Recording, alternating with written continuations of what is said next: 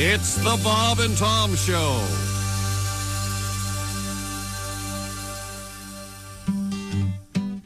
Have you ever had one of those days when nothing goes right?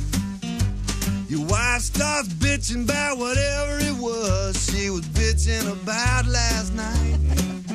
So you escape into the bathroom just to sit there on your throne. But after you finish your business, the toilet paper's gone. Well, it's a great day for me to whoop somebody's ass. It's a bad day, so you better get off my back. You might get cold cocked if you cross my path. 'Cause it's a great day for me to whoop somebody's ass. Well, I was running late for work, so I poured me some coffee to go. And just before I had a flat tire, I spilled it all over my clothes. When the highway patrolman pulled up, I thought that help was on the way. But when he saw the tire tool in my hand, he shot me with pepper spray.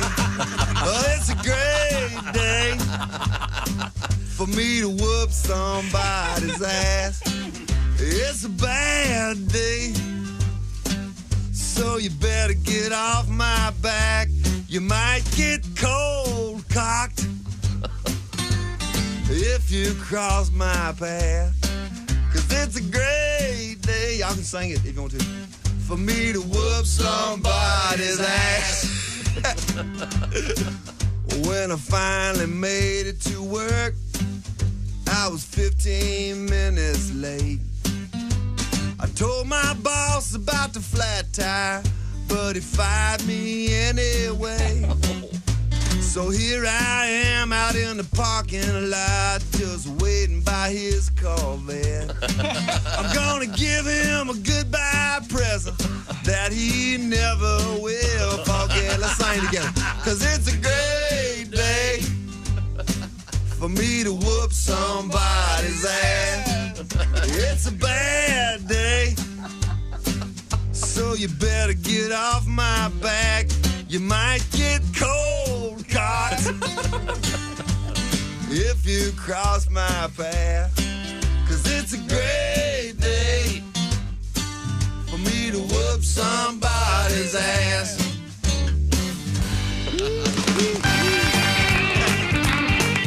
Hello. Hello.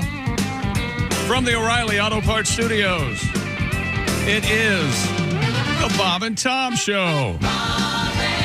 There's Christy Lee, and once again, resplendent in buffalo checks. Yep. My new thing. This morning, black and white. Yeah. Very nice. Thank you. Ebony and ivory. Yes. There's Pat Godwin. Together in perfect harmony. Yeah, why not? Hey, chick. On my piano keyboard. Willie Griswold's here. Hey, man. Son of a gun. Hey. There's Ace Cosby. I'm Chick McGee at the Prize Pick Sports Desk. Hello, Tom. Now, I think Ace Cosby's beard is coming into its own. Tom, your thoughts? Yeah, it looks better. Oh, come on. I'm off soup. You're out of the soup kitchen? Yeah, well. Tom did make a comment drawing a comparison between Ace and Grady from Sanford. Yeah. Oh, and did you see DeMond Wilson passed away? Yeah. I love that guy. Murder. What? Who would have thought? He was a great guy. Big dummy. You big dummy. Open that garage door. And he was in a short-lived version of The Odd Couple. Yeah, I remember that. With Ron Glass from... You love adaptations of The Odd Couple. I do. It's always funny. And they always stink. No, they don't. Unless they put me and Willie in it. And we just read from the original script from Neil Simon. Ron Glass that from would be funny. Barney Miller. Yep. Ron was wasn't he from Evansville? I think. I don't know. Yeah, in any event, yeah, sad to see that DeMond Wilson has passed away. Now He was 80, though, I think, or something. Yeah, he had to be. But that was a special request. And there's a letter that I must read. That, of course, is a great song from Paul Thorne. If you ever get a chance to see Paul in person, wonderful guy, terrific artist. Breaks my heart every time he sings. Sorry to bother you guys at work, writes Kyle Goodpasture. Now, that's what the topic of the letter is. How is he not Amish? He should be Amish. Well, that's, if you'll let me get to the text here. I've read, you have read 3 of my emails on your show. Every time one of my emails is read, there's a discussion about whether I am Amish because my last name is Goodpasture. Oh. Yep. Well, however, I am not Amish. Okay. I am a farmer, and I'm turning 42 on February 2nd. Groundhog Day. Happy birthday, Kyle. That's today. Yeah, so can you please play Paul Thorne? It's a great day to whoop somebody's ass. I can't think of a better way to start a cold-ass Monday morning than to hear that song. What's this gentleman's first name? Kyle. Kyle, just for you, here's Red Fox. You big dummy. Well, thank you very much. You're welcome. Thank you, Kyle. Well, happy birthday, Kyle. But it certainly sounds like a... Yeah, he's a farmer. Good pasture. Still a great name I guess for that. the name... You wouldn't want a bad pasture if you're a farmer. You don't want barren turf? That'd be Right. for a farmer. Right. I'm Kyle Potato Famine. How are you? No, they made me leave Idaho. I don't know what happened. A bunch of jerks. Kyle Cowpox. How about that? Today is Groundhog Day, of course. Mad Cow? Yeah, I wonder if he's going to see his shadow. Yeah. Now, a shadow means 6 more weeks of winter. No shadow. Early spring, right? Yeah, I'm going to bet on winter, judging by the fact that there's several inches of snow in Charleston, South Carolina. I can't remember the last time he Wasn't it below freezing at Disney World over the weekend? Oh yeah. Yeah. Oh yeah. Like what is going on? Yeah, the Gasparilla parade down in Tampa was a real cold fest on the bay there. Have you ever been to that? My boys in Tampa, it was 40 degrees Yeah. and they were moaning. Yeah. When I was a kid in Miami one day, it was 40. We got a snow day. They had no idea what to do. Yeah. The roads Yeah. weren't even iced. It was great, though. My aunt and uncle in Ocean Isle Beach, North Carolina, which is right on the water, 8 inches of snow. Jeez. Yeah. That just shuts down the town. Oh, for sure. There's we can talk about this. There's something wrong with the earth right Yeah. now, right? Right. I mean, come on. I mean, What happened? I mean, they moved there from Pennsylvania Can to we get get away like a from the surveyor snow. at a pole and see if it's... we need to start trucking the snow out to Colorado and Utah and Idaho. Mother of God. Yeah. Would Snow you is hit for a tree skiing. already so we don't have to hear about you skiing? The Olympics just around the corner. I'm getting very excited. Lindsey Vonn is going to participate. Man, I don't know how. She She wrecked her knee again. Yes, she did. Well, USA. Did I see that every Olympic athlete is getting $200,000? What? Yeah, there's Did not see that. this fund. Win, lose, or draw? Yeah. Who's paying? Doesn't sound like anything at all. Yeah, some guy donated it, apparently. I'll dig up the story, but we do have... Well, maybe they should make an endowment for his favorite radio show or something. Yeah. we got to favorite podcast. look this guy up. We have a different situation with a German athlete raising funds for her appearance in the Olympics. Yes, we do. And Yes. well worth it. I may have to invest. Have you Really? you checked her out, as the kids would say? Did you get a look-see at that? I did not get a look-see, and I would say her instead of objectifying and say that. No. If you saw it, you'd say that. Let's get some of that. Yeah. Judging on your interests, I'm sure she's about 120 pounds and blonde. I'm sure. Actually, she is dark-haired. Oh, wow. But still under What are you going to do about that? Well, exotic. She has an 8-pack, Christy. You're going to be very upset. All right. 8-pack. Yeah, she's Very fit. looks like she swallowed a xylophone. Freak. She is as fit as they come. You know when the opening ceremonies are? Go ahead, ask me. Friday. What time? I don't It'll be know. live. 8 o'clock in where is it? Cortina. Milan, Cortina. Yeah, it's in several spots. 2 o'clock here, live on Peacock and NBC. 2 o'clock Friday, Eastern time. Okay. All right. Well, I'm looking forward to the Olympics. It'll be fun. I think it starts at like 1:40, some kind of pregame or. I don't know, the opening of the wine, because it's, something like The wine. This is going to sound dumb and very American, but why don't they wait till after the Super Bowl? I'm not going to care until Monday. No, I have to think, what's the difference at Olympic timing between the 6th of February and the 9th? Yeah. The 11th? The 13th? Why? Has the Super Bowl been moved since they last had a Winter Games, or is it always that? I don't remember. Oh, no. The season got longer. The season is longer. So and, maybe when they planned this? Well, I can't imagine that with the TV august body, the Olympic Committee, they have trouble moving No, something. but you raise a really good point with the TV money.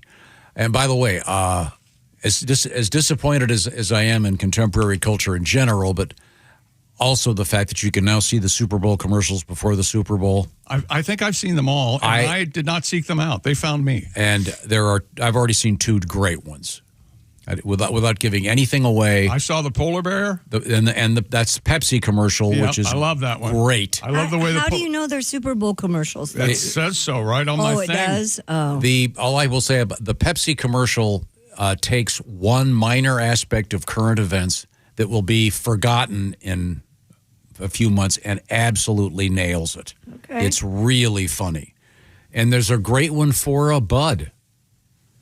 Oh, with the horse. Yes. The Clydesdale. And They always have a good one. the baby fowl. Yeah, I have seen that one. And and See? good use of classic rock once again. Did you cry? It's a great commercial. Did you Teared up a cry? little bit. It's sweet. I always cry at the Budweiser Clydesdale commercials. This is a great one. That's all I'm going to say. You're going to cry. Now, Remember Uncle Chick told you you're going to cry. we have other sporting news coming up today. Do we? And I've got a little bit That's a surprise. Oh, a little bit of a review of Groundhog Day. I didn't know the movie or the event? The event. Okay. Did it happen already? No, it's a It's check local time, but it's 7:25 a.m. Eastern. Would anyone else have looked at the camera and said, well, it's Groundhog Day. Again, better than Bill Murray. It's such a great movie. Wonderful. The difference between a groundhog and a woodchuck. Oh, thank goodness. We Oh, boy, I don't know. Clear that up. Can't wait to find out. 2 martinis. No, that's not right. Their teeth. 20 pounds. Same. Tail. It's the same. Oh, well, What? look at us. Really? A groundhog and a woodchuck are Same the thing. same animal. Yep. And there are other names for them. Well, let's hear it. Yeah. I would. All right. man, My God. I don't see The how suspense. how can we go forward without this new information? Well, the 2 of them are pretty funny. Groundhogs are they're also called whistle pigs. I've heard whistle pig. I've heard whistle pig, but I thought ground chuck was an entirely different. Which sounds like something a drunk does at last call. Ground chuck. Ground chuck is what you put in chili. That's me. Where are we? What are we doing? Groundhog. And Groundhog and woodchuck, same thing. woodchuck. Ground chuck. Why don't they call it ground chuck? Oh, we already have ground chuck. My fault. It makes a nice burger. You like the fat in there. Oh, Groundhog, woodchuck, same thing. Whistle pig and land beavers. okay. Okay, now I think Pat has this one on land beavers. You've run into a bunch of them. Pat's also awakened with a few whistle pigs. Every now and then they're Hey, who hasn't? they're a bed beaver, the next morning beaver. Yeah, back in the drinking days, you were just lucky they had a vagina when you woke up. Well, it depends on your. Oh, never mind. Well, I suppose, yeah, if you're watching that hockey movie. Would you stop playing this? Let's take a moment. Oh, It's like God. to aggravate you really enough. I want to give our best wishes to Josh. He's got a little bit of an issue right now. I hope to get him back here soon. Yeah. I can't really tell you what it is, but it's my understanding he wants to have his bathroom redecorated because he's been living in it. Oh. That should tell you something. Well, I'm glad you didn't Oh, say yeah, that. but I didn't say say anything, nothing. man. Yeah, gee. Well, we'll give you some more Groundhog Day news so you'll be well informed when you get to whatever you're doing today. Right now, I got some news from the car girl in the room. That's Christy Lee, of course. Yeah. She's a Hyundai girl. Is it Monday? Is it Tuesday? Or is it Hyundai? Every day's a Hyundai. Every day. We've been talking about the Hyundai Palisade Hybrid. I do love it. The Hyundai Palisade Hybrid has a staggering range, some 619 miles, according to the famous EPA estimates. Give or take a few miles, that's great. And with a beautiful interior, and they call this thing no cleats on the seats. And for those of us that have had cars that have a back seat, and then, as we used to call it when I was a kid, the way back, sure, that third seat back there, to get to it, you have to climb over the rear seat. Or if you put in captain's chairs, you can go right between them. So that's how you get no cleats on the seats. So get all the details by going to HyundaiUSA.com. Find out about the beautiful Hyundai Palisade Hybrid. Once again, 619 EPA estimated range on that baby. Beautiful interior, no cleats on the seats. You could even give them a call, 562-314-4603, for more details about the beautiful Hyundai Palisade Hybrid. That's HyundaiUSA.com, HYUNDAI. Hyundai, a beautiful vehicle. And Christy Lee, yours even has a snow button? Oh, we have a snow mode. We have a snow, sport, eco, and smart. 4 different modes. You can, on the fly, you can change it too. Like if you're stuck and all of a sudden you go, oh, it's snowing, click. And then the dashboard turns red in sport mode. It turns white in snow. It's pretty cool. Pretty soon they're going to have seasonal modes. You flip a switch, Halloween. Oh, look, Christmas mode. This time of year, the best thing, it has a remote start, ladies and gentlemen. Warm that baby up before we have to go outside. That's pretty damn nice feature. Yeah, it is. Yeah. It's nice in the summer, too, because you can put the AC on. Yeah, you can set your zones. Yeah, my car has that. I just don't know how to use it. See, here's what you could have all of that. Yeah. Well, and you could also have a Hyundai. Yeah. And you could also have a driver to drive that Hyundai. And you wouldn't have to mess with any of it. Wouldn't that be nice? He said, trying to keep you safe. Nice weekend. Coming up, one of our favorites, Jamie Lisso, one of America's finest comedians, will be here in the flesh. Owes me $20. Looking forward to that. From the O'Reilly Auto Parts Studios, this is the Bob and Tom Show.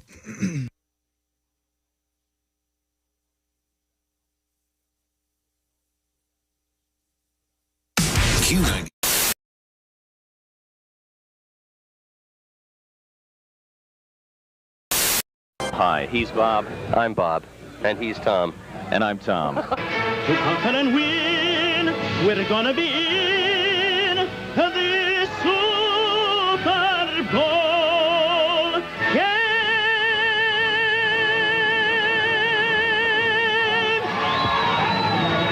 Incredible.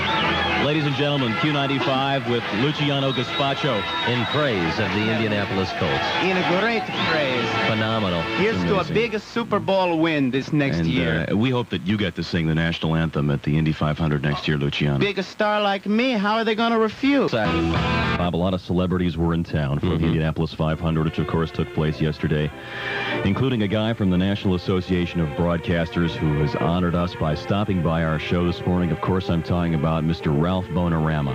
Hey, guys. I just want to let you know that I really respect what you're doing here. I think it's a shame that more kids can't watch your show. It's on radio. Well, never mind, man. I may wonder about the Hoosier Dome, they call it. Now, when the Colts moved here, they were considering changing their names to the Trojans. Then we were going to rename this place the Condome. This guy walks into a psychiatrist. Yeah. He says, I feel like I'm a dog. Really? Yeah. The psychiatrist says, how long have you felt this way? He says, ever since I was a puppy. All right, it's a Helium Monday, so we should do this properly. Okay. You ready to sing along with it? Mm-hmm. Oh, that feels good. Here we go.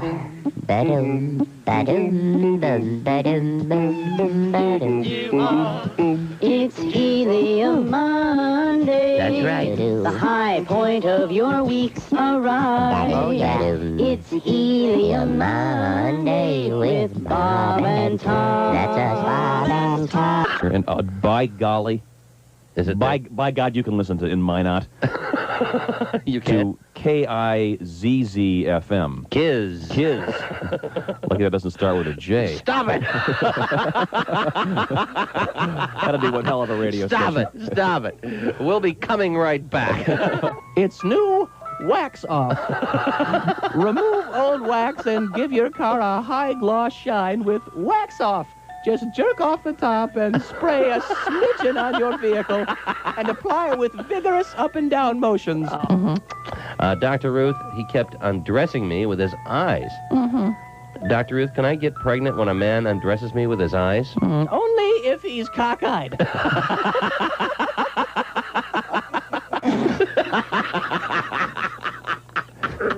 Continue. Yeah. Put a little extra menthol there on your cigarette. That's right. Oh, yeah.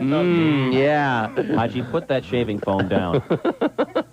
Haji, would you like to give your street address? Maybe that'll help some people contact you after seeing this tape. Dick. But the type of people that'll be contacting you are medical experimenters, okay? Dick. I wonder if they replace his heart with a gallstone, if his body will still work.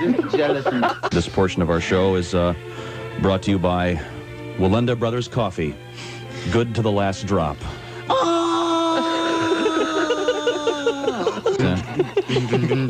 New law firm in the news today. Really? Yeah, 3 famous attorneys have formed a new law firm.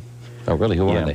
Gary Hart, Ted Kennedy, and Richard Nixon. What's it called? It's called Dickum, Dunkum, and Cheatham. I wish you wouldn't make fun of Gary Hart anymore. Why? The guy, I mean, he was 6 inches away of becoming president. You know what I mean?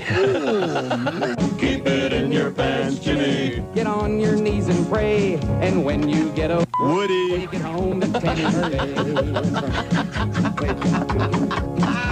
What are we talking about? Woody Hayes. Of course.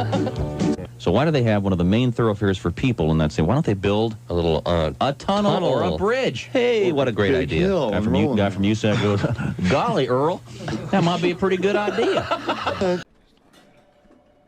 Hey, chick, what are you doing? Working on radio stuff. Oh, well, you missed the meeting. Oh yeah, what'd I miss? Actually, some pretty cool stuff about Silac. Get this. All right. If people have a 401k from a former job, right, they may be able to roll it over into a Silac annuity and get a 20% bonus bump. Nah. Yeah, huh? Let me run some numbers. So I've got a $100,000 401k, and I switch it over. $100,000 becomes $120,000. Yes. And $200,000 becomes a $240,000 Silac annuity? That's right, but chick, you know you have a calculator on your phone, right? Oh, I prefer this one because I like big buttons and I cannot lie. Get your butt over to SilacINS.com for more info on the 20% Silac annuity bonus.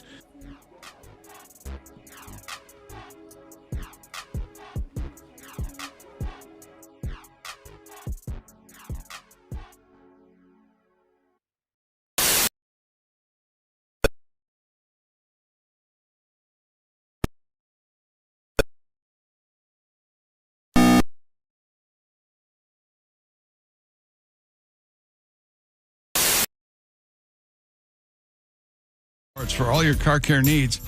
Get the parts and service you need fast from the professional parts people at O'Reilly Auto Parts. Christy Lee. Hey, Chick McGee. She's over there at the Silac Insurance News Desk. There's Pat Godwin. Hey, Chick. Got the organ, got the guitar. Got it all. Got the keyboard. Oh, yeah. The organ. The keyboard.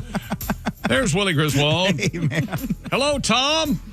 Hey. Hello, Chick McGee. Did you say hello to Ace? I did. Okay. I just missed it. The Westminster Kennel Club Dog Show up and running.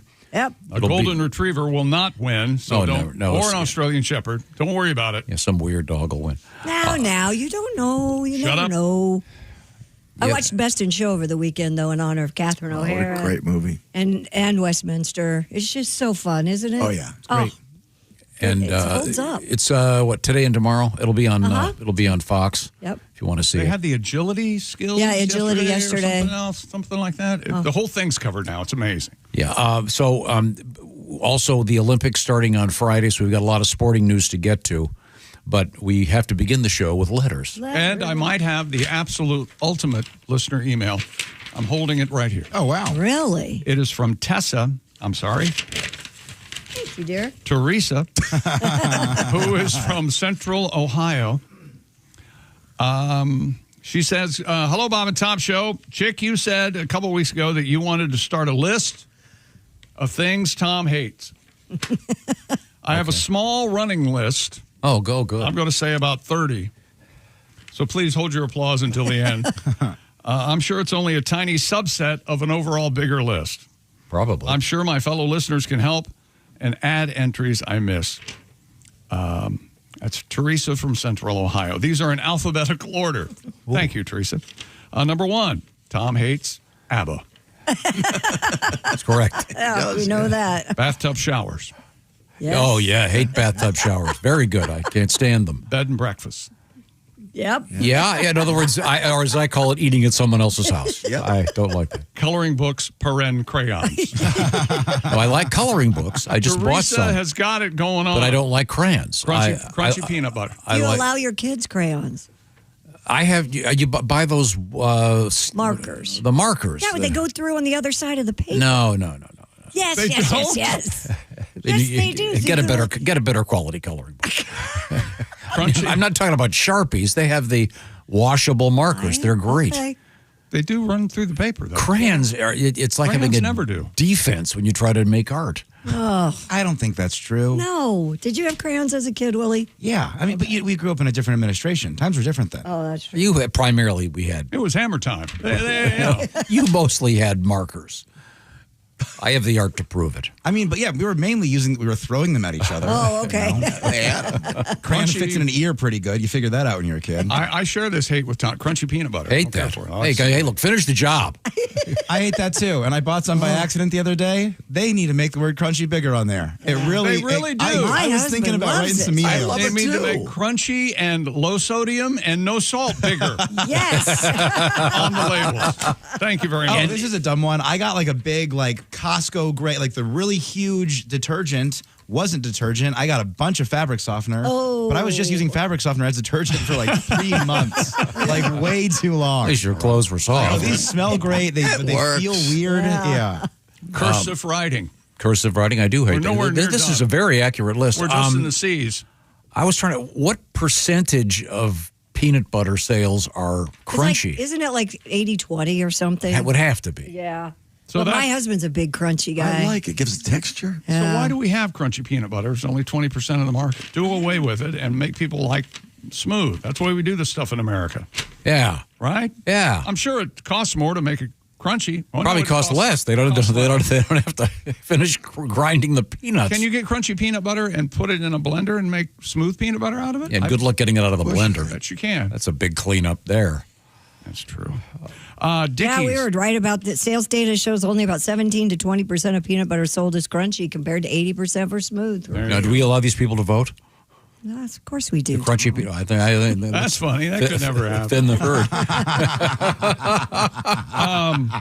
Dickies workwear, a workhorse of the industry. No. I don't dislike Dickies workwear. I dislike the Dickie. The mock which is the Dickie. The mock turtleneck. You're exactly right.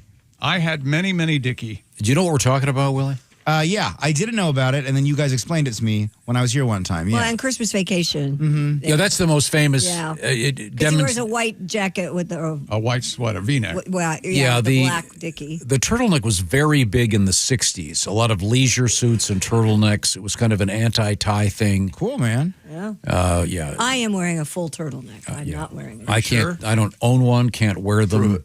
Don't like a turtleneck at all. You put your penis away. Can you do that? Sorry. Where do you want to go now? Okay, flavored iced tea. You don't like that? No. That's correct. Fuel trucks. Oh, I like fuel trucks. I just don't want to be in the gas station when they're... Because they've exploded. Yeah, I've seen that in the movies several times. Hotel room service. No. Yeah, hates it. Can you best. imagine? No, you don't want to... Can you imagine? You go on vacation. I don't want to eat in the room. Boy. Oh. I want to go out, get coffee, look at the beautiful views. Instruction manuals. Well, that's because a wise man named Chick McGee said I don't an, like an instruction manual is just some guy's opinion. I don't learn by reading. I learn by doing. That's my problem. Yeah, just this weekend I screwed something up without reading the manual, so I got this really cool, these motion detector lights. Uh-huh. Cool, man. Oh, they're great. I need some of those for my backyard. And they're rechargeable, and they last a year on a charge. Nice. So when yeah, they're great. Wow. So, but what I did wrong was they've come with these magnets, so you can put them up, and I I peeled the stickum off. I thought the magnet was to go on the one side. I put them in backwards. So it's a long story, but I'm sorry. But I should have read Then I went back and read the manual. And in huge letters it says, "Be sure not to peel off." Right.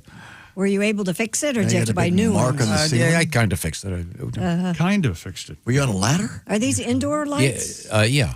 Ketchup packets. You don't like ketchup Hate packets. those. Hate them, he's just said. Is it any packeted condiment? Like, same Yeah, with that's mustard, true. mayo, hot That's sauce? true. Yeah, I don't like any of it. Gets on the sides, and God knows who's touched them. They're awful. And I will not use bottled ketchup at a restaurant. That's just, you're asking for it. Asking for what? I've used it my whole life. I've never gotten anything. Well, if it tasted salty, it means the previous kid took it into the bathroom and cranked one on it. What? Crank? What? Some damn kid is masturbating in the. Anyway. What kind of places are you eating in? It doesn't matter. Mental illness covers all classes of people. Kids in line, unless they're your own at Starbucks. That's true. Yeah. Because And you hear the blender start. And you figure, you know, okay, he's going to get a frappe, sugary, cinnamon. I had to order one this weekend. I'm not kidding. I got in my car. I've been given this order by a friend of Hart's, and I finally just gave up. I could not figure out how to get it. I just had to drive over there and order it in person. It was so complicated. Well, that's the idea about the app. They try to make them difficult. Isn't so you she have like to go. 9? Yeah, it was like oat milk, half calf. Oh, my God. There's a 9-year-old at your house who has a very specific order at Starbucks. Is that what you're telling me? I can probably calf. It should be no calf. She's 9. Is that what? I can probably find it here. I'm shocked that you guys are shocked by this. This makes so much sense to me. These 9-year-olds. It's you. I mean, you have no heart. You're my sister. I love you so much. She's a nightmare. She is so. She has the refined taste of a woman who went to art school in the 70s. Here, you want to hear what it was? Yeah. It was a grande iced brown sugar oat milk shaken espresso. What? And For a 9-year-old. So I went into the guy and I said, "Look, I don't even know if this is a thing." And I read it to him, and he goes, "Yeah, right away, sir." Oh, my gosh. But I couldn't order it online because I couldn't find it. You've got to go to these custom. It's unbelievable. But if kids at a Starbucks, it's going to be milkshake time. For Christmas, I got her. It's a blanket, and it's so expensive that I won't say it on air because I think that it would make me look like a fool. These kids have refined taste. It is. I am not going to be able to afford birthday gifts for my own sisters. It is tough. Now, see, they like room service. Well, sure they do because they're kind of normal. But I hate it. So if they get room service, I'm going down to the coffee shop by myself. yourself. Sure. I do not want to sit in my hotel room and eat food. Okay, we got it. I don't see why. And the thing you see in the movies where they're lying in bed with the tray. I love that. I do that for if it's just me with the double queen beds in the room. You use the other bed. One's the eating bed, one's the sleeping bed. Absolutely. Oh, yeah. Which one's the stabbing bed? The workbench. Once again, I'm going to order that drink today, and I'm going to see if I like it. What is it? Brown sugar, oat milk? Espresso. Espresso, oat milk, brown. I can't even remember. It was, And also, that's not as complicated as I thought it was going to be. That's pretty easy. That's pretty. But a 9-year-old drinking espresso? But also, I had to go back and forth. It was her friend. I had to go back and forth because I couldn't remember what it was. Mark, this is what I want. Go ahead, tell him. You want to get one for him this morning? Yeah, tell me what it is again. Okay. What do you hear this, Mark? A grande iced brown sugar oat milk shaken espresso. That's ridiculous. What are we? Want it now. What country are we living in? I mean, there's such a thing as I'm kind of excited. as freedom, but what the hell? Holy hell! It's like a nice black coffee. Right. How about a hot coffee with good old American cream in it? What is Hart like when she's out for dinner? Is she also very? She loves truffle fries. Truffle fries are a new favorite thing. Have you seen a 9-year-old that loves truffle? It's the greatest. No, truffle fries. Excuse me, I actually ordered truffle fries, not these fries. Please and thank you. Truffle fries. That just You happened. have truffle fries on the kids menu love is the truffle funniest sentence fries. I've ever heard. Yeah. They have truffle fries on a menu for On the kids menu. No, they don't. How did It's so this hard happen? to get the adult menu. How did your daughter, 9 years old, insist on no, not French fries, Daddy, truffle fries? She's more refined than I am. I'm 32. Yeah. She's crazy. And she She's is. more refined than I am. I'm 68. She made fun of me for not using the salad fork. I mean, yeah, she knows what she's talking She's about. all pushback. All the time. Well, I know why she's that way. But Yeah, we know that. I don't know. Yesterday I went to brunch. She chose not to come. Was she upset? No. Well, Just please goes- tell me she said, I believe I'll have some time with myself. Yeah, I'm saying she stayed home with the dogs. She didn't want to go. No. Really? Yeah, so Finn, Kelly, and I went, had a lovely brunch. So. Oh, by the way, this is the place. What is her drink at Starbucks?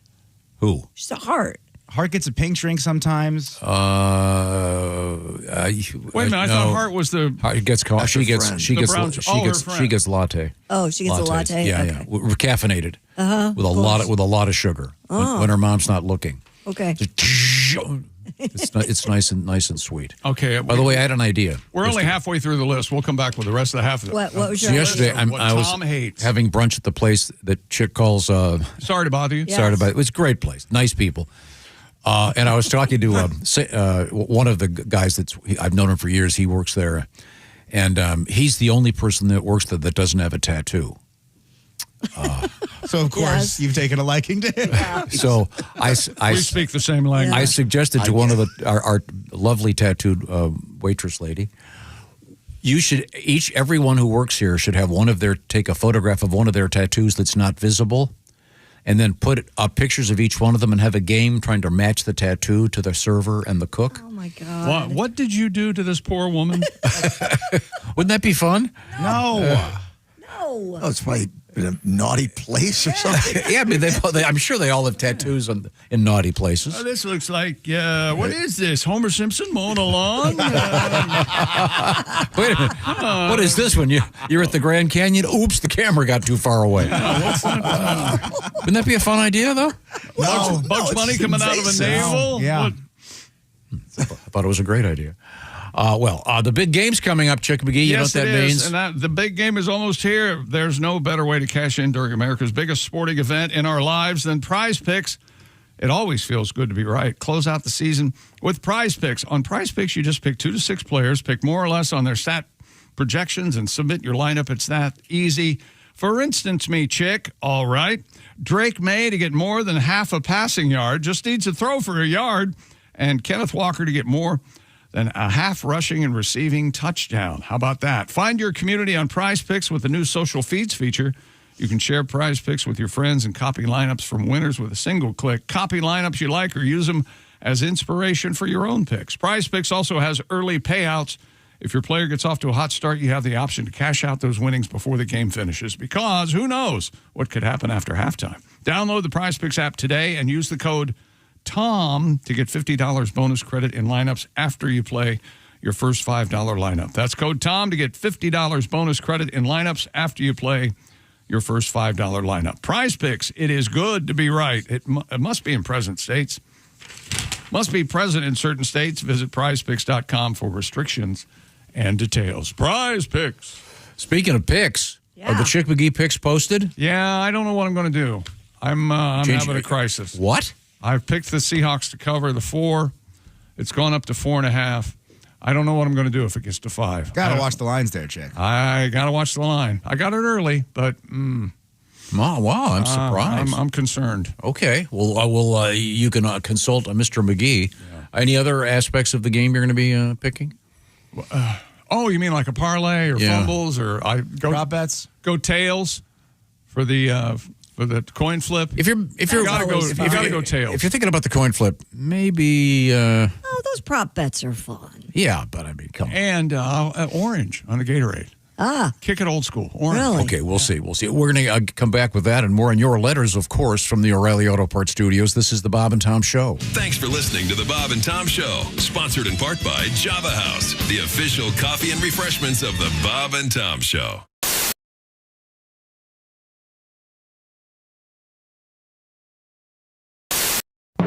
Coming March 2nd, it's the new bobandtom.com and the new Bob and Tom app.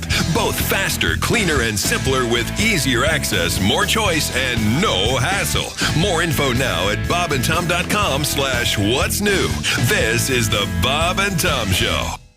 Scientists used magnetic resonance imaging to measure the activity of the brain's emotional center when listening to a pianist in real time. When listening to a penis in real time. A pianist. I can hear the ocean. When did they change that, by the way? What? It was always pianist growing up. Now it's pianist, isn't it? You ever see a penis growing up? What? Oh, never mind. I saw one on a horse. That was the first time I saw one. And it was like... First time I saw a horse, I thought, my God. And then they also... What's the old joke? No, I said a 5-inch pianist. Yeah. Yeah, something like What? No, what's the joke where the guy's in the bar and there's this little 6-inch kid? There's a 6-inch running around tipping over everybody's drinks. I don't want this guy's a 6-inch dick. Remember? Oh, that one I've not. Oh, you never heard that one? They listened. No, that's not the joke. You've got it completely wrong. Let me tell you something. That's the joke. Okay? That is absolutely We all know joke. nobody tells a joke like Chick. What the hell's going on? The bartender said. I wished for a 6-inch. I see. Yeah. Right? There's a little guy playing a piano. No, he's not playing the piano. Yeah. No, he's running up and down the bar, knocking over drinks. There are two jokes here. He's being a real dick. One is about a 5-inch pianist, and the other is about a 6-inch. Yeah. Oh, as I live and breathe, ladies and gentlemen. I got a joke told. I'll never forget these Dr. Tom Whiskey. these 3 really little fellas. Yeah, 3 of them. A little tiny. Oh, real tiny. How tiny would you say? They're called little people. Okay. And that first one steps up and he goes, you know something? I bet I have the smallest hands in the world. Oh. Wow. Can you use one of your hands to turn your music down? That really help us out. Ace, Then for we could God's hear sake, the turn joke. down the music. Not Ace. You ding dong. And so he sends it off to the Guinness Book of World Records people. Uh-huh. And he gets back a letter saying, you, sir, have the smallest hands in the world. It's official. And this next little fella. Congratulations. This next little fella, and he's about this big. Yay high. Oh, wow. Yeah, Like that's up to your knee, Josh. Yeah. This is a small man. very small. He goes, you know, I have the world's smallest feet. So they pack up that letter. They send it off to those Guinness World Record folks. Oh. And they send it back a letter saying, sir, you officially have the smallest feet in the world. All right. It's amazing. Amazing. And third fella says, how about I have the world's smallest male member? Oh. So they take some photographs with a ruler and stuff, and they send it off to the Guinness Book of World Record people. And they want to get it validated, and they're all sitting there at the bar, and the mail comes back, and it's got Guinness there on the outside. Oh, this is going to be it. I'm going to be validated to get that record. So the guy, he takes that envelope, he opens her up, and he looks at the thing, and he goes, oh, I have the world's second smallest penis in the world. Oh, no. Really? Who the hell is Chick McGee? Okay. All right. Okay. Very nice. I had not heard that. That joke had not entered into any of the jokes. No, it wasn't anywhere we were talking about. Yeah, it was a true story from the Old West. Yes. Welcome aboard. And here's your company phone. You would make your employees use this. Or this. Or this. Bear with me, guys. So why would you make them use these? Java House Cold Brew Coffee. Amazingly smooth. Enjoy it hot or cold. No old tech required. Why does it bend like that? It's a new model. Race fans, it's May, and you're out at the track. You're hot and thirsty. If you don't get some relief quick, just like those Indy cars, your body's gonna overheat. That's why you need the cool, refreshing blast of body fuel. It's like an overhaul for your body in a 12-ounce can. Just one drink, and you'll be refueled and ready for anything your busy lifestyle demands. Excuse me, sir. You look hot and thirsty. Boy, I sure am. I got my 2 kids with me, and I forgot the cooler in the car. God, it's got to be 100 degrees out here. I could sure go for a cold drink of water. Water? You don't want water. You want something that'll replenish all the fluids you've lost. You need the overhaul for your body in a 12-ounce can. You need body fuel. Body fuel? I never heard of it. That's because it's new. Here, try it, sweet. Jesus! This tastes like motor oil. Well, there is some motor oil in there. There's some transmission fluid, gasoline, and even a little engine coolant. Engine coolant? Hey, I can't see. Well, of course you can't see. That's the power of body on your system, making it just like brand new. What do you think of body fuel? Are you trying to kill me? Hey, what's that fizzing noise? That's a little battery acid. Sure, it'll keep your body running smooth and efficient. How do you like the sporty racing look of the package? I can't see it. I can't see anything. Well, it's very sporty. Don't worry, preliminary testing shows that the blindness is only a temporary side effect. Anyway, how about that refreshing, cool, clear taste? Come here. I'm going to sue you bastards. Come here. Where are you? I can't see anything. Body fuel. When you're so thirsty you could die, try one of Body Fuel's 3 delicious flavors: original lemon lime, iced tea, or diesel. I can't feel my tongue. My gums are bleeding. My gums are bleeding. Body Fuel from the people who brought you Thirspiration Plus. It's the health drink for those on the run. Go out and pick up some Body Fuel today at a supermarket or auto parts store near you. Come here, you son of a bitch.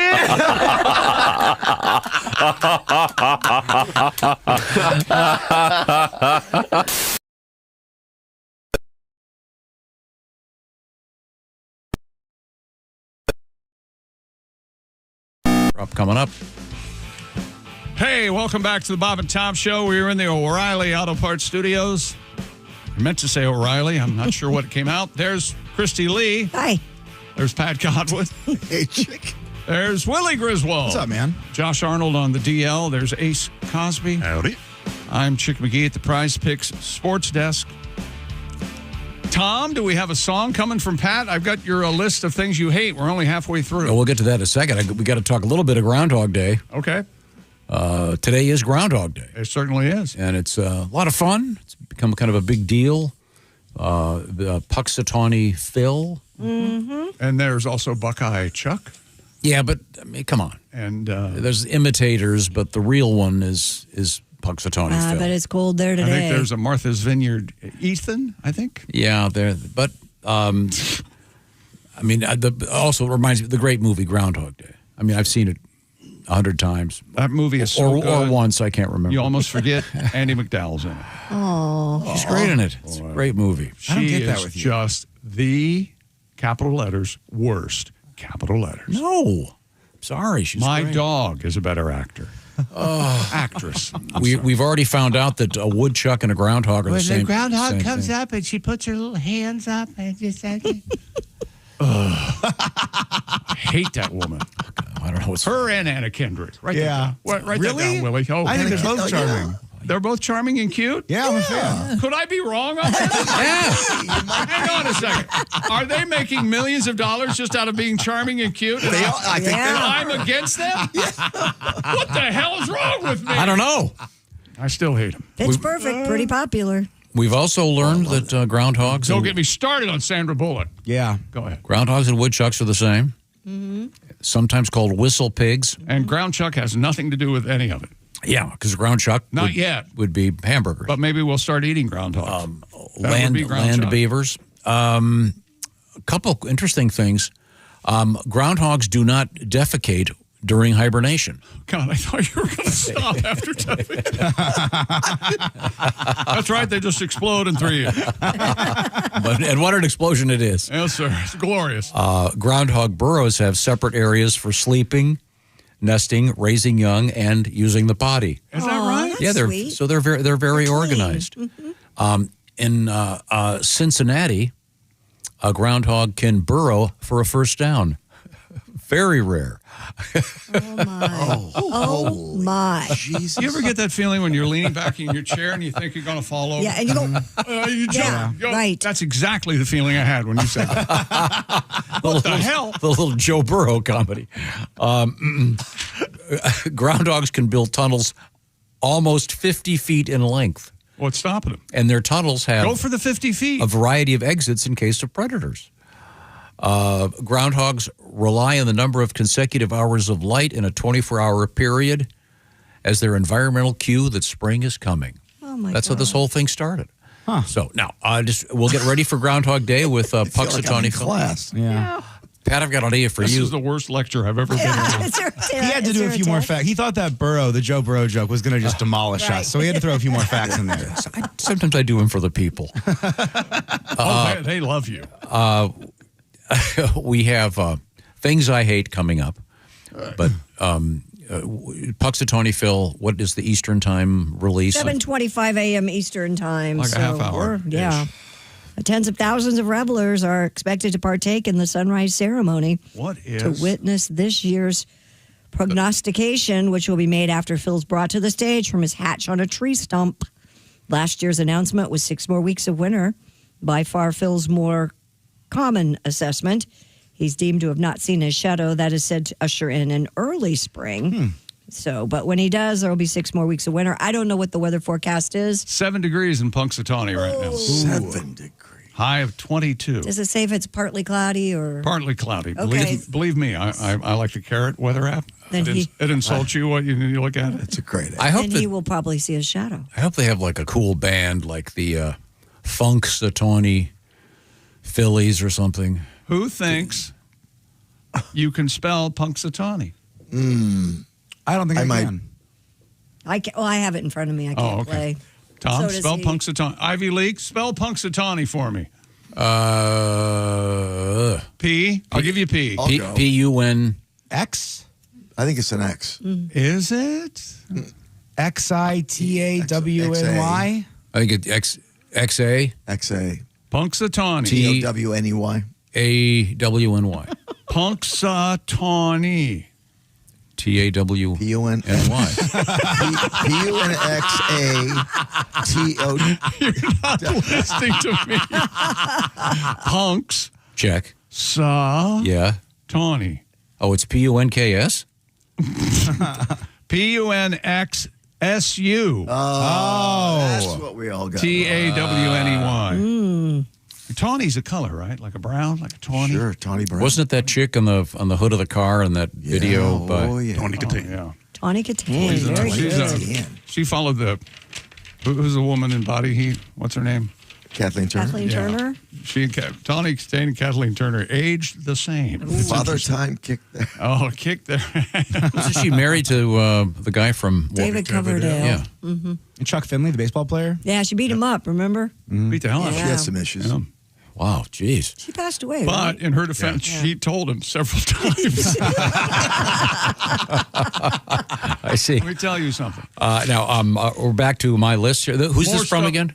This is from Teresa in Central Ohio. Quickly. ABBA, bathtub showers, bed and breakfast, coloring books, crayons, crunchy peanut butter, cursive writing, Dickies, the fake turtlenecks, flavored iced tea, fuel trucks, hotel room service, instruction manuals, ketchup packets, kids in line at Starbucks other than my own, the Guardians and Commanders team names. That's very well documented. Yeah. I do not like them. Non-dome football stadiums. Yep. Everything should be in a dome. I'd never seen a weather affect a football game like I did with the Broncos Patriots. Yeah. The weather really kicked that game's ass. Yeah, it ruined I've it. never seen that. Ruined it. Paper straws. Yeah. Oh, hate them. Now, I think that's finally gone away. You think? The place that I go to all the time that went to the paper straws, they're back with plastic. You know what? It dawns on me. I think you're correct, and they've kept pretty quiet about doing away with paper straw. They gave up. Yeah. No one's protested, It's probably because there aren't very many sea turtles near where we're broadcasting. And don't we have enough sea turtles? Really? Come on. A trophy that looks like a plate. Yeah, Oh, yeah, he hates that. yeah. Like the Cup, America's Cup, the Ryder Cup, the Lombardi Cup. The NHL. Road construction. No, I'm a big fan. Just everybody hates roads. Certain limitations. Well, they have progress. We have to. 3.5 years, right behind me. That entrance has been closed to the freeway. Segways. Those, whatever. Oh, yeah. The worst name for any product ever, Segway. Didn't the guy that invented that drive it off a cliff? Yeah, I believe you're That's how he right. passed away. To his death? Well, I'll teach you. Singing school's out when school is not out. Yes, I don't approve of that. Don't play that Alice Cooper song unless school's out. Right. You don't Willie? you don't play Christmas music in July. You don't snowboard, do you? No, we weren't allowed to. Yeah. He hates it. That explains this one. Tom hates snowboarders. Yeah. There you go. Once again, snowboarding is to skiing what a bucket of diarrhea is to hollandaise sauce. Wow, that's severe. You know there's lemon in hollandaise sauce? Oh, yeah. Absolutely, and it can ruin it. I like mine lemon free. You can write that down. No kidding. If you add to your list here, I don't like lemon and iced tea, and I'm sick of them thinking I do. Flavored iced tea. Give me an orange and iced tea, black tea. Sporks. Have no need for a spork. Hate them. Stop signs at 3 in the morning. Oh, I went through a red light this morning. I bet did you? Oh, yeah. I know the one you're talking about, too. Yeah, you go through that one, don't you? Oh, yeah. You don't wait for that one. No. Avenue, Boulevard, any streets ending in okay. Streets ending with Trace, Tom hates. Yeah, get that out of here. Yeah, they've run out of ideas. Williams Trace, something like that. When you get to a community where all the streets are the same, except they just end with different things. Sure. God, I hate that. You know, I believe Art, Grandpa thinking, if I believe Art Schleister played quarterback for Miami Trace High School in Central Ohio, I believe. Well, it's probably some gent named Trace. Well, we'll have to revisit the list when we come back. Yeah. We are in the O'Reilly Auto Parts Studios. This is the Bob and Tom Show. Just gotta get a hold of us? Call, text, or email. Get all the contact information you need at bobandtom.com. This is the Bob and Tom Show.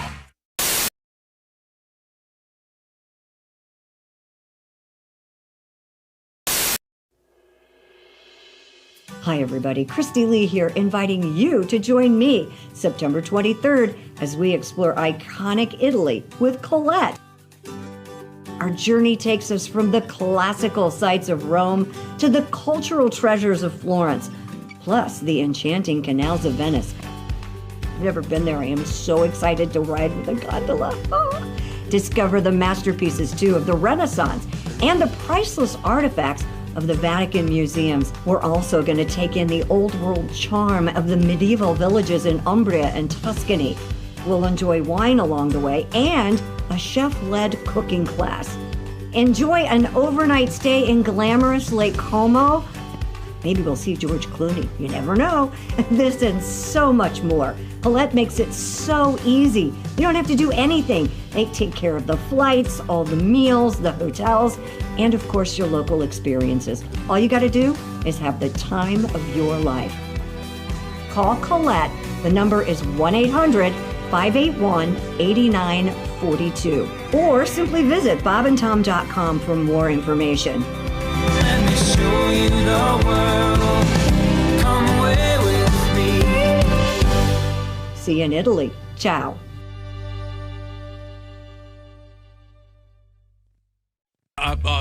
Mummy Cass, would you be kind enough to play one more song for us? Then we'll take a little break and come back with more. Is that possible? Yes. All right, baby. We're going to give you a song about a hot dog vendor. Oh, yeah. Hot dog vendor. Oh, I love this one. Who doesn't like a good wiener, baby?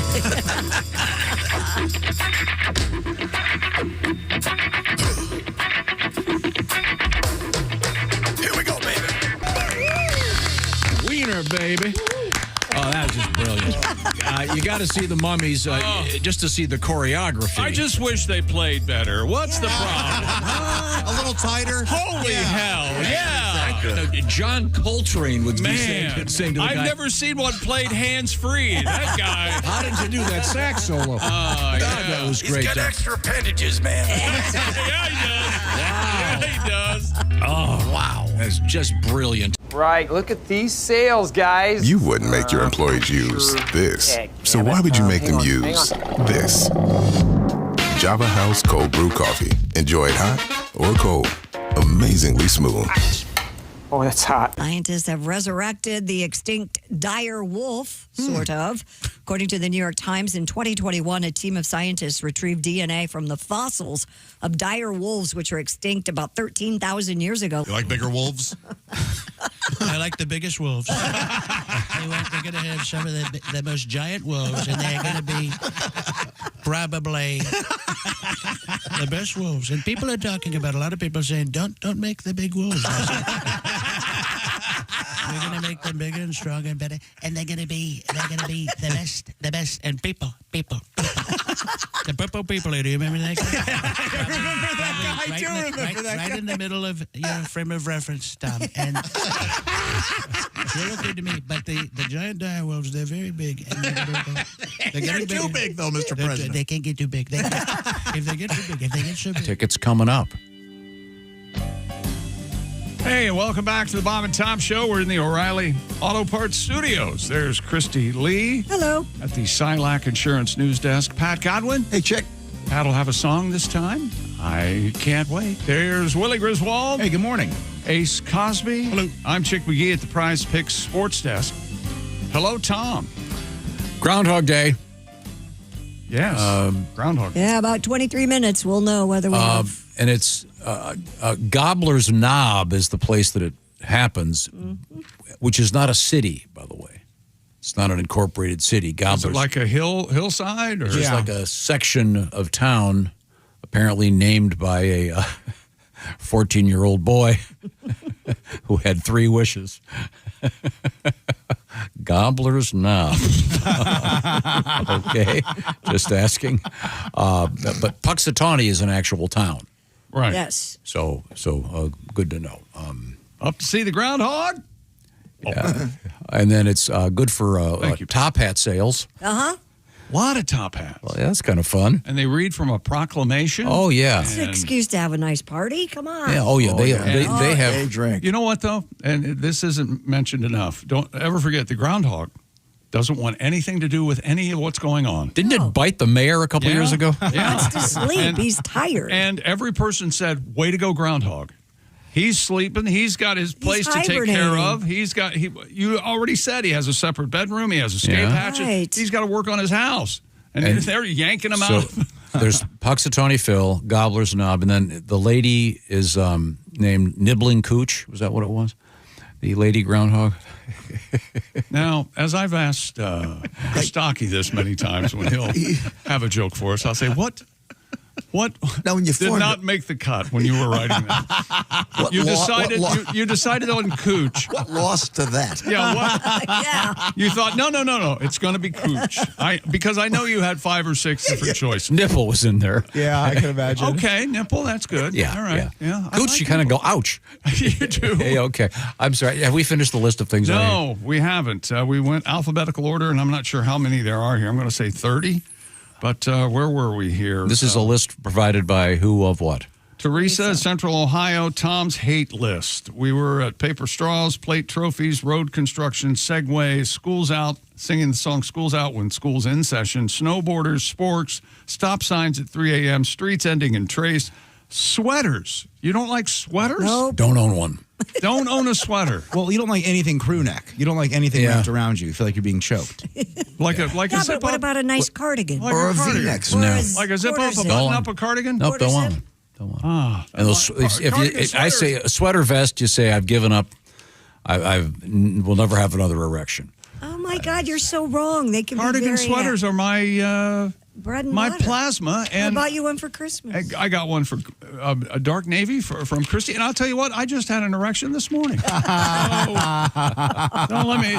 let this cardigan fool you. Or were you watching an old video of a Super Bowl? That's right. Yeah, because that's what true fans do. When That's they see their- Williams. That gets you going. When they see the 35-point second quarter, it's all of us Redskins fans. It's Bonerville. Yeah. What a weird man you are. That's next to Gobbler's Knob. This is yeah. Good work. traffic. You don't like traffic. Who does? TVs and restaurants. We all know why, because you can't have your address to people. They're watching. I hate TVs and restaurants. If we can go back to the B section, he doesn't like backwards hats. Oh, no. Oh, that's true. Yeah. Very true. We only had bathtub showers and bed and breakfasts in the B section. I forgot Bathtub showers are dangerous. Hate them. They're dangerous for you, maybe, because you can't lift your leg over the... No, I want to shower. No. This guy can put his socks on standing that's up. right. Okay. No, I can. It's just I don't like them. They're slippery and they're weird and Well, you put a mat down. I don't like taking baths. Well, You don't just like to soak in a tub sometime and then No. take a shower? No? No, lie in your own filth. No, I shower before I bath. You got to wash. Yeah, you wash it off and then you get in there. Okay. No. All right. That's a good Yeah, idea. like the pool thing. Mm-hmm. Shower before you get in the pool. It's like peeling a potato before you boil it. Yeah. And that then, made more sense in my head. Right here in the bottom, this should have been the under C, Chick Sports Report. Very funny, Teresa. But then, the one I have the biggest problem with, sweatpants. I don't know what your problem is. You don't like sweatpants. You don't like to be comfortable? When you're home lounging around, well, what am I saying? He never lounges. No, he doesn't. I've seen him be comfortable one time my whole life. One time. This 4 years man's ago. 32 years old. 4 years ago on vacation, he was watching, I think it was the Olympics actually, and he was just laying down, kind of just lounging. Couldn't believe it. It was crazy. Laying down? Yeah. Really? It was not a full lay down. It was a chair with a recliner, feet up kind of situation. And it wasn't that long that he'd just gotten out of the hospital. Yeah, as I that did recall. help. That did help, I believe. But I was wearing proper trousers. Sweatpants. Oof. What? And there are some with the back pocket, Tom. Okay, that's another you got to have a back pocket for your wallet. Put your wallet in your front pocket. No, Safer. Nope, can't do it. Not enough room. Okay. Not enough room up there. Mr. Safety. He hates pickpockets, too. Oh, yeah. You know, I'll tell you what, this July 4th, Oh, it's going to be terrible. 250th anniversary of our country, the pickpockets are going to be going nuts during those fireworks. I bet they're probably training right now. Probably right. All So over you the think country. everyone's going to be so distracted? Yeah. It's like Ocean's 26. These people are going to be running around stealing from you as the fireworks. And what they're doing right now is the pickpockets have all gone to Italy. What are you talking about? And they're Oh, this yeah, is for the Olympics. Oh, yeah, this is they're practice training because too. that opening ceremony at the Olympics, they're all looking up at stuff. And What are they? Oh, I bet. Italians perfected the pickpocket. I bet you. I think we all know that as an ethnicity. We There's all a know new, Italians. This could be the saddest thing I've ever said on the radio. Go ahead. But, or wherever we're broadcasting. Hello, podcasters. I get a John Turturro newsletter. Yeah. And, Really? he's in a new movie, and I forget the name of it, but he plays a pickpocket in New York City, and it looks wonderful. That is technology. He can't make the money he used to because nobody carries cash anymore. And yeah. Now, here's the thing. I was going to make fun of you for getting this newsletter, but I can't believe that I'm so late to this news. I wish I had the newsletter. This movie sounds fantastic. John Turturro, it's gonna be great. Yeah, sign me up. I'm He's in. absolutely all my new frying pans, Yeah. Wait, what? Tucci. they're from Stanley Tucci, the actor. I had no idea. When I got so this. when I say John Turturro, you just dismiss everything I said. and just went right to your Go side. right Stanley to Tucci. another dark-haired Italian, Stanley Tucci. Because it's him. No, I'm supporting your notion that it's important to What? the wisdom of contemporary actors. I didn't even know it. I went, these are really nice. Wait a minute. I'm buying them, and then I said, oh, wait a Hold minute. it. I Is think this he's- is this Tucci, Stanley I think Tucci? he's lying, but he's made the effort, and that means he loves me. I appreciate it. One more, Tom. Yes, he does a series of Email. cooking. Dear Bob and Tom Show, this is for Shows. Tom. I'm a longtime listener. My dachshund Buddy, just because Tom got a cowboy hat, we got Buddy a cowboy hat too. What do you think? Honestly, and this dog kind of looks like you a little bit. Doesn't A little bit, yeah. What a beautiful little fella. Oh my gosh. There's a new sheriff in town. Is that his That's Buddy. hind left leg there? Yes. I hope so. Yes, Tom. that her middle name is Stubby. What a cute little guy. Well, thanks for the picture. Who's that from? Tammy in West Virginia. Well, thank you, Tammy. That's great. That's adorable as the day is long. Dogs and hats, man. Can't get enough. No, we had a spill, kegs of beer spilled. I think it was Friday. In a highway? I saw that. It was New Glarus. It was Spotted Cow. It was my favorite beer. Yeah. That's what we said. I wanted to get out there and go report on it. I want to go drink it straight from I-94. I bet you get suck that up with a shop vac. Oh, run it through a goodness. strainer. Just as good. Sue from Wisconsin says the land of cheese curds, bratwurst, water ski shows, spotted cow beer, and all that's good in the world. Well, thank you very much, Sue. She said, my daughter couldn't remember the word for snoring. So she said, that honk shoe thing that Grandpa does. Honk shoe. Honk shoe. Honk shoe. Honk shoe. That's great. Well, thank you, Sue, from the land of bratwurst. Water ski shows, of course. Do they still have that water ski show in the Wisconsin Dells? What's the name No, of I that? went to that because of you. What's that guy's name? Rick Wakeman. No, that's not it. No. I think Wake. Yeah, Water Wake. So the one you ever seen the movies where they've got the water skiers stacked up in a triangle? Yeah. Yeah. And they did that. Tommy Bartlett. Tommy Bartlett. Oh, Tommy Bartlett. How could we forget Tommy Bartlett? How cool is that? And that'd be really cool on snow skis. All the Bartlett Of course, the children problem would be turning. Bartlett children are called fartlets. Everybody take a right. Well, thank you very much for your letters. You can reach us, Bob and Tom, at bobandtom.com. Now, I know we got some stuff coming up for Valentine's Day. For example, Willie G and Patty G are going to be at the famous Simplicity Show in Evansville, Indiana. Mr. Pat Kosler puts on. It's an awesome show every Valentine's Day. Is that correct? Every year. It's great. And that's down in Evansville, Indiana. Should be cool. Also, if I'm getting this right, it's going to be on an evening of the two Jeffs, Jeff Oskey, Jeff Bodart, in Castle. It's at the Castle Finn Winery. That's in Illinois. I'm forgetting the name of the town. Do anybody remember what it is? I'll dig it up for you. Sorry, I had it a minute ago. But that's coming up for Valentine's Day evening with the two Jeffs. Also, I'll remind you that Steven Singer has got some stuff that you may want to be importing to your place for Valentine's Day, including the brand new Sunset 24-karat gold-dipped rose. Christy, tell me more. It's a beautiful rose. As you can see, I'm holding one in my hand right now. And it does mimic a sunset. It goes all the way from a beautiful orange and yellow down to the fuchsia into the violet as the sun is setting. You can recreate that beautiful cruise that you were on, or sitting at the beach, or whatever brings you a memory that you think of your loved one. And it'll last forever. Yeah, and by the way, Steven Singer, these things start at about $70. Steven also has, of course, diamonds. That's his specialty. Engagement rings, his biggest specialty, not to mention diamond earrings, bracelets, necklaces, et cetera, even nice little charms reminding you of your doggie. Yeah. Some pet stuff, of course. And, of course, Steven Singer has the great guarantee and the famous free shipping. Go to IHateStevenSinger.com and order your Sunset Gold Dip Rose. Like I said, I believe that one, is $89 with free shipping to arrive in time for Valentine's Day. So it's by the way, exclusively available at Steven Singer Jewelers, and you visit it by going to IHateStevenSinger.com.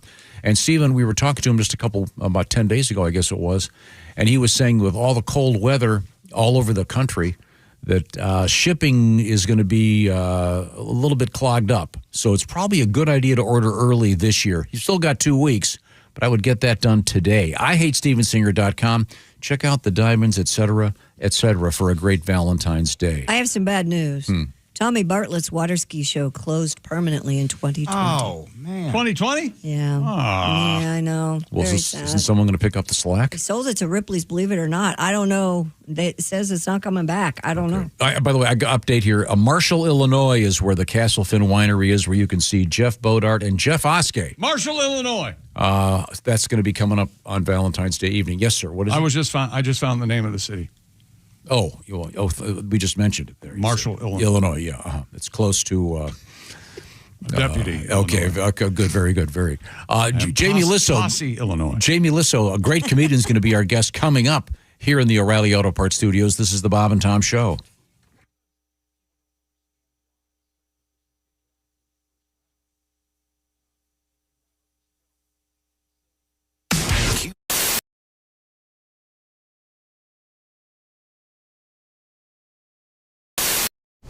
Oh, new guy! Are you ready to rock this meeting? You wouldn't make your employees use these, so why would you make them use this?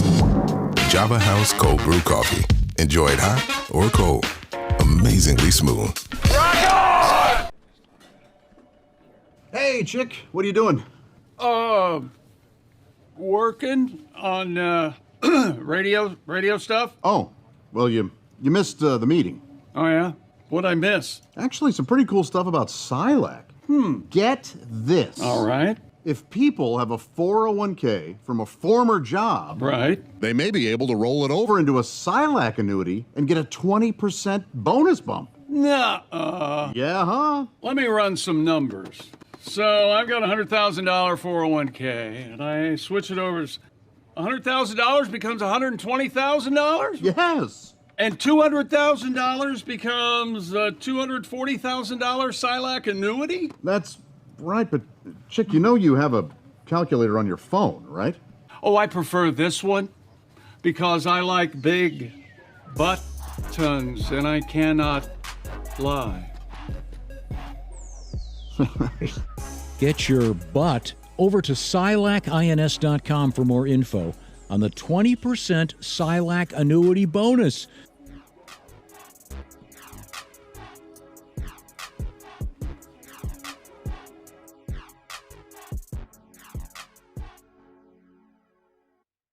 There we go. Oh, my gosh. Oh, hey, everybody. It's Jeff Oskey here from the Annals of the Bob and Tom Library. It's Annals, Jeff. Oh, did I mispronounce that? Yeah. I apologize. Yeah. No problem. While I was doing some research the other day, I came across, and I don't think Tom even remembered writing this, but I came across the self-help book that Tom once wrote. Oh, really? Called There's My Way or the Wrong Way. Oh, look at that. The Tom Griswold story. Hot dog. There's even some blurbs on the back. Let's take a look at these real quick. Look how thick that's quite it's 1,942 chapters. Wow. That's what a tome. How much advice Tom has. Well, I hadn't finished it yet. Okay. Here's some of the blurbs. It's good, but not as good as my joke book, says Kiss fan Ace Cosby. Media darling Christy Lee says, I want to be there when Tom records the audiobook so I can interrupt him every 5 seconds. If Tom tells me I like the book, then I like the book, says musician Pat Godwin. And global sensation Chick McGee says, get the F away from me right now. Let's take you guys want to hear a few excerpts from Tom's? Heck yeah. Absolutely. This is my self-help book. This is your self-help book. Let's read a few excerpts. Chapter 1. Well, I can't see you, and I've never met you. I can tell without a doubt you could probably use a haircut. And not one of those Hitler Youth of Tomorrow haircuts. A good old-fashioned, parted on the side American haircut. There we go. You look like someone who would buy a self-help book. Chapter 62. Okay. Life's problems. No matter how privileged your life is, you're bound to encounter problems. Some problems will be easier to resolve than others, but I've found throughout my years the best way to handle problems is by throwing money at them. Don't have money? You better get some, because you're going to need a lot of it. They say mo money, mo problems, but what they should have said was mo problems? You need mo money. Here. There you, Stu. Thank you. I was very proud of that one. Chapter 114, Confrontation. Like you, the reader, I'm no fan of confrontation, so my advice to you is avoid it at all costs. There is no room for pride when it comes to avoiding confrontation. Put in your Raycon earbuds and pretend you're on with your doctor. You can't stoop too low. Tell them you'd love to talk to them soon, but you're running late to a funeral. Sure, they might not be happy, but you are. And that's all that really matters. Sound advice. This actually isn't It's good. This is not far off. Chapter 956, The Problem Is You. If you're depressed or have anxiety or down and lonely, remember the problem is always you. You are the problem each and every time. Not me. I'm never the problem. You are the problem. Until you take ownership of that, you will always have problems because you are you. I haven't read any of this, and I want to read more. And in conclusion... Oh, the end. I do. I'm a genius, and you're all a bunch of incompetent buffoons. That means ridiculous but amusing. Now go out and make it a great day. Nice. Beautiful. It's my new book. Look forward to its publication. Oh.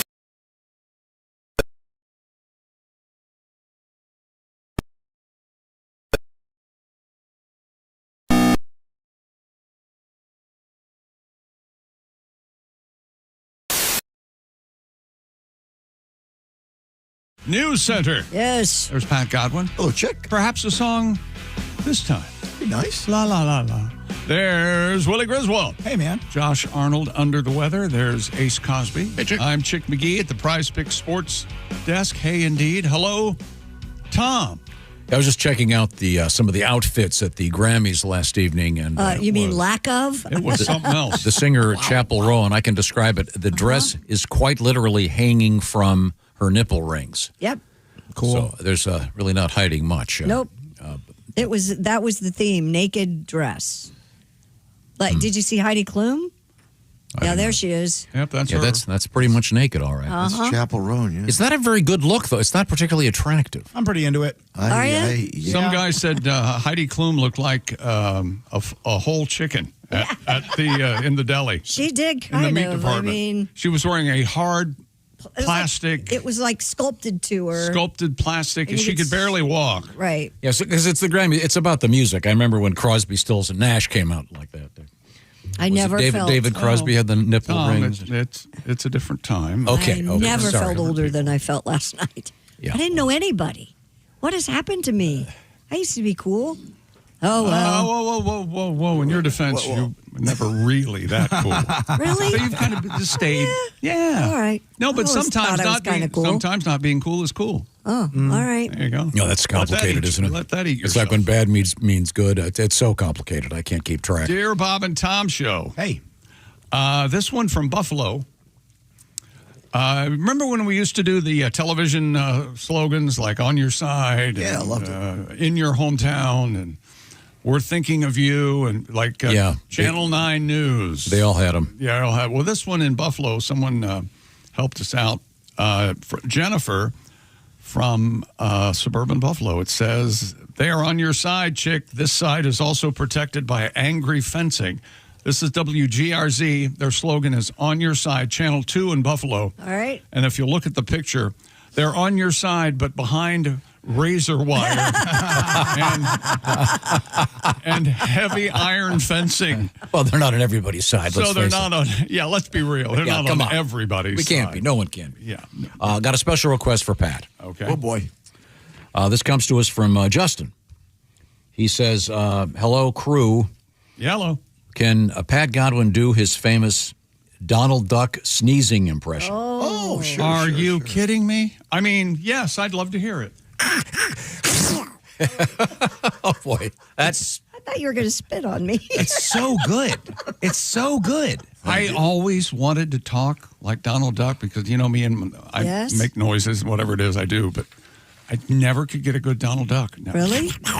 Never. I can't either. Nothing. It's quite a skill. Nothing, man. Pat's other great one is, could you do... Singing underwater? yeah, let's... Guy stuck in a truck? Well, what song do you want to sing underwater? Something opera is always kind of fun. All right, here we go. Here we go.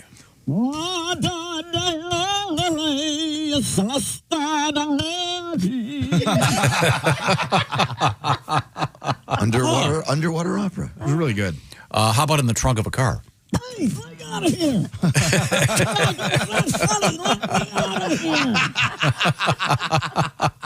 Ladies and gentlemen, no special effects are used in these great sound effects. Pat, do you want to favor us with a tune? I do indeed. What would you like to hear? What do you have in mind? Do you have something new for us? Epstein Files is huge. I have a new one that I'm working on that I have up right now. But anything you'd like. The Epstein, didn't they release another 1 million pages? Oh boy, they did. Yeah.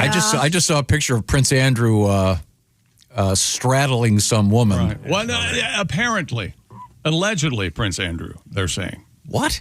I'm just telling you what they're saying. I thought this was an official government release. You can't. No. Okay. Don't say what you're saying. Well, I don't really doubt that Prince Andrew was straddling it. Josh Harris, more or less the majority owner of the Washington football team. He was mentioned in the Epstein files. That went Redskins fan wide over the weekend. And I thought, oh, well, whatever. Still, and, not as bad as Dan Snyder. Still. Not a third as bad as Dan Snyder. You go for it, buddy. Yeah. Try. Probably legal in the international waters.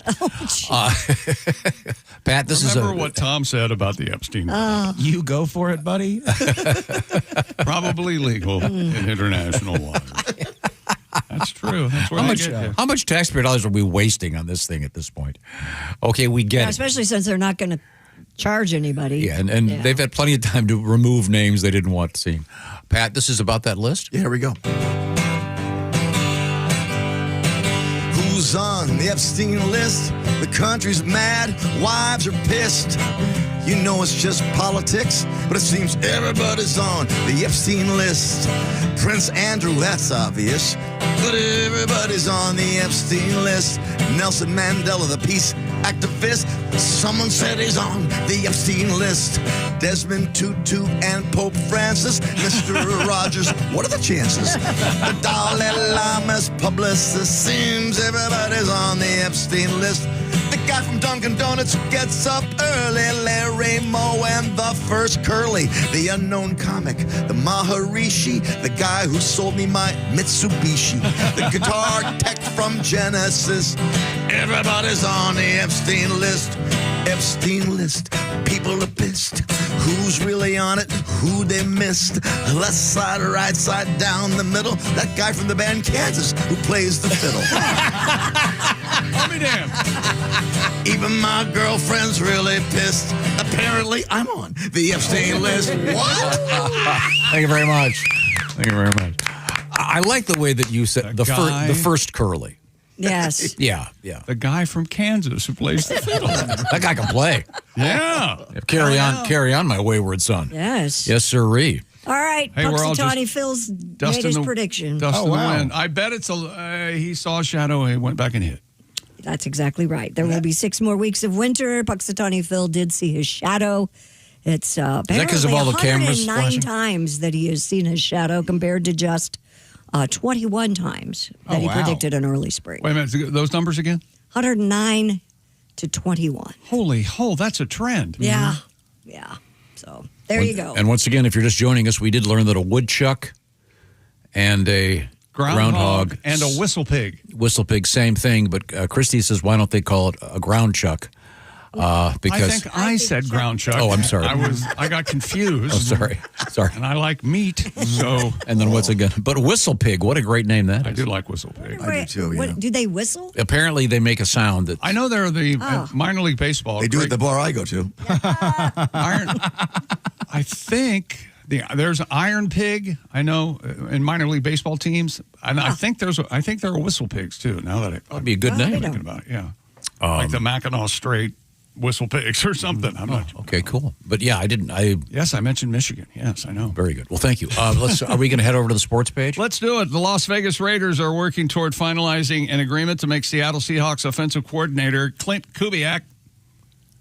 Yeah, that's Clint.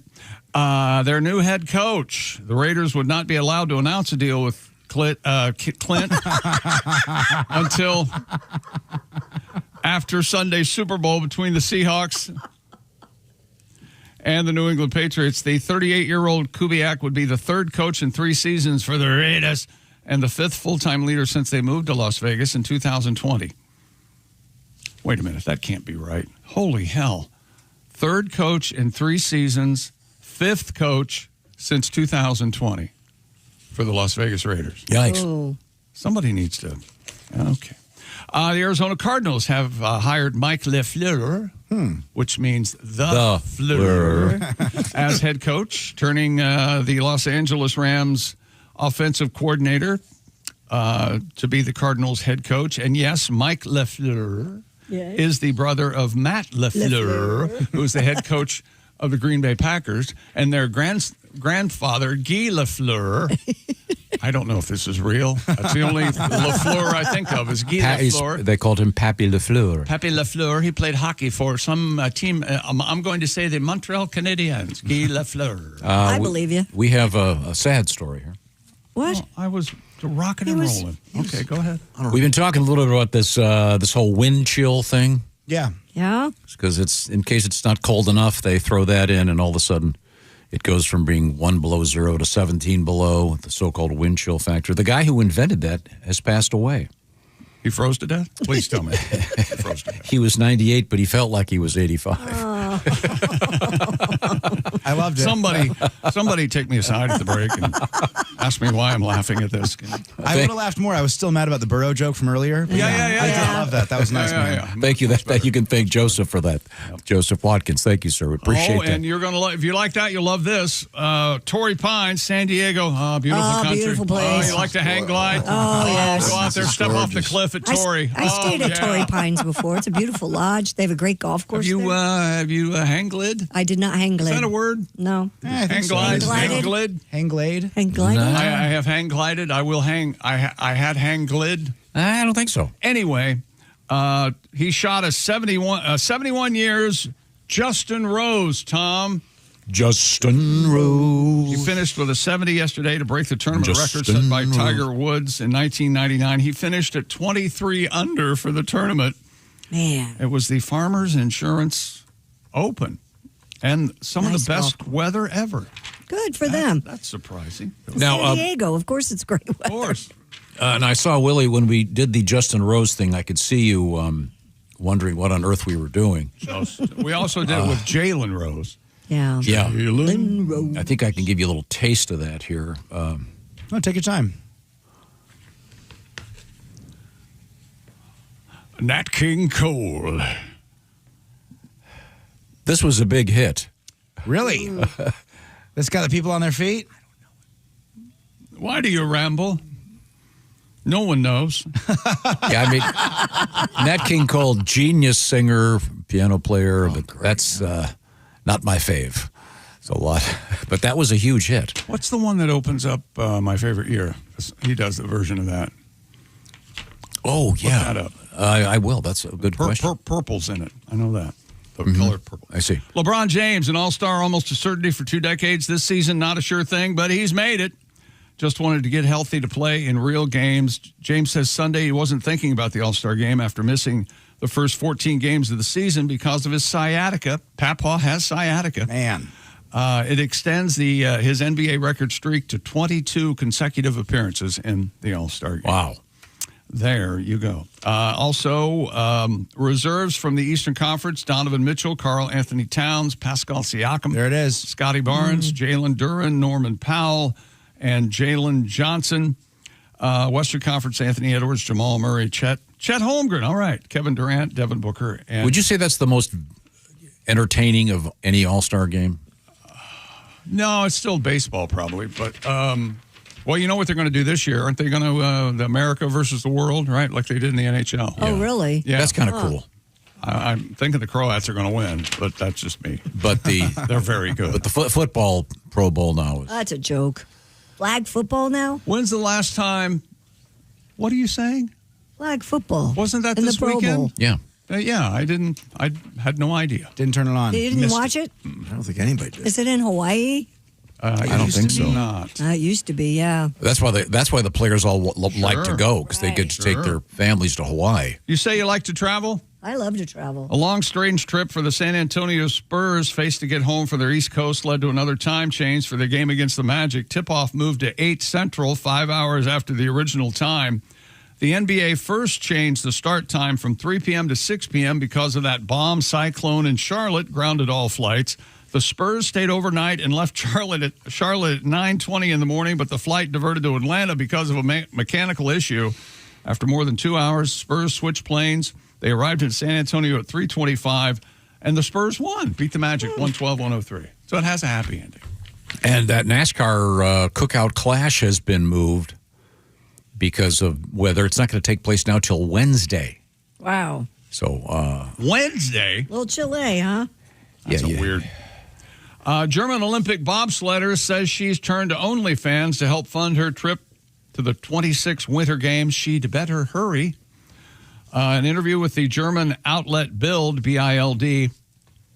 They spell everything funny in Germany. They do. Don't they? Makes me angry. Have you seen her?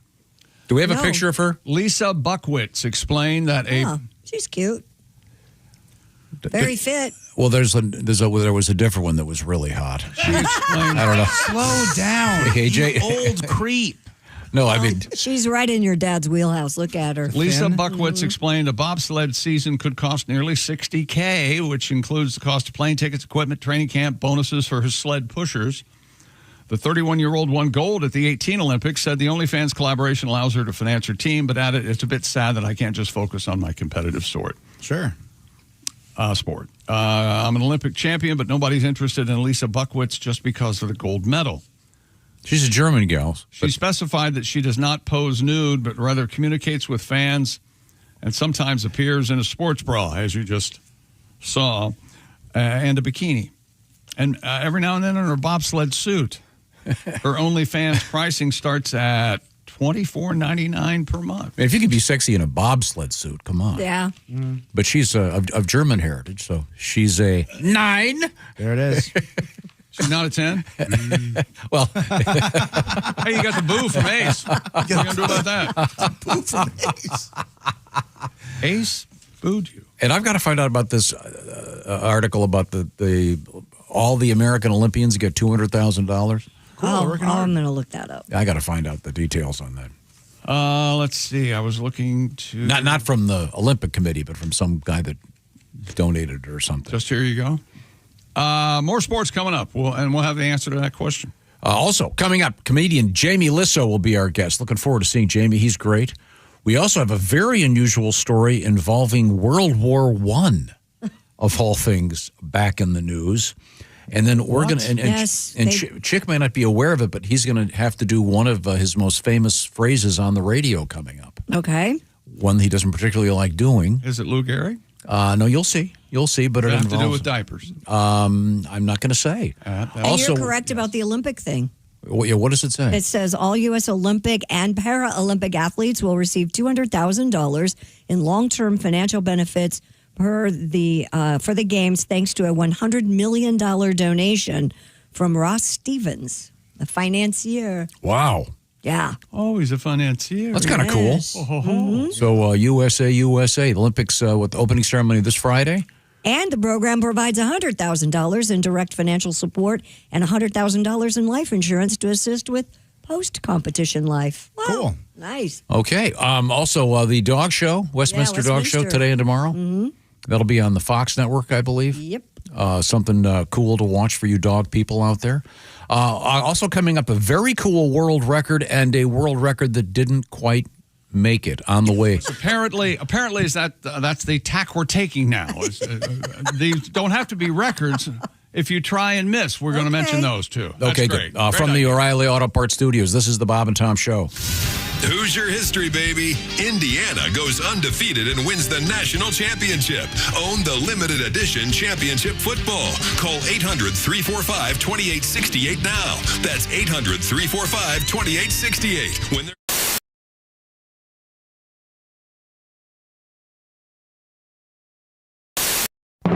Coming March 2nd, it's the new BobandTom.com and the new Bob and Tom app. Both faster, cleaner, and simpler with easier access, more choice, and no hassle. More info now at BobandTom.com/what's new. This is the Bob and Tom Show. Did you or did you not recently go on a vacation and got in trouble with the local police and someone stole your bikes and you chased them down? Did you really? I didn't get in trouble. I did chase down the kid that stole the bikes. Yeah, chased them down. Could have been shot. In a foreign country? No, it was in Florida. You got one Like I bike said, back, in a right? foreign I know. I found 2 stolen bikes. I returned them both. Yeah, I found one of ours and another one. But they didn't. But I still had to buy the other one that was stolen. I had to buy back. Even though you brought back another stolen Yeah, bike? I thought that I got That's ripped not off. fair. Yeah, that Yeah. should be a trade. Yeah, they should give me the. That should have been a push. But I found the young punks that stole them. Anybody want to tell him not to chase You found lawbreakers? the young punks? Yeah. Did you arrest them? Citizens arrest! No, I got the bikes back. I am a little surprised you don't citizens arrest more people. Why don't you do Like that? Andy Griffith. Hey, mister, I can arrest you. I'm on the radio every morning. And, Citizens arrest! Citizens arrest! Is that legal anywhere? I don't know. I don't think so. Oh, I know okay. it's legal in Mayberry. Yeah, I know it that. is. Of course it is. Citizens. I've been meaning to call that bike shop and see if they ever found the other one. Yeah. Since I had to pay for Maybe it. somebody else turned Odd, it in. you didn't just forget about it. But it was fun. It was fun chasing them. It was really exhilarating. It does sound thrilling, yeah. Did you yell at him? No, I came out of a coffee shop, surprisingly Hey, enough. you young punks! And I said, "Hey, wait a minute! I think that's because it was a rent. I'd rented all these bikes. Hey, wait a minute! That might be my bike." And they took off. Oh, gotcha. Were they on? So they were on the bike when you noticed it? No, they were picking them up. Oh. Anyways, then I got on my rental bike and I chased them. Okay. Did they know they were being chased? Yes. Coffee? Oh, they kept looking over there. So then a big truck came in between me and them, just like in the movies. The Wicked Witch of the West going down. And then I looked ahead. I couldn't see them, and they ducked into the condo complex up there. Oh my God. Oh God! So what happened to your coffee? You're so lucky. You also lost your own coffee. He's like this. He's just pedaling. You're holding the coffee. You screamed, "Hey, you damn kid!" The Statue of Liberty, the coffee. But then I talked my way into the condo complex because it was gated. Yeah. And the guy said, I'm one of you. I too live in a game. And the guy, I'm the same as you. From the and the guy there, goes, same. yeah, we had some young punks do some stuff on the tennis courts yesterday, and he said Bitches. he thinks there were 2 bikes in back of their shed, and I found them. How in the hell did they get in if it was gated? Their parents were staying their there. parents were staying there. Young punks. Yeah, in any event. Huh. All right. I was hoping one of them would get, run into a truck or something. No, you weren't. Let's say something else. Yeah, you weren't hoping that. Yeah, let's not Just get slightly injured, Right, just broken leg, and Let's not even teach them a lesson. suggest they might have gotten Skin to killed while They're you not were killed. chasing them. Okay. Just badly hurt. Okay.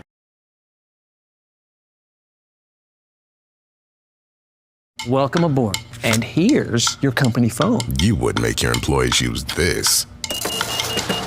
Or this. Or this.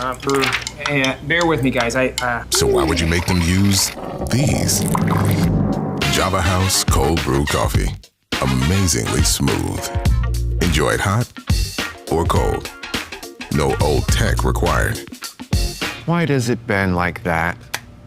It's a new model. Bob and Tom show. Bob and Tom is Steven Seagal. Steven Seagal. Hey, Steven, how did you make your living, Steven? You know, I made my living in the movies. Oh, okay. Yeah. For the last 20 years, I've been a cop. Uh-huh. I understand Christy Lee is having some second thoughts about moving. No, she already moved. A lot of people don't know, but for 5 of the last 20 years, I've also been a real estate broker. Really? We had no idea. I didn't love know. open houses, man. Oh. Sunday, I show up, meet the owners and say, "You get out the car! You get on the ground!" Yeah, it's crazy what happened. Steven Seagal! Yeah. You Steven Seagal! Yeah, I get that a lot, man. And then you Steven Seagal! Yeah. Hey, back up, man. That's it. Get Steven Seagal! Oh! I made my living in the movies. Hey, got my ass whooped by Steven Seagal! For the last 2 seconds, I've been a bitch slapper. Steven Seagal. No, man. Wow, you have sound effects and everything, huh, Steven?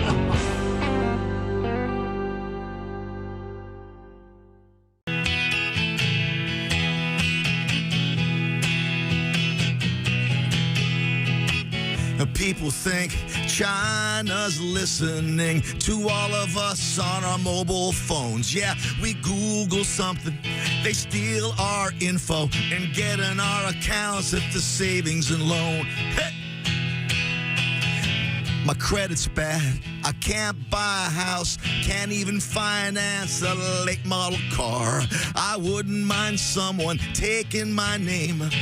Oh, give me a brand new start, yeah. Feel free to steal my identity. Steal my identity. Steal it! My mom, Catherine, her maiden name's QWERTY. 1, 2, 3, 4 is my passcode. My pet's name is Fido. Now you're in me. Look at all the stuff we owe. I had 2 surgeries with insurance. One on the back find one for the heart. They garnished my wages, couldn't pay my deductible. Take my name, give me a brand new start. Come on, feel free to steal my identity. Steal my identity. Get my number from Social Security. 209-526-13.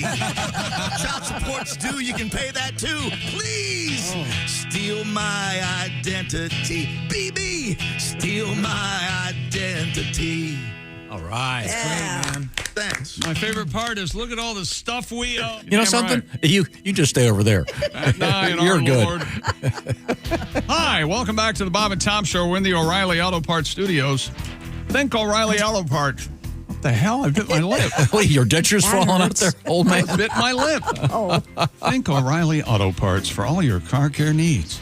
Get the parts and service you need fast from the professional parts people at O'Reilly Auto Parts. Full disclosure, it was House of Myers I was at. That was my elevator voice, by the way. Yeah. There's Pat Godwin. Hey, chick. There's Christy Lee. Hello. Hello. Willie Griswold. Good morning. There's Ace Cosby. Hello. I'm Chick McGee. Hello, Tom. Now, the Super Bowl coming up, of course, and they always do a 12-hour pregame, and they dig deep. They find all kinds of interesting stuff. But I'm wondering if they're going to do the one thing we touched on very briefly last week. And, Willie, do you know the very unusual trivia fact about Sam Darnold? Is this Dick Hammer? Was his grandpa? Yes. Is that the one? Very Marlboro good. Man? The Marlboro Man. Popping around everywhere. Great name, Dick Hammer. Yeah, it is. He was. There were several guys that posed to be the Marlboro Man, but he was the main one. Mm-hmm. And do you think they're going to touch on that because would they feel like they were promoting cigarette use? I don't know. Well, I think everybody knows it's a pretty cool story. The dangers of, smoking. Would they have to put some kind of disclaimer? Who was the last NFL guy that was seen smoking in the locker room? Well, the famous photograph, Len Dawson, the Chiefs Super Bowl. That's awesome. Yeah, it's cigarette and a a great Pepsi. photo. I think that thing won a Pulitzer or something, that photograph. He's got some very cool spot-built cleats on. Oh, man, I wanted a pair of those when I was a kid. I don't smoke cigarettes anymore, but one of my favorite cigarettes was the after football practice cigarette. It's great. It's kind of sweaty. Weren't you in high school? Oh, yeah. Me and my buddy Grant getting a Gatorade. That's right. Ripping a cig in the forest. You'll hear that same story from all the Heisman Trophy winners. Well, and it used to. Oh, yeah, no, we weren't good. I mean, my coach might be listening to this. Sorry, Coach Fisher. But yeah, the one, you can't do the before practice cigarette.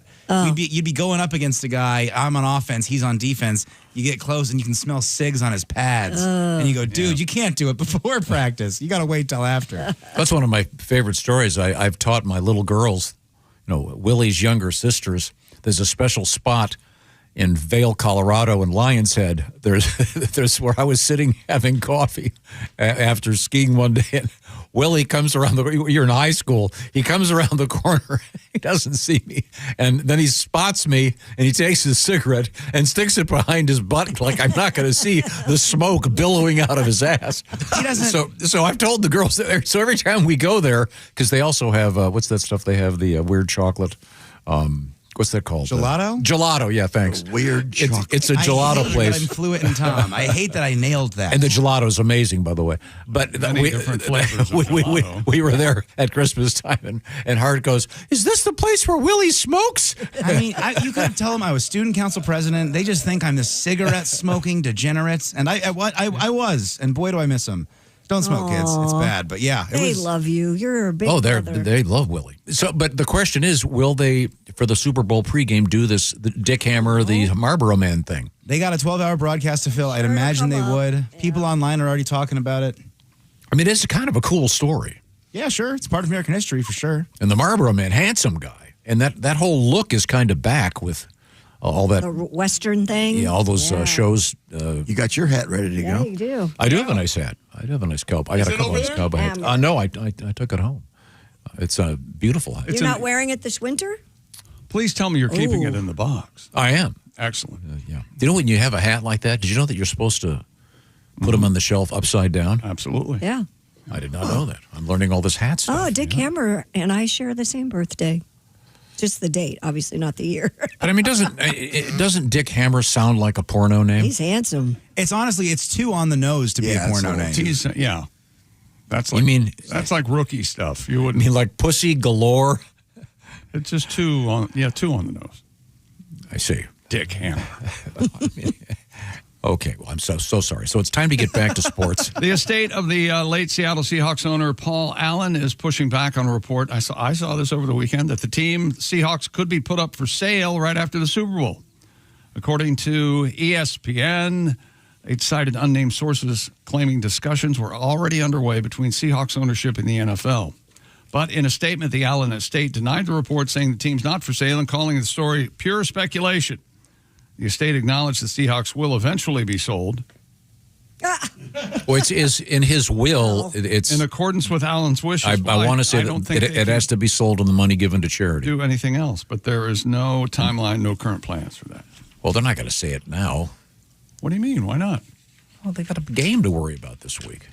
I don't think the players will. Anyway. Boxer Jarrell Miller lost his toupee during his match against Kingsley Iba. Has anybody seen it? It's incredibly funny. I've not seen it. I haven't seen I've it. not seen man. it. According to ESPN, right uppercut from Iba in round 2 of the matchup lifted the hairpiece off Mr. Miller's head, leaving fans stunned. Well, and then he tries to cover his hair, and so he can't block shots. I know. He's trying to cover his balding. It's the funniest thing. And the guy hitting him, looks like he's about to kill him.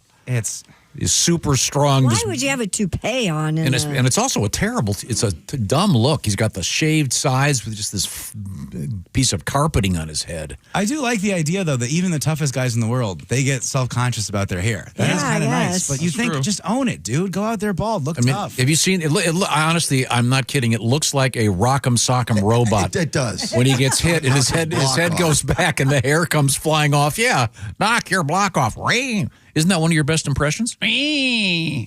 Go on, do the setup, please. What do you mean, what setup? It's the Rock'em Sock'em robot. You did the setup. That's the setup. What the hell are you talking about? You're not putting your soul into it. And your whole...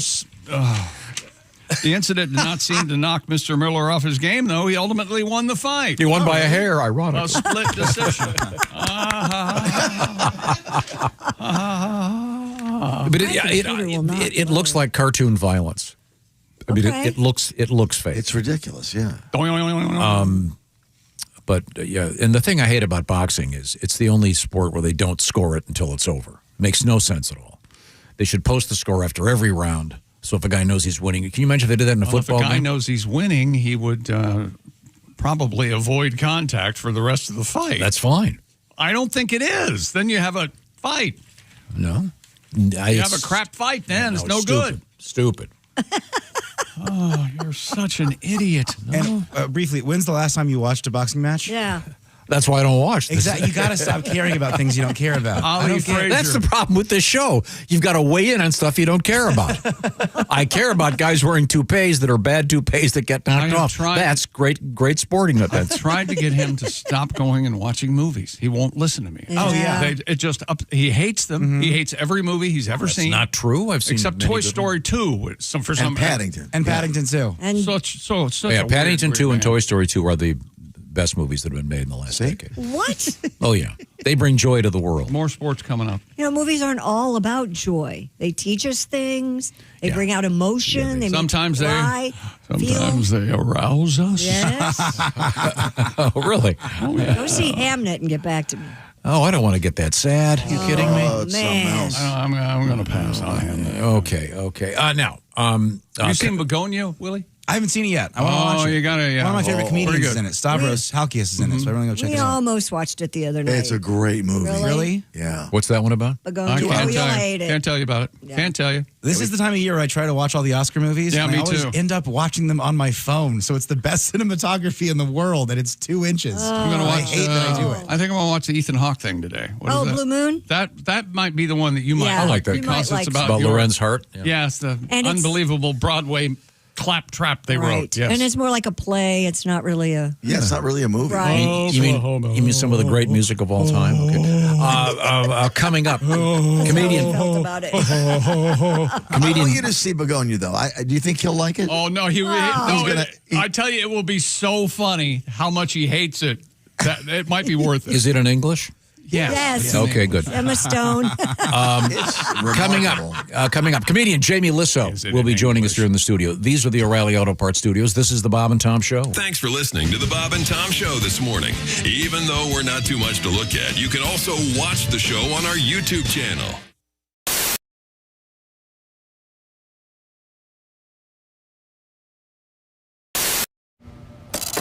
You wouldn't make your employees use this. So why would you make them use this? Java House Cold Brew Coffee. Enjoy it hot or cold. Amazingly smooth. I need to look for a different job. Comedian Tim Allen is here. He goes, oftentimes, you hear this a lot. Yeah, oftentimes the technology they learn here at the race is translated into your family car. And I went, yeah, right. This year, the Chevy's offered the Indy Celebrity, a 900 horsepower celebrity wagon. So I'm like, gosh, George, this thing's really got some pickup, doesn't it? I got to the kids to school in about 6 seconds. We're having lapping practice next week with all the other girls' PTA. She's running the Offie, I'm doing the Buick, and Betty's got the Chevy High-Tech. I pulled the trailer right out from under the boat, George. This baby's got some guts to it. Love Sears, do you? This Craftsman tool department makes my nipples rock hard. She always figured we should grunt like pigs. The little primate you are. Don't speak to your mother. You grunt like the pigs you are. Ever try to take a steak away from your husband? Here, honey. We're trying to grab meat from a man while we're just like dogs. I like going through the house rewiring stuff. That's my favorite thing. I got one of those big tool belts. Yeah. 2 cordless Makita drills hanging low. Yeah. But you gotta know how to wear it, otherwise your butt crack shows. You ever know what I'm saying? Hey, what is that, a pencil holder over there, Bob? I'm gonna hike that up. I got some spackle. I'll figure out that butt crack. I got some DAP butt crack filler putty back here. I'll just fill that crack right in there, Bob. I got kids eating food in this kitchen. Get out of here. Go to Miter Me a Dovetail out there or something, Bob. I just cruise around my house like Bob Vila, with a bad headache. Just looking for stuff. I notice Grandma's Easy Lift chair isn't moving quite as quick as I'd like it to. So I pop down the hardware store, pick up a compressor, some hose, some coax cable. I wire that sucker up. I forget Grandma lost some weight in the years I look at it. Got the 140 pounds a little too high, isn't it, Grandma? Shot that bitch halfway across the kitchen there. Doilies following her. Sorry, Grandma. I'll dial that baby down as soon as I rewire Grandpa's hearing aid. I got a preamp on that son of a bitch.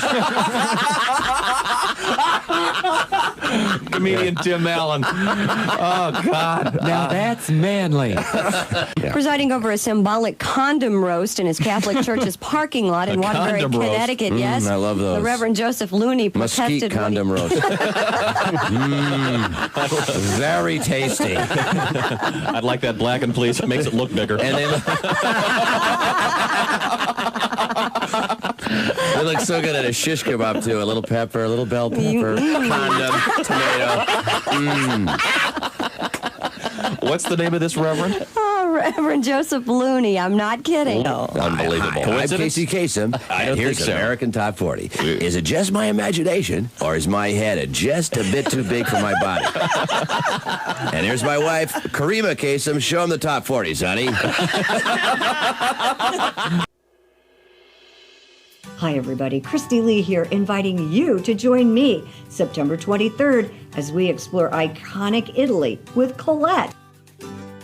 Our journey takes us from the classical sights of Rome to the cultural treasures of Florence, plus the enchanting canals of Venice. I've never been there. I am so excited to ride with a gondola. Oh. Discover the masterpieces, too, of the Renaissance and the priceless artifacts of the Vatican museums. We're also going to take in the old world charm of the medieval villages in Umbria and Tuscany. We'll enjoy wine along the way and a chef-led cooking class. Enjoy an overnight stay in glamorous Lake Como. Maybe we'll see George Clooney. You never know. This and so much more. Palette makes it so easy. You don't have to do anything. They take care of the flights, all the meals, the hotels, and of course your local experiences. All you got to do is have the time of your life. Call Colette. The number is 1-800-581-8942. Or simply visit bobandtom.com for more information. Let me show you the world. Come away with me. See you in Italy. Ciao. I like driving. I'm not a big fan of flying. I got upset. I don't know. You know how you hear all these bad things about Spirit Airlines? I finally had to fly Spirit Airlines because I needed a direct from LA to New York. And there's the only flight they had left. And I go, how much is it, direct to fly in an hour? And the lady goes, $150. And I go, that's like a very reasonable price for a ticket, but where they get you on the extras. And I go, $150, I'll take it. And the guy goes, now, are you going to want to sit down? I think so. He charged me $30 to uncross my arms. And at one point, I'm just dead asleep on the flight. They wake me up. They go, hey, it's your turn to fly the plane. But I get a lot of time with my kids because, they're busy. I get, playing sports. I got one in hockey. Oh. 4th grade. Yeah. Had to try out. Can you believe that? He had to try out. Yes. Try out to make the hockey team. He's in 4th grade. You know what the tryout was? Can you come up with $2,500? Yeah. That was the tryout. He came home. He's like, Dad, I made the team. He's like, I know. I got the fraud alert from Chase.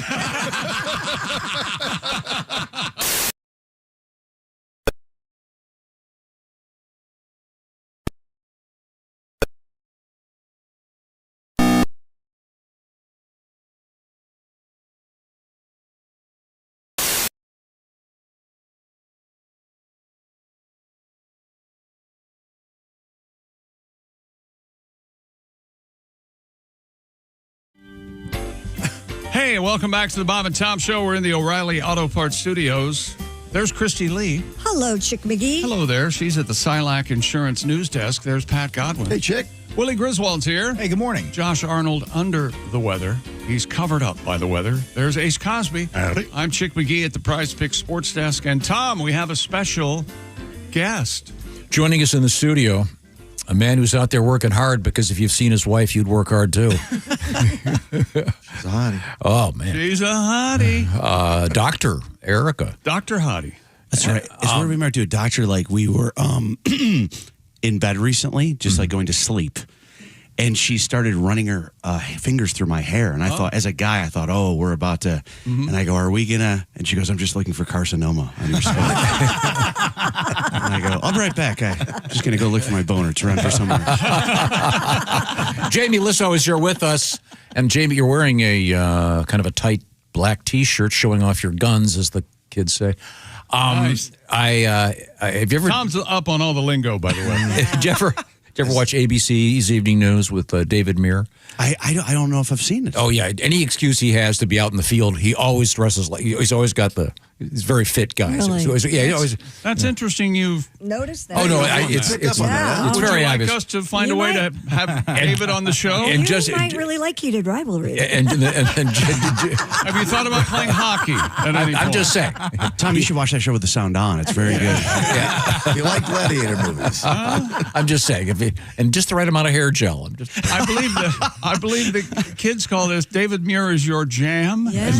No, I'm just saying he always wears the tight T-shirts. Do you want to go back to the boxer story because I didn't get to see the video? I didn't get to see the video. Okay, We've got can you explain to Mr. Lisso what we're talking about? Boxer Jarrell Miller lost his toupee during his fight against Kingsley Iba.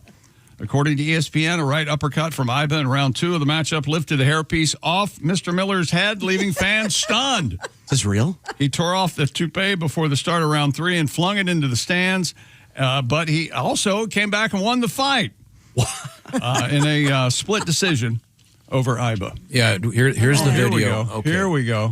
All right. Oh, yeah. And it's just on the top of his head. It's like a Mr. T video. Now watch. Whoa! And it comes off Rock'em Sock'em Robot style.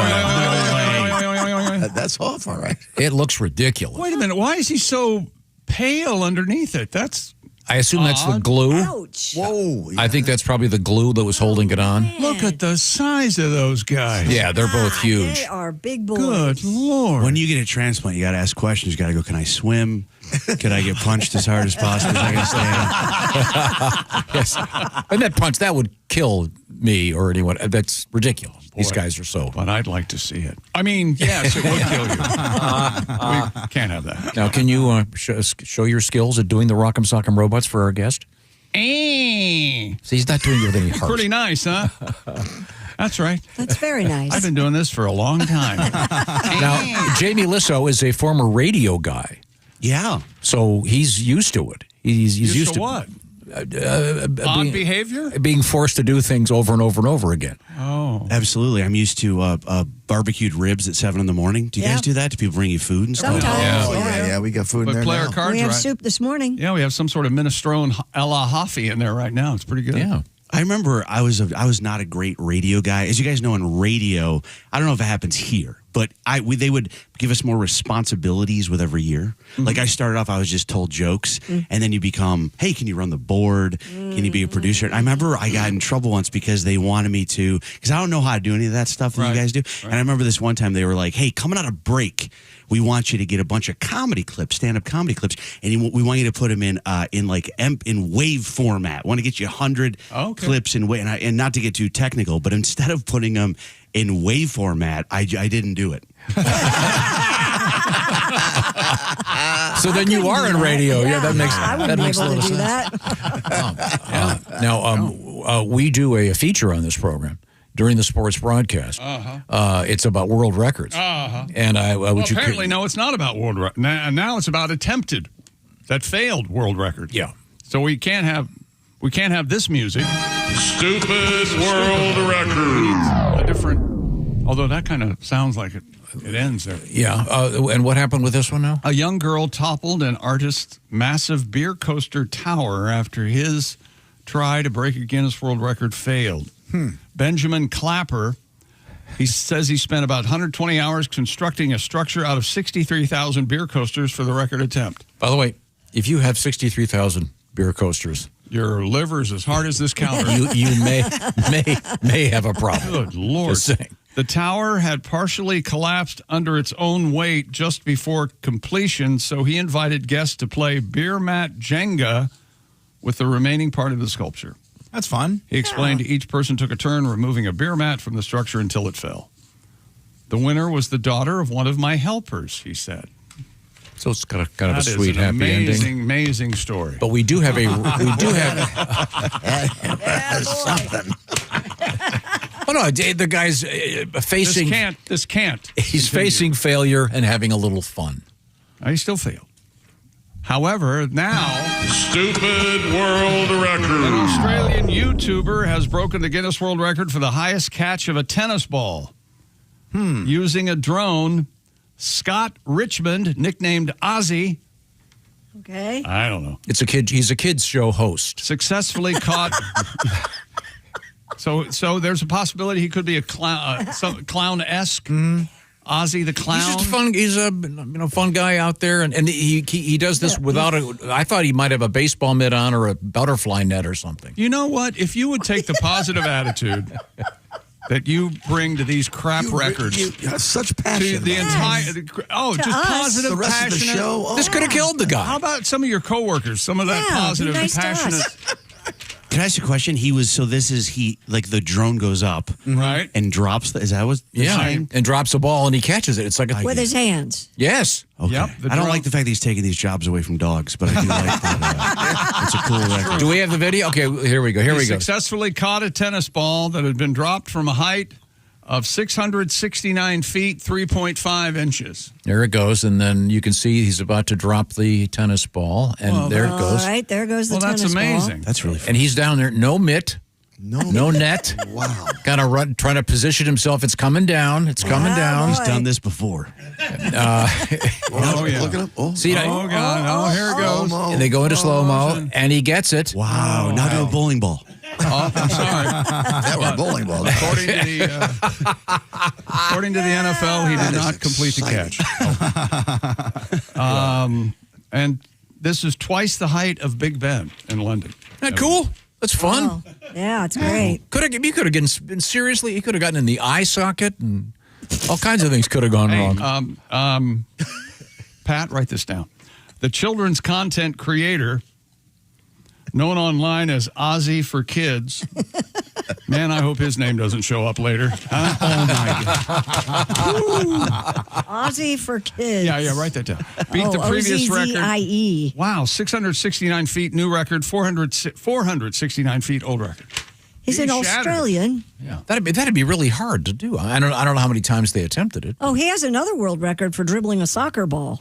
Cool. Oh, I'd like to see that. 337 kilometers. Said no one ever. Yeah. That'll be on tomorrow's show. I hope so. Can we have the soccer ball record tomorrow, please? I can look for it. I would love that. Not sure what it is. Now try catching a soccer ball dropped by a drone at 700 feet. 337.73 kilometers, but I don't know how long that is in miles. Pat used to return punts in high school. I did. And a buddy of mine we'd be out in the backyard and we would kick punts to each other and we'd run under them, judge them, the whole thing. There's no way in hell I could do any of that anymore. You just can't. Well, I mean, the NFL. Or catch a fly ball. I used to play softball for. Imagine you've got guys in the NFL running at you full speed. That look like the guy who lost his hairpiece. And they're all muscle. And if you do catch it, you've got a millisecond before you're about to get creamed. Yeah. I don't know how they do it. That was terrifying. Yeah, I'd be. Did you ever return one for a TD? I did indeed. Yeah. No kidding. Yeah. I also got creamed a couple times too. It was hard. Did you have an end zone celebration? No, we weren't allowed to do that. Oh, that's right. Act like you've been there before. Exactly. Anybody who celebrates takes a lap. Take a lap. We might start that on the show. Somebody misbehaves or makes a mistake, make them take a lap, Tom. Oh, that'd be hot. Very tough here. He would never take a lap. He'd make all of us do it. Well, that's part of being a coach, I guess. My coach make him run out to the street and come back. Yeah, I'd say. Would you run out to the street and come back? Would I? Yeah. No, I'd quit first. Yeah, I wouldn't. Okay. God, no. Jamie Lissow is our guest. Jamie, on the road. Are you going back up to Alaska this week? Are you going to be in town for a while? I'm around for a while. Okay. I'm headed to New York City to do Gutfeld tomorrow. I think I'm doing Columbus. Yeah. Next week. I was in Cincinnati last night. And you ever gotten this one, Pat? I had a guy heckling me, but it was not heckling. It was more like kind. He was just talking the entire time, which is almost more difficult than a heckler because you can't deal with them because they're being said. And he was such a part of the show that afterwards, when I was saying hi to people, I had more than one person ask me if he was a plant. They go, and I go, that is so cute that you guys think I could afford a plant. That's like another plane ticket, another hotel room. And then he started sending me drinks on stage, which is a pretty common comedy thing. I don't drink at all, but I've always wondered, like, with the drink, when they send the drink, if you think about it, drinking makes you less sharp and it makes you not able to remember stuff. So I always feel like that's a weird, like it's a guy going like, man, I love what you're doing up there. Let's make it harder. It's like seeing your favorite guitar player and going, you mind if I hit your finger with a hammer? I just want to see it. Jamie's going to be making lots of stops, including Columbus, Ohio. Also, that's right. You're going to be in Des Moines, just around the corner, Biloxi, Mississippi. A lot of great spots, Vegas. And we'll touch on some of those when we get back to the action. But right now, got to talk about Valentine's Day. This is one of my favorite things, this particular gift. I was not aware of these. We talked about them at Christmas time. There's one right behind Willie. Now, tell everybody about the first time that you used the Aura frame. It's AURA. It's an Aura frame. I'll talk to you, Jamie. This thing, see it right there? I see it. It keeps us switching pictures. There's even a picture of you in there somewhere. Now get a load of this, Jamie. Go ahead. There's Duke. Go ahead, Tom. So I loaded that thing. I was at my house, and that thing was at his house, not over there by the frame. that thing was sitting right there. So you don't have to physically touch it to load these photos? Okay. You're not going to believe It's it. magic. You could be in a different location. Yeah. So let's just say you wanted to send some photos of one of your shows to your kids in Alaska. You could do it right here. That is very cool, actually. My mom would love that. Yeah, there you go. That's really cool. And it's the perfect Valentine's Day gift, the Aura frame. Like I said, you can preload it, so if you wanted to give it to somebody for Valentine's Day, you could already put a bunch of cool pictures of your kids or whatever on it. Unlimited storage, so you can add lots of photos and videos, and you download them with the free Aura app, AURA. It was named number 1 by Wirecutter, and they're very critical if you read Wirecutter. And you can save on this gift by visiting auraframes.com, and it's AURA, auraframes.com. For a limited time, Bob and Tom Show listeners get $35 off the best-selling Carver matte frame. Use the code TOM. That's AURA, auraframes.com. The promo code is TOM.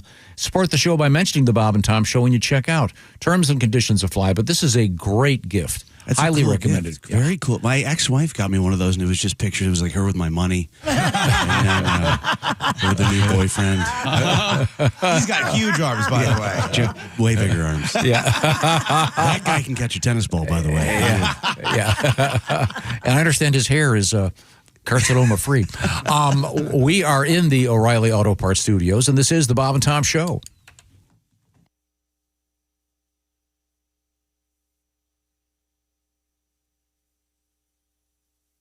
Q95 traffic.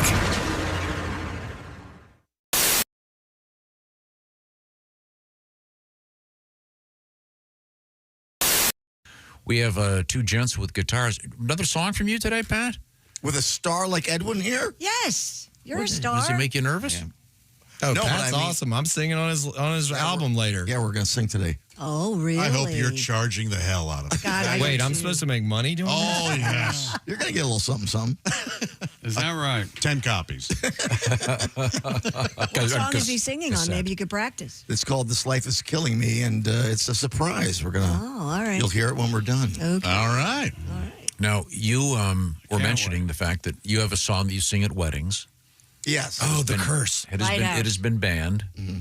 You want to hear that? No, I just want you. The story is, I'm trying to remember. You're going to sing it for someone's wedding this Halloween. Is that correct? Correct. Halloween night. Somebody's getting married on Halloween? Mm-hmm. And every time you've done this song, the couples have gotten divorced. Is that correct? That is correct. And this- That, like 100%, right? This song's never failed. I've done it for at least maybe 30 people, relatives, friends, and they've all gotten divorced. 30 for 30 then. Yeah, at least 30 people. These people are aware of your stats. Yeah.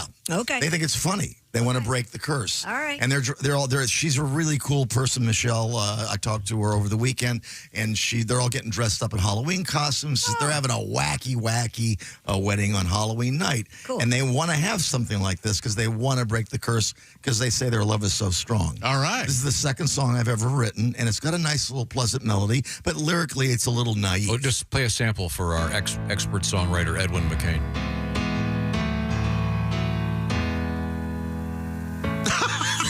That means up. You're my golden inspiration. It means nothing. You're my hope, my navigation. You're a Garmin. You're a lighthouse when life turns stormy sea. Big brick. Watch When this. life turns stormy sea. Yeah, we got the analogy now. Watch this, Edwin. No. I got more of a problem with the tense there. Yeah. There must be a tense problem. In a wave of confusion, just look for me. Nautical puns, huh? I thought she was the lighthouse. Who's the lighthouse here? He is the singer. He's the lighthouse. You just said you're my lighthouse, right? No, I'm your lighthouse, right? She's your I don't know anymore. Who's the lighthouse? Ever watching, always guiding. Always guiding. Check my course, which way I'm riding. What are you riding? You got a boat? Oh, the horse drowned. Could I do the song at least? Your lighthouse. So you got the horse up on deck? Is that what I'm hearing? Mexican Navy. Yeah. I think it must be. I'm being heckled by Edwin now. Sorry. Life turns stormy sea. So she's your lighthouse. I don't know anymore. Okay. Wish I were falling off a lighthouse. I wish the lighthouse was on fire. In a wave of confusion, just look for. Hold the note. Me, oh, you're my lighthouse. I wish I was on a lighthouse with Willem Dafoe trying to kill me. That's what I wish. Okay, so I'm confused. If you're confused, look for me. You're the lighthouse now? I don't know. He always was the lighthouse. Shut up, Christy Lee. Don't listen to the words, just listen to the music in me.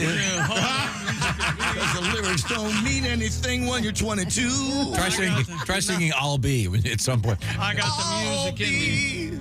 Your lighthouse. Your lighthouse when it showers. I will be your lighthouse when it's night. You'll be hearing from my attorney. Yeah.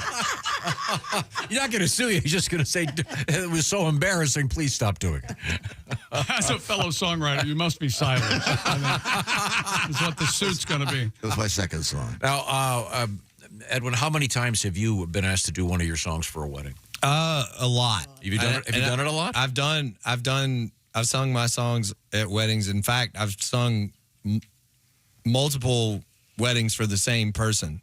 Oh boy. Yeah, but after after the second marriage, then I'm out of songs and I have to learn other people's songs, and it's like, you could always do Lighthouse. Right, I will. I'm going to start adding Lighthouse, and I'll put a stop to this wedding nonsense. Isn't All Be possibly one of the biggest wedding songs of all time? It's sung a lot, right? It's definitely up there. It's definitely up there. I know the Filipinos call it their second national anthem. No kidding. Because of karaoke. Oh, wow. We went over there and played to like 20,000 seats in an arena, and you'd think that would be awesome, except for that's really the only song they like. Oh. So it's an awkward hour and 15 minutes till we get there, Welcome aboard. And here's your company phone. You would make your employees use this. Or this. Or this. Bear with me, guys. So why would you make them use these? Java House Cold Brew Coffee. Amazingly smooth. Enjoy it hot or cold. No old tech required. Why does it bend like that? It's a new model.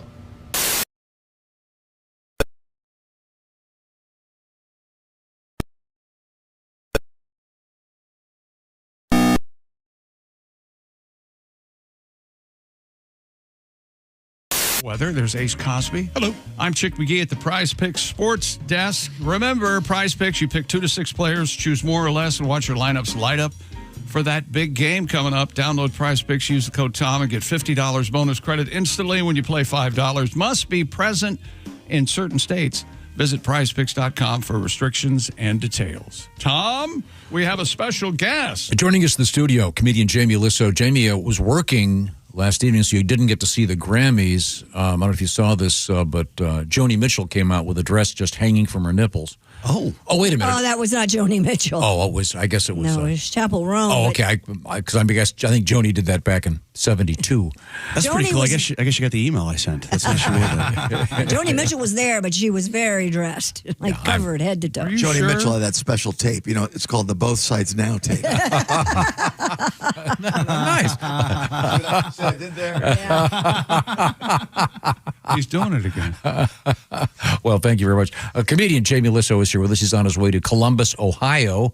He'll be at the Funny Bone coming up this weekend. But you're doing a little bit of New York stuff.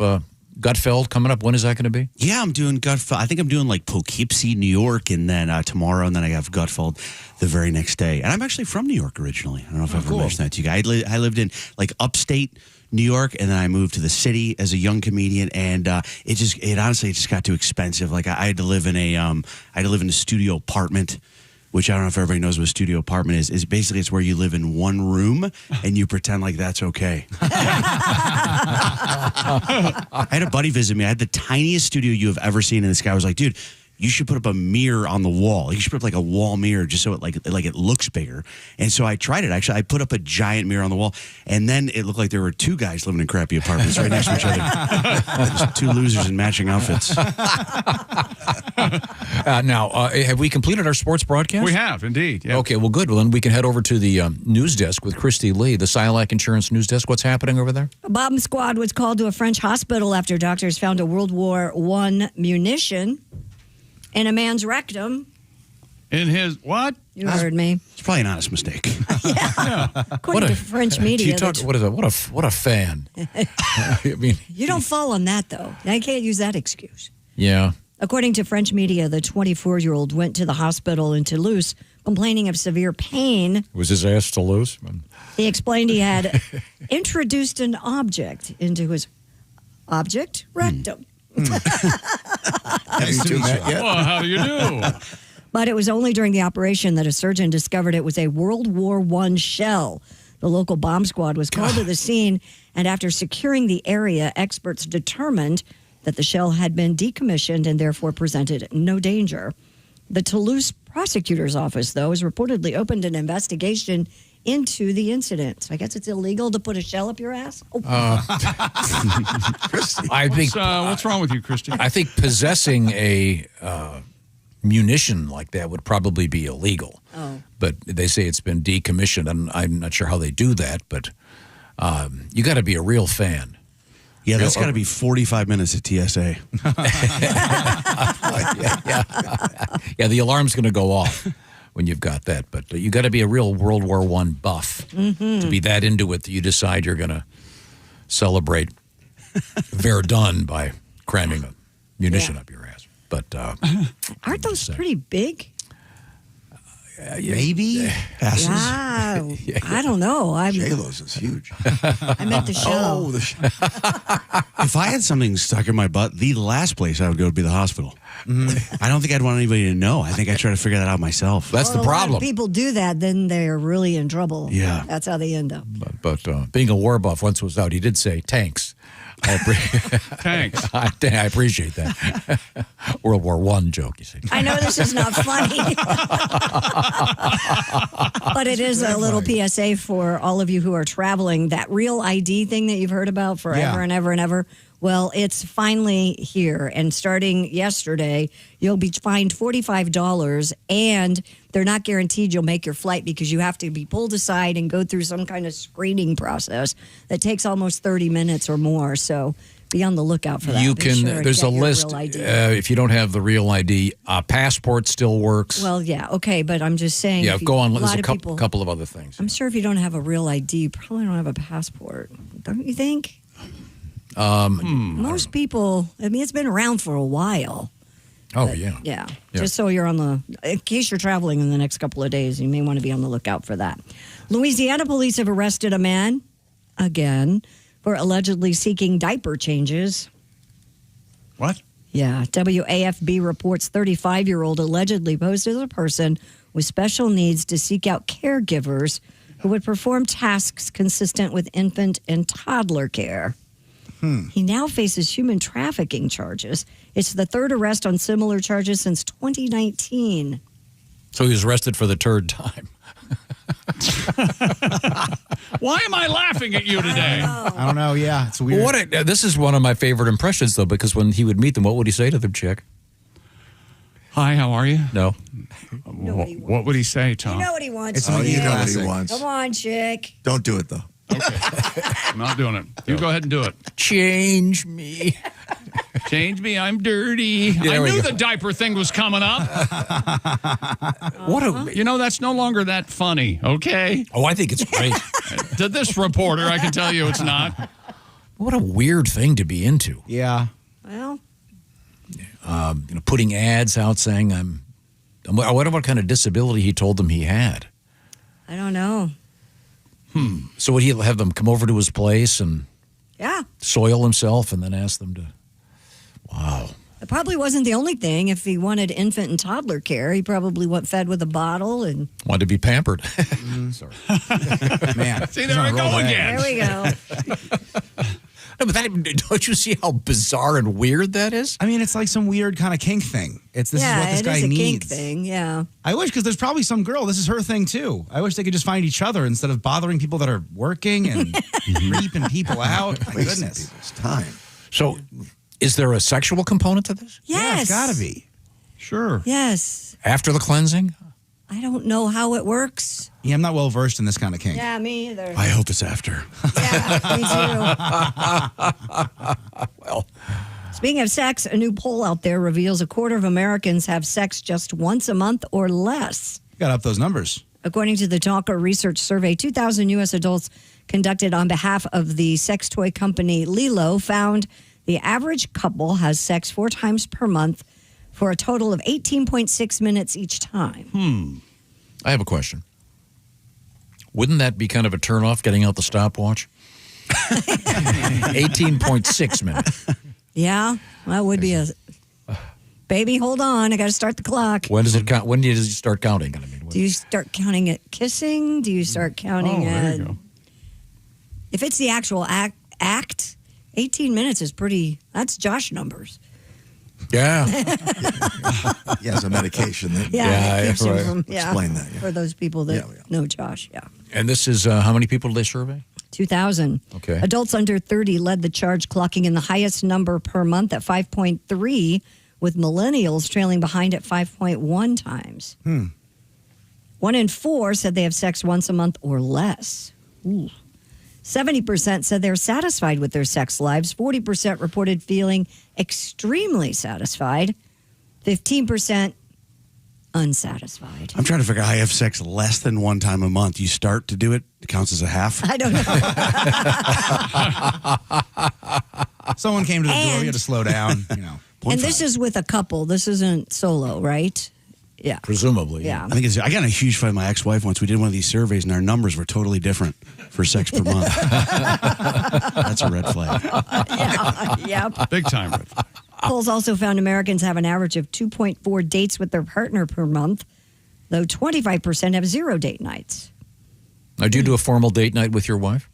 We are very much homebodies. We spend a lot of time at home. We don't do a lot of going out. I am definitely getting older. You remember when you're younger and somebody goes, you got to go to this restaurant or this bar, it's packed?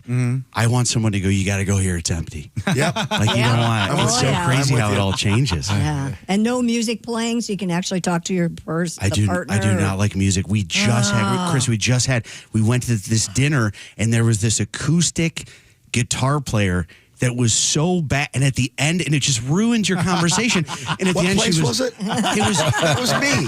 It was No. Yeah, I believe it was Ruby Tuesdays, Pat. And, but at the end, she was like, "Does anybody have any requests?" And I was like, "Yeah, could you play at another time?" Do you know you suck? Do you know? I find it very distracting. Yeah, it is distracting. Yeah, we were talking about I can't stand restaurants where they have television sets on. I don't like it either. Have you asked them to turn the music down before? Oh, absolutely. So have I. I'm sorry, I can't. That place we went to, we took the girls to a place not too long ago. Willie was with me, and it was this super elegant sushi place, and they were blasting disco. Just like thump, thump, thump, thump. Was it disco or EDM? I think it was EDM. I don't Okay. think it was disco. Yeah, I didn't think it was disco. I think it was some sort of remixed song. It was awful. They're playing disco. The kids Whatever it love was. the Bee Gees. Could you turn the disco down? Turn that disco down. It was recognizable as something resembling music, but it was awful. Yeah. Gen Z respondents were the most likely to have experimented with sex toys, up 60%. Millennials at 55%. Baby boomers, less likely, with only 25% saying they've tried a sex toy. We are going to have a special guest coming up very soon talking about the world of adult toys. Sadie Allison will be our special guest and revealing the latest in that realm. So who uses them the She'll most be here again? on Friday. Who uses them? Millennials use them the most. I mean, Gen Z. I'm sorry. Gen Z and then millennials. Okay, Gen Z. Gen Z is what? I can never remember all these categories now. Younger than 27, older than 18, I think. Yeah. But I'm not You're totally a millennial, sure. right? I'm a millennial, yeah. Right. Yeah. Okay, I got you. I can never keep track. Vibrators, 70%. Lubricants, 65%. The most common additions to intimate moments. And a third say they have sexted with their partner. 15% report they've tried FaceTime sex. FaceTime? Yeah, where you FaceTime each other in separate places. And It's probably possible. I mean, but by places you mean geographical, not different places in your body. Well, of course, This is my face. These are my feet. I go on OnlyFans, but I pretend I'm FaceTiming with her. I pretend it's just me and her. I swear I sent like a guy pic to my wife once. Yeah. And she's like, no, thank you. Like legitimately, she was like, I appreciate the thought. Could you please never do this again? And it was good lighting. Everything was great. Yeah. It was a good day. And she was like, this is really sweet of you. Please don't ever do that again. All right. You went to Glamour Shots and had them help you light it. Yeah, it was a good. it was wrapped in a boa and everything? Yeah, the Feather toupee was boa? securely on. Had lipstick on. Yeah, I don't get that. I don't understand why that's. Glamour shots? No. The sexting. I know. I did use a little bit of a camera trick too. I put it next to one of those airplane liquor bottles. To make it look bigger. That works. I go, hey, you just got back from Costco. Wanted to send you this. It totally works. Jamie Lissow is our guest, and he's going to be hanging out in New York City. And you're going to Poughkeepsie? Is that tomorrow? I believe I'm in Poughkeepsie tomorrow. Yeah. All right. I don't know what's over there. What's harder to spell, Poughkeepsie or Punksatonyi Phil? They're all tough. They're all tough. I swear, Tom, I was texting somebody that I was going to be in Poughkeepsie, and Microsoft didn't even suggest a correction to the word. I had spelled it so wrong. Been there. There's a G in there that tricks you. Yeah, that's a crazy. Yeah, there's a lot of. Couple errant U's you're not expecting. Yeah. And then you're going to be on Gutfeld. I believe Wednesday. Okay. I'll be on Gutfeld. All right. Well, Jamie, on the tour, we'll talk about some of those other spots you're going to be stopping. Right now, a couple of other gigs I want to mention involving Willie and Patty G will be in Evansville. Hey, yeah. At Pat Coslett's a famous, legendary gig coming up on Valentine's Day evening. While I'm at it, the two Jeffs, Jeff Oskey, Jeff Bodart at the Castlefin Winery in Marshall, Illinois on Valentine's Day. And speaking of Valentine's Day, our buddy Steven Singer, he's got something that'll help you out on Valentine's Day. In fact, he's got a bunch of different things. First off, the brand new Sunset 24-karat gold-dipped rose. You can see one of these at IHateStevenSinger.com. Guaranteed to last a lifetime because it's a rose dipped in gold. And Christy, describe that for us. Yeah, so this one has what I call the ombre effect, where it starts with the sun up, and then it slowly goes down to violet where the sun has set. That's why it's called the sunset rose. And it's beautiful. It reminds you of sitting on the beach with your loved one, and you can memorialize that for a lifetime. Yeah.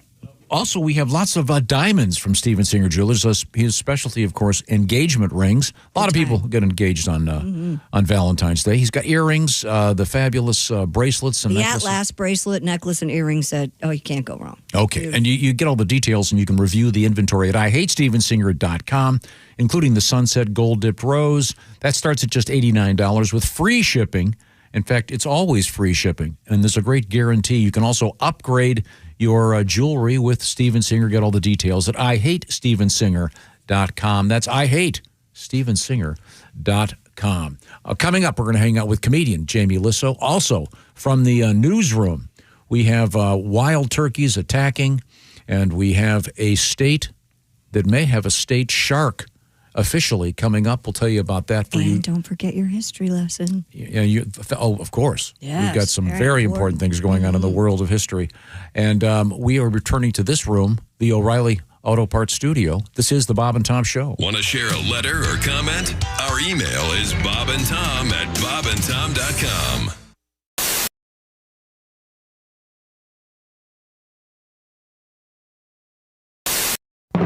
Coming March 2nd, it's the new bobandtom.com and the new Bob and Tom app.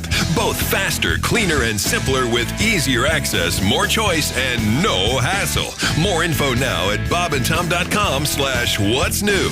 This is the Bob and Tom Show.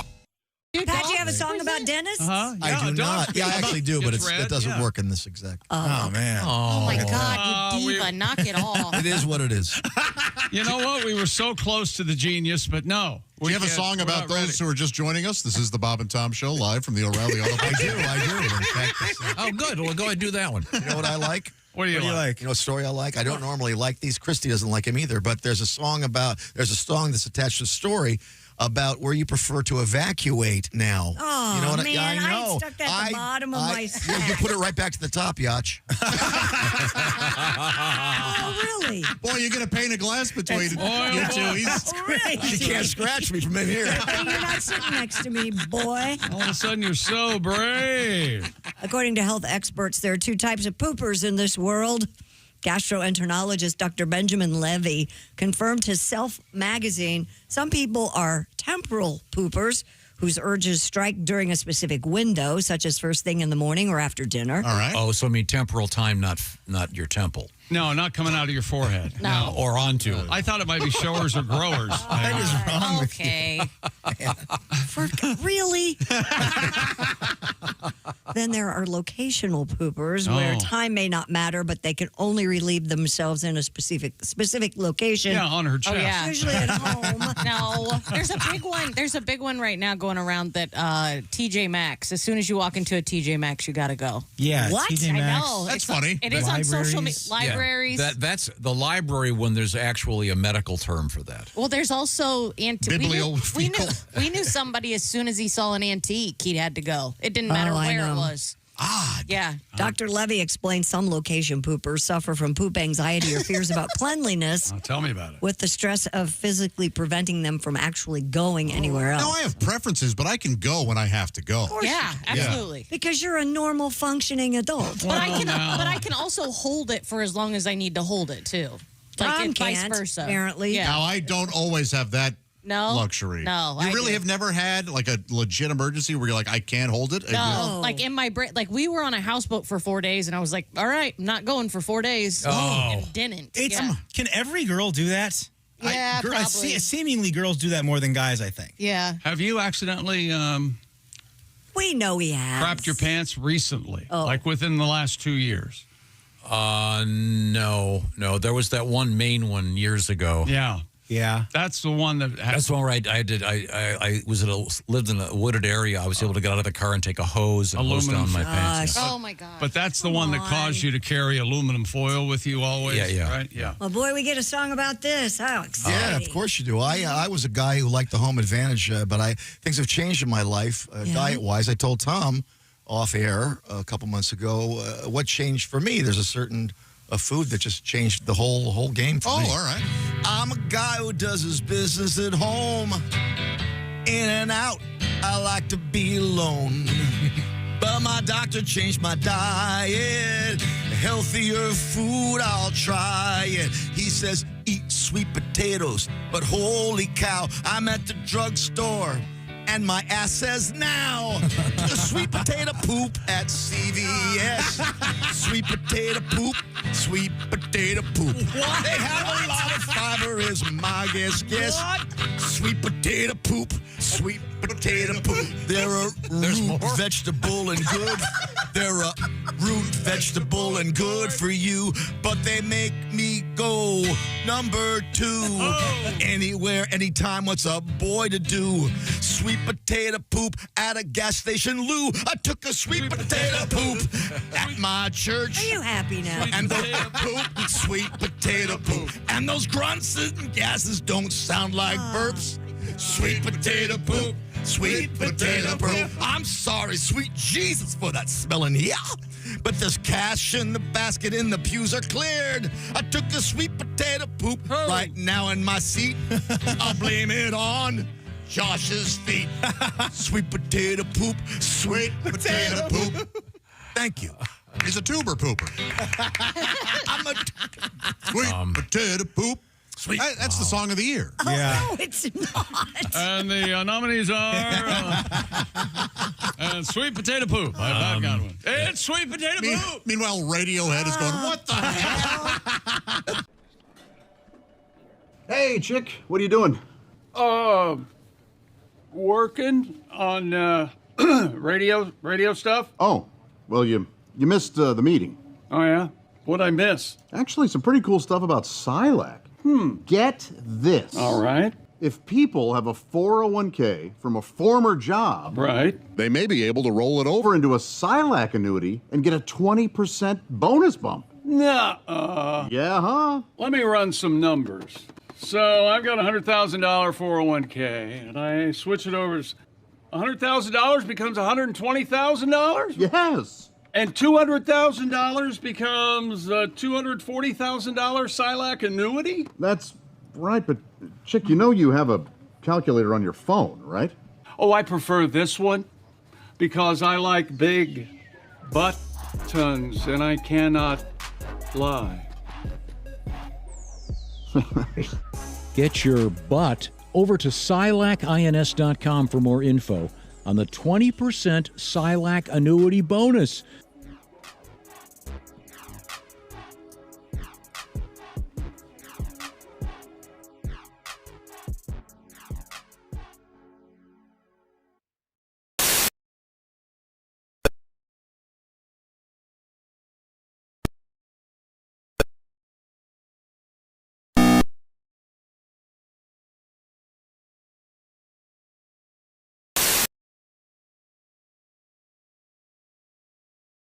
Big winner. Hey, welcome back to the Bob and Tom Show. We're in the O'Reilly Auto Parts Studios. There's Christy Lee at the News Center. Hi, Chick. Hey, there's Pat Godwin. Hello, Chick. There's Willie Griswold. Hey, man. Josh Arnold is out sick today. A little under the weather. Yeah. Bless his heart. There's Ace Cosby. Hello. I'm Chick McGee at the Prize Pick Sports Desk. Hello, Tom. We have a special guest. The gun show's over. Lisso put on his jacket. Yeah, it's freezing in Cold here. freezing in here right now. I got a little chilly / self-conscious. Comedian J.B. Lisso, what a handsome man. Nice head of hair. What a guy. Oh, God, he's gorgeous. A former radio guy. He's got the most beautiful wife in American comedy. How did that happen? I just, every day I ask myself that. Dr. Erica. Mm-hmm. You didn't bring her. You didn't bring her with you. She was not able to come. And she's remember, she's not really a doctor. They just call her that because of the way she operates. Okay. She's a qualified physician. Oh yeah. Now, you were a radio guy. Yeah, Jamie. So you understand various hack features. Absolutely, I was the best at them in radio. What are you talking about, Tom? What about hack features? And so we used to always mock the shows that did Today in History because it was sort of a easy way to kill some time. And then we started doing it. So now we consider it a vital feature. History. Teaching the kids about what's going on. History. Now, I wish Josh were here because he's the one that reads books. Oh, my God. I'm actually very excited about this segment because I think I don't know a lot about history. So like, I watch historical movies and I'm surprised by the endings. Like, I saw Pearl Harbor and I was like, you got to be kidding me. I did not see that coming. That's unbelievable. Happy birthday, James Joyce. Oh, yeah, Ulysses. Familiar with the Ulysses? Ladies' Choice, they called him. Yeah. James Joyce, the Ladies' Choice. Now, if you reread Ulysses, first of all, First of all, are you rejoicing? I'm tied to a chair. Okay. Is there a new Ulysses? It just makes me angry. I should laugh. That would piss me off. There was actually a news story last year. After Ulysses, James Joyce famously wrote Finnegan's Wake, which is impenetrable. It's some group was reading it aloud. It took him, 20 years or something God. to finish it. Can you imagine that club? Wow. No thanks. My ex-wife was impenetrable after about 5 years. Just hard to not get, interested, yeah. I'm surprised it took that long. I like to smoke it and Finnegan's Wake and Bake is what you... Nice, man. I'm into that one. Next. I've never been able to pronounce this one. Is it Ayn Rand or Ayn Rand? Ayn Rand. There's Ayn Rand, the fan dancer, and there's Ayn Rand, Ayn Atlas Rand, the Shrugged. writer. Yeah. Oh, Atlas Shrugged. Yes. Yeah. Okay. Whatever. Was it her birthday? Yeah. The Artists and the Workers or something. Born in 1905. How about this one? Elaine Stritch. Oh, I love her. Oh, yeah, Miss Broadway. One of my right? dad's favorites. Yeah. Crazy good dancer, I guess. And isn't she recently passed away? Yeah, she's murdered. She would, if she's alive, she's 101. So, Tom Smothers. Yeah. The Smothers brothers. Mm-hmm. Fortunately, his name never turned into a headline. He died a couple years ago. His brother's name is, Dick Smothers. That does sound like a porno name. Farrah Fawcett. That one does too. Yeah. The feathered hair. Did you have the poster? I did not. The famous. She was wearing a. So you looked at the feathered hair when you saw that poster? That's what he looked at, not the nipples. You missed the nipples. Yeah. You totally missed the nipples. Yeah. Those are ugly. Those are too large. She's fat. Brent Spiner from. Oh yeah, Data. Yeah. Happy birthday, the great Dwayne Dog Chapman. Not familiar. Never got him. Never cared for him. Or Is his. he the bounty guy? Or his wife. Yeah. Oh, that guy. Oh, that guy. He's got cool hair. Yeah. Blonde. Yeah. So now we have some people that are still alive, fortunately. Christy Brinkley, born in 1954. Shakira. Yeah, born in 49 1977. today. What is it? Her butt don't lie or something like that? Yeah. Hips don't lie. Hips don't lie. Shakira's 49? Yeah. Born in 1942, the great Graham Nash. One of the nicest guys in rock and roll. And, of course, a great talent. And had personal access to Joni Mitchell's panty drawer, right? Oh, yeah. Our house. That's well put, actually. Now, event-wise, in 1847, the first member I of can the... talk. I can converse. You guys getting your wife's panty drawers? I'm not married. Well, you know what I meant. No. Partners? No. No need. Why not? You goof around in there a little bit. Yeah. Really? Check some stuff out. Leave some stuff. Try and mom, pretend you're a lady. Go, ooh, I'm pretty today. You know. Christy, do you have a drawer devoted just panties? Yeah, kind of. I have a cubicle, a little cubby thing. Yeah. How many are in there? Oh. Well, you remember Enough that I don't have to do laundry for a couple weeks. That's how I know I'm ready to do laundry. You remember her rule. Yeah, new guy, new underwear. Always. What do you go? That's over now, so I don't have to worry about that. But What do you go with, the hanky-panky panties? no, I don't. You don't like those? I'm not a G-string girl. I don't like those. Any logo? Do they make logo panties? Sure. They may like a Farm and Fleet have a panty or Sometimes Tractor I'll look. Supply. Sometimes I'll look at my wife when she's on the road with me. I'll look in her luggage at the panties to see what kind of week she's planning on having. I go, this isn't going to be good. There's a padlock. The first Groundhog Day was in 1887. Wow. And today, Groundhog Day, of course, February 2nd. And what happened with Punksatonyi, Phil? He did see his shadow. That means there'll be 6 more weeks of winter. And then we had the Chiefs defeating the 49ers in Super Bowl 54 in 2020. 6 years ago? And did they win the first one? Chiefs, first Super Bowl? No, Green Bay Packers. Okay. Weren't the Chiefs in it for? Yeah, Green Bay, Kansas City, Green Bay, Oakland. And your pick for this year's Super Bowl is posted? I don't know, yeah. It says Seattle minus the points, but I don't know what I'm going to do. I might switch it. I'm not sure. Really? I'm waffling. Okay. Well, I'm high atop a stack of waffles. We'll look forward to that. Now, Pat, I know you got your guitar out. He looked at it. Hey. Radio, remember? Come on now. Nobody sees you. We just had this discussion during the break. Yeah. I thought you were going to play a song for us. Well, indeed. Okay, what have you got over there? This is a song. You okay with that? Yeah. It's not like one of them quick ones. Okay. All right. Okay? Do we This need is a about Well, now, wait a minute. How long are we talking? 17 minutes. That seems a little fat. All right, I'll cut it down. Okay, cut it down, yeah. But Jamie was talking about this, so here we go.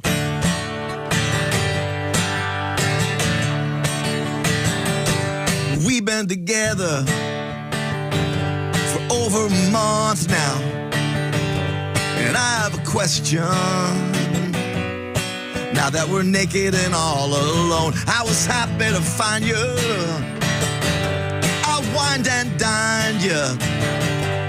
So if you love me, will you let me go through your phone? So what is your password?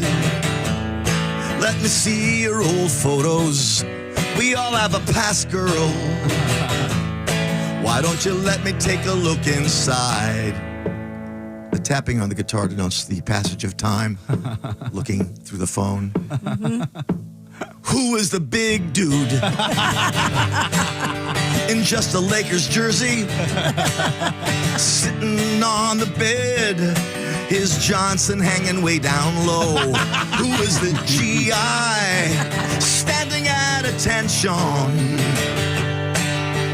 with a purple heart on, gun cocked and ready to go? I wish I could unsee those one-eyed monsters staring back at me. Oh, I should have left it all alone and never went through your phone. Why did I go through your phone? Who's in the group shot? All of you naked on a yacht. The guy next to you as tight as naughty bits in a knot. So what were you thinking? Not deleting those photos. We all have a body count, but yours is ranked according to size. Thank you, AT&T, for that lesson on male anatomy. Oh, I should have left it all alone and never went through your phone. Damn, if you love me, why'd you let me become a guy with penis envy? If you love me, why'd you let me go through your phone? Why did I go through your phone? We're breaking up now. Patty G. Thank you very much, Pat. Great song. Thank you. Once again, Pat and Willie are going to be doing Valentine's Day. Simplicity is the place in Evansville, Indiana, Valentine's evening, along with the two Jeffs at the Castlefin Winery, Marshall, Illinois. It'll be Jeff Bodart and our own Jeff Oskey. And Jamie Lisso on the road, lots of different places, including Poughkeepsie coming up tomorrow night, and then Gutfeld from New York City on probably, you think, on Wednesday evening? Wednesday evening. Okay. Have they warned you of the topic, or are you just going to be... We have no idea until a couple hours beforehand. Thus, the quality of the jokes I'll be doing. You're great on that show. Oh, thanks, man. And then Columbus, Ohio, Funny Bone coming up this weekend. We're going to come up... My birthplace, Columbus, Ohio. Yeah? Yeah, Franklin County. Columbus proper? Yes. What was the name of the hospital? Do you know? White Cross Hospital. Do you know what time They of tore day? it down a long time ago. Do you know what time of day you were born? 1 in the morning, give or take. Oh, really? And my mother almost died having me. She told me that about 1,000 times. Aww. That'll stick with you, won't it? Good times. Good times. Okay. Anything else you want to know? Okay. All right. Good. But we are in the O'Reilly Auto Parts studios. This is the Bob and Tom Show. Thanks for listening to the Bob and Tom Show, sponsored in part by Java House, the official coffee and refreshments of the Bob and Tom Show.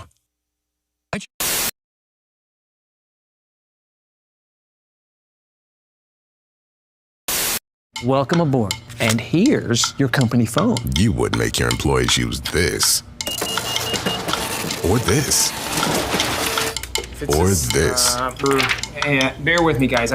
So why would you make them use these? Java House Cold Brew Coffee. Amazingly smooth. Enjoy it hot or cold. No old tech required. Why does it bend like that? It's a new model. Cool. All right, we're ready for no lights. No lights and action. First time in cinematic history.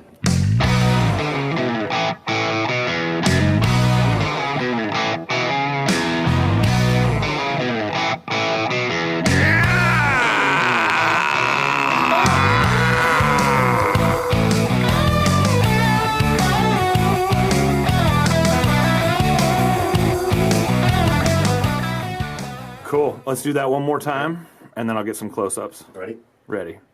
11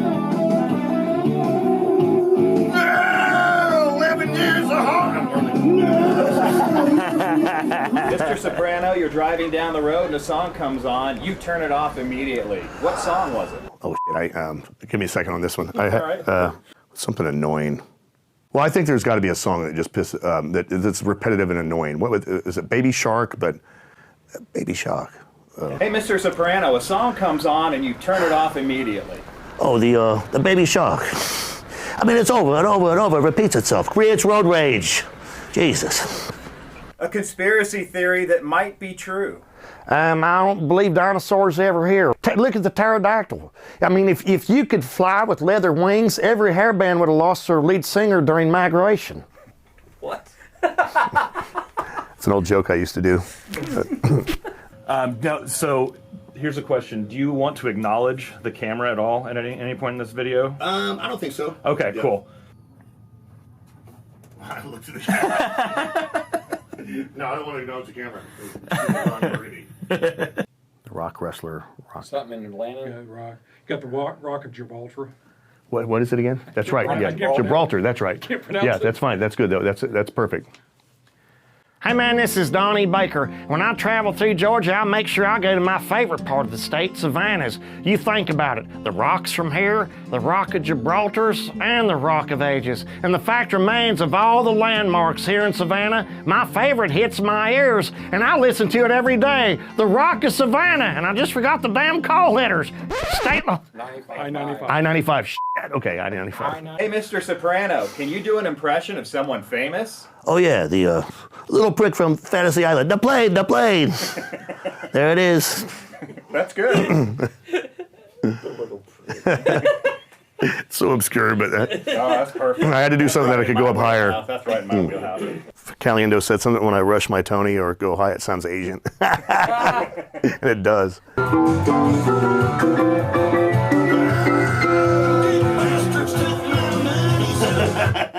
Hey, Donnie, if you wore a warning label, what would it say? Donnie Baker, the bastard maker. I'll put a baby in you. My favorite part of the United States right here in the ocean cities. There's so much to see and do, and you may not have the salt life, because if you're like me, you're diabetic. I'll do it. Hey, Mr. Soprano, what's the worst job you ever had? Probably bending your mom over. Jesus. Hey. Sorry. Hey, Donnie, can you do an impression of someone famous? Man, I used to do a bunch of them. I used to do Crocodile Hunter. I could do him. I could do a pretty good Fred Sanford's. I could do my cousin, but then our aunt called us.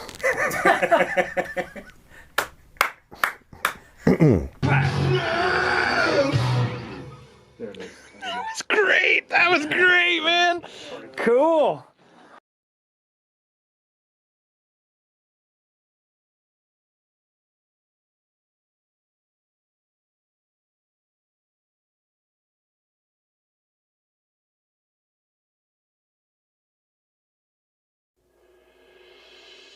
Hi, everybody. Christy Lee here, inviting you to join me September 23rd as we explore iconic Italy with Colette. Our journey takes us from the classical sights of Rome to the cultural treasures of Florence, plus the enchanting canals of Venice. I've never been there. I am so excited to ride with a gondola. Discover the masterpieces, too, of the Renaissance and the priceless artifacts of the Vatican museums. We're also going to take in the old world charm of the medieval villages in Umbria and Tuscany. We'll enjoy wine along the way and a chef-led cooking class.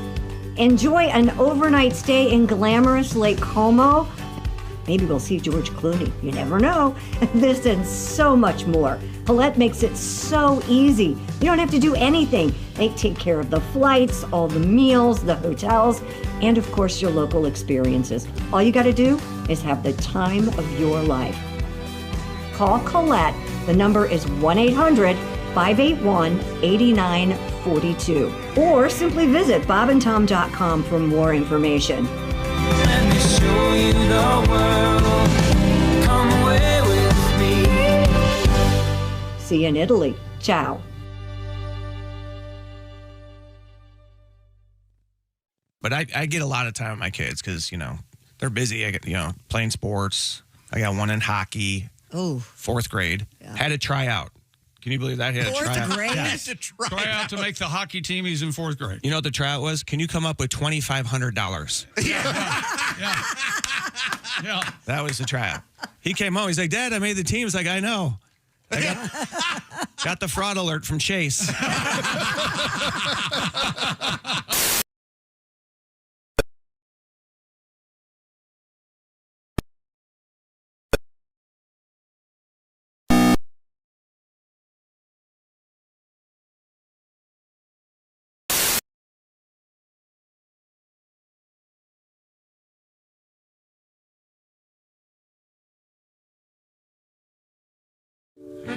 Hey, welcome back to the Bob and Tom Show. We're in the O'Reilly Auto Parts Studios. Think O'Reilly Auto Parts for all your car care needs. Get the parts and service you need fast from the professional parts people at O'Reilly Auto Parts. There's Christy Lee. Hello, Chick. She's at the Silac Insurance News Desk. There's Pat Godwin. Hey, Chick.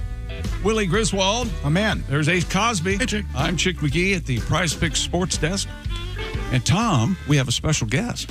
Comedian Jamie Lisso is in the studio with us on his way to Poughkeepsie, New York tomorrow night, if I'm getting this right, Gutfeld on the TV on Wednesday evening, then Columbus, Ohio at the Funny Bone for some great live shows with Jamie Lisso. Jamie is probably, I would say, may have more air miles than any current comedian because you're flying to Alaska a lot. Yeah, I think I'm like a golden moose on Alaska Airlines, whatever they call it. I have 1.6 million miles on Alaska Airlines. Yikes. Or just Alaska. Dang. Too bad they don't go to Hawaii or something fun. They do, though. I'm just kidding. If they don't call it the golden moose, I don't know why not. That's a great idea.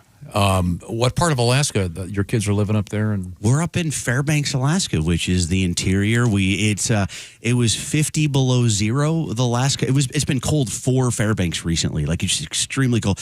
I was at a coffee shop with my son last week when I was home, and first of all, this was kind of silly. He goes, "Oh my God, Dad, it was my little boy." He goes, "It's Santa Claus, right?" I turn around. he could have been talking about 7 different guys that were in this coffee shop. And but everybody, as I was leaving, it started to warm up, and people were like, "Hey, did you hear the news? It might get up to 0 tomorrow." They're excited about it getting up to no degrees. That's how cold it is. And what was, I forget the number, but Orlando, Florida yesterday wasn't it was like 20, 30, somewhere around in there. I don't know. I didn't look. Did you hear Jamie talking to Christy about the problem with snow in Alaska? Well, I asked because we are dealing with quite a bit of snow for us. And I said, we're places that have a lot of snow and it gets cold, do they even bother to do the roads, or do you just drive on snowpack like the whole season? Yeah, and they're not great at it because it is a small town. And so I was telling, but in Alaska, it doesn't snow that much because it's so cold. It's too cold to snow. It's too cold. Which is interesting. It is so cold up there. All my bank accounts are frozen. It's, I had that happen in the last divorce. Yeah. Tell it, brother. JB Lisso is our guest, one of the finest comedians working in the United States of America. Now, as for other countries, I don't know. Have you done any go overseas stuff at all? I did a couple tours with Rob Schneider, military. Those like that's right, Air Force Entertainment. Cool, it was some of the coolest stuff, man. Like Japan and Korea, Honduras. We went up to Greenland. It was amazing. But that's the only time I've ever been up there was Rob Schneider. By the way, whenever I drop Rob Schneider's name, I don't want people to think all I do is ride off the success of Rob Schneider. It's a lot of what I do. But I also, if you want to see stuff I do completely on my own, you can check out my website. It's robschneidersfriend.com. You can go on there. That's right. It's my actual website. I just saw him. Actual website. Yeah. I just saw him in something. He was really funny. He's so funny, man. He's the best part of those Sandler movies, in my opinion. He's very funny. He's the best. All right. Now, I'm sorry. Did you do the Longest Yard remake? Did Adam Sandler do that? If Adam does a movie, he's kind of his good and luck Rob charm, was in it because I just saw that the other day over a weekend on a Saturday. It was on. I just clocked on. Oh, that's kind of fun. You can also go to AdamSandler'sFriendFriend.com if you want to go. And you'll find the Jamie Lisso dates. Okay, coming up. Now, well, we have Have you ever done movies? I did a couple of movies, like very little part, but all the movies I've ever done, I wrote. Like I wrote a movie. We did a COVID movie. Like we had no work, and me and Rob wrote this movie. And then Adam Sandler's wife was the star of the movie. Oh, cool. Adam actually, I'm still very struck around Adam Sandler. I've met him a few times, but he called me on Zoom to rewrite the movie, to punch it up, and it was like one of the coolest. He's a genius, and he made it so much better. It's called Daddy Daughter Trip. It's on Netflix. Oh, cool. In Mexico. And it's that's exciting for you. Yeah. VPN, trick your TV. You can watch it. And I don't know if I've ever told that. I definitely have never told Rob Schneider this, but when the movie was being made, they said you could pick a part, like a small part, and you could be in it. And so I go, okay. And John Cleese was in the movie. Oh, cool. And John Cleese was like me and my dad didn't agree on music and comedy. That was the one thing we both were like, this is hilarious. That was so I go, this is a really big deal. And so I gave myself a scene with John Cleese, and then we all had all these different responsibilities in the movie. My responsibility was I would give the actors the scripts in the morning, and so the night before, I gave me and John Cleese a bunch more lines and didn't tell anybody, just so I could spend more time with them. And it was really cool, and nobody ever knew. Now, Christy Lee is hanging out over there at the news desk. What's going on over there? Residents of a town in Wisconsin are under attack by aggressive wild turkeys. WMTV reports the turkeys have That's been... right. We used to be music. Now it's news. Don't worry about us. We're have fine. been attacking people in a Janesville neighborhood, blocking traffic and even going after children. Resident Lawrence Meyer captured footage of the birds chasing down a postal worker. Mr. Meyer told the TV station, quote, "I love wildlife. At first, the turkeys were cool. As it's developed, though, they've become a nuisance." He has since started a petition to remove the turkeys from the area. A petition? Pardon? A petition? Yes. That's funny. Are they out of bullets or something? Yeah. Is anybody not against that? No, save the turkeys. Let them menace us. This is just heard about Thanksgiving, and now they're trying to get back at us. This is kind of interesting, Willie. We did come down pretty hard on them, that Thanksgiving thing. That's true. To assert dominance over aggressive turkeys, the DNR recommends, quote, making yourself look bigger, either using your coat, having an umbrella in hand, or a plastic black garbage bag that, can look like a giant turkey. Okay, I'm going to start doing this. I'm going to carry all that stuff with me from now on, and you guys just act like it's a regular thing. If I come in here with my garbage bag all spread out, And just act like Chick's okay, he's fine. Don't forget the umbrella. That's right. that looks like a turkey to them. Boy, they've got some bad eyesight. Turkeys are the stupidest animal. Is that not correct, Tom? You told me that. I think they did an experiment where they had a fence, and they put the turkey food on the far side of the fence. Right. And the fence was like 6 feet long, and the turkeys couldn't figure out they had to walk around to get to it. Something like that. But this is what happens when, as you know, I'm opposed to the presidents, no matter what president it is. They do that thing where they forgive they pardon the turkeys. Forgive the turkeys, fun. And then the next day they eat another. Forgive the turkey. Yeah, then they kill his friend the next day. We're only eating you because you've done us wrong. Yeah.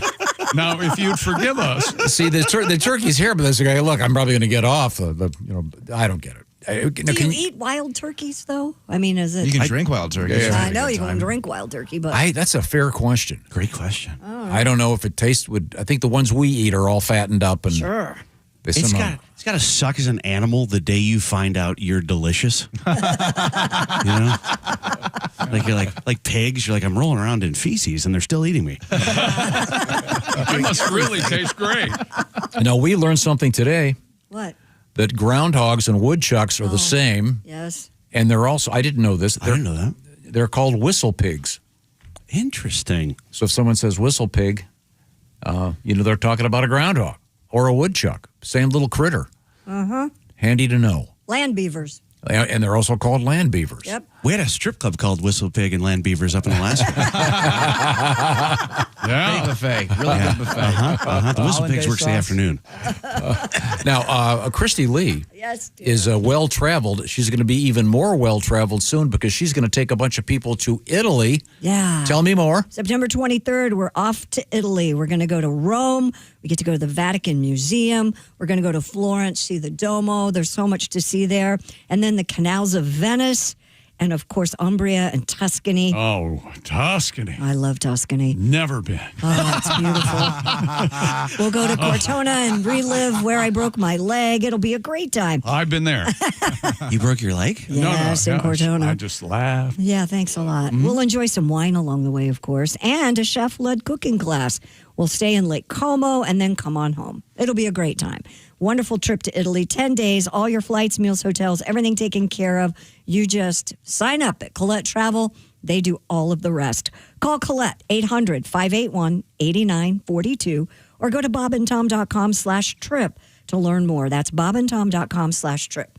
A lot of good people on this trip already. A lot of people that went to Britain have re-signed up for the Italy trip, and it's a good group, real good group. All right. Christy Lee will be your guide. Yes. Update on the the Whistle Pigs. I can't wait. Minor League Baseball. We'll have an update. All right. Thank you very much. We are in the O'Reilly Auto Parts studios. This is the Bob and Tom Show.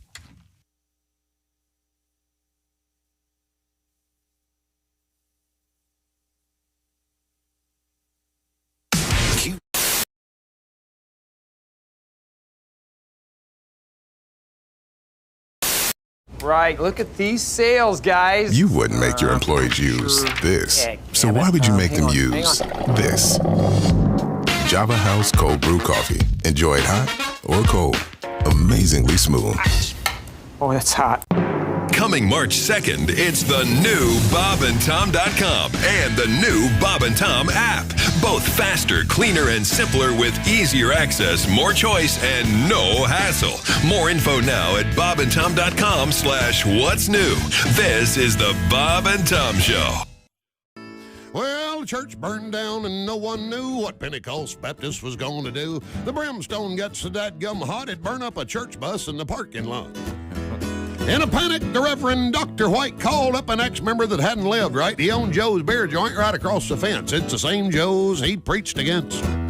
He said, I don't really want to be a hypocrite. I got a Sunday school class about to have fits. We're all excited about Revival Week and been moved by the Spirit, so to speak.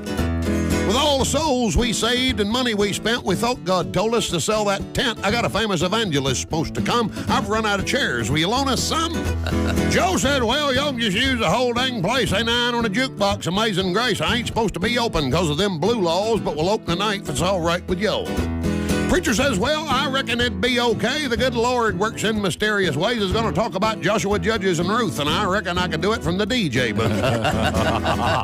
At the First Baptist Bar and Grill, it's the only church in the Bible Belt that smells like a whiskey still. When the sinners finish one more round, we'll have dinner on the ground and go inside and pray we don't get killed. The evangelist came with a well-dressed choir. They showed up around happy hour, looked around the joint, and didn't take it real well, said the white ministry has gone to hell. Ms. Mills that taught youth Sunday school and two deacons in the back room shooting pool was sharing the Lord with the Jim Beam rep who was teaching Ms. Mills some line dance steps.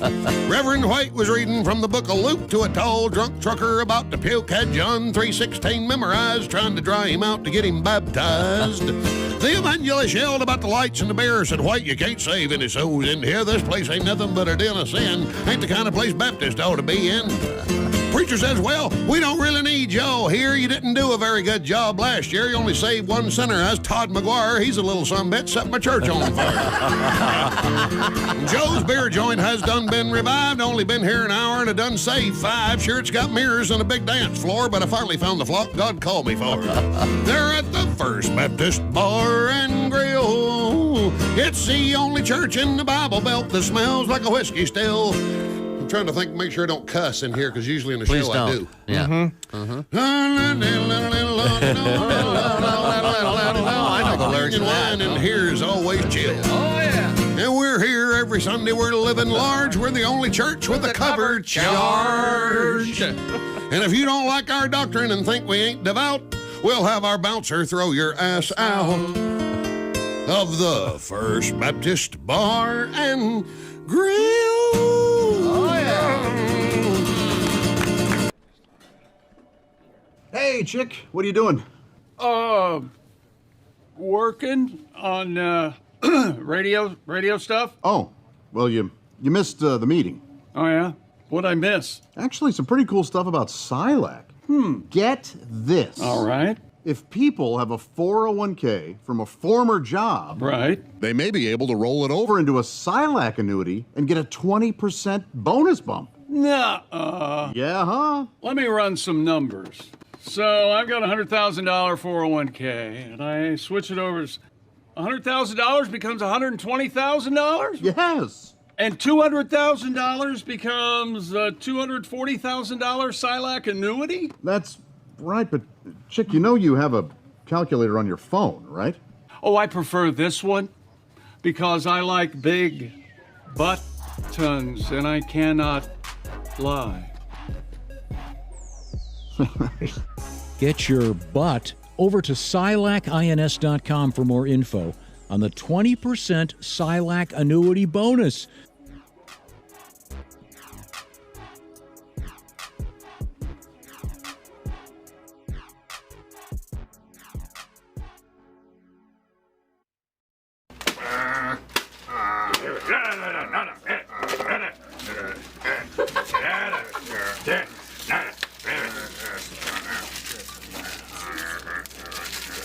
Oh, yeah.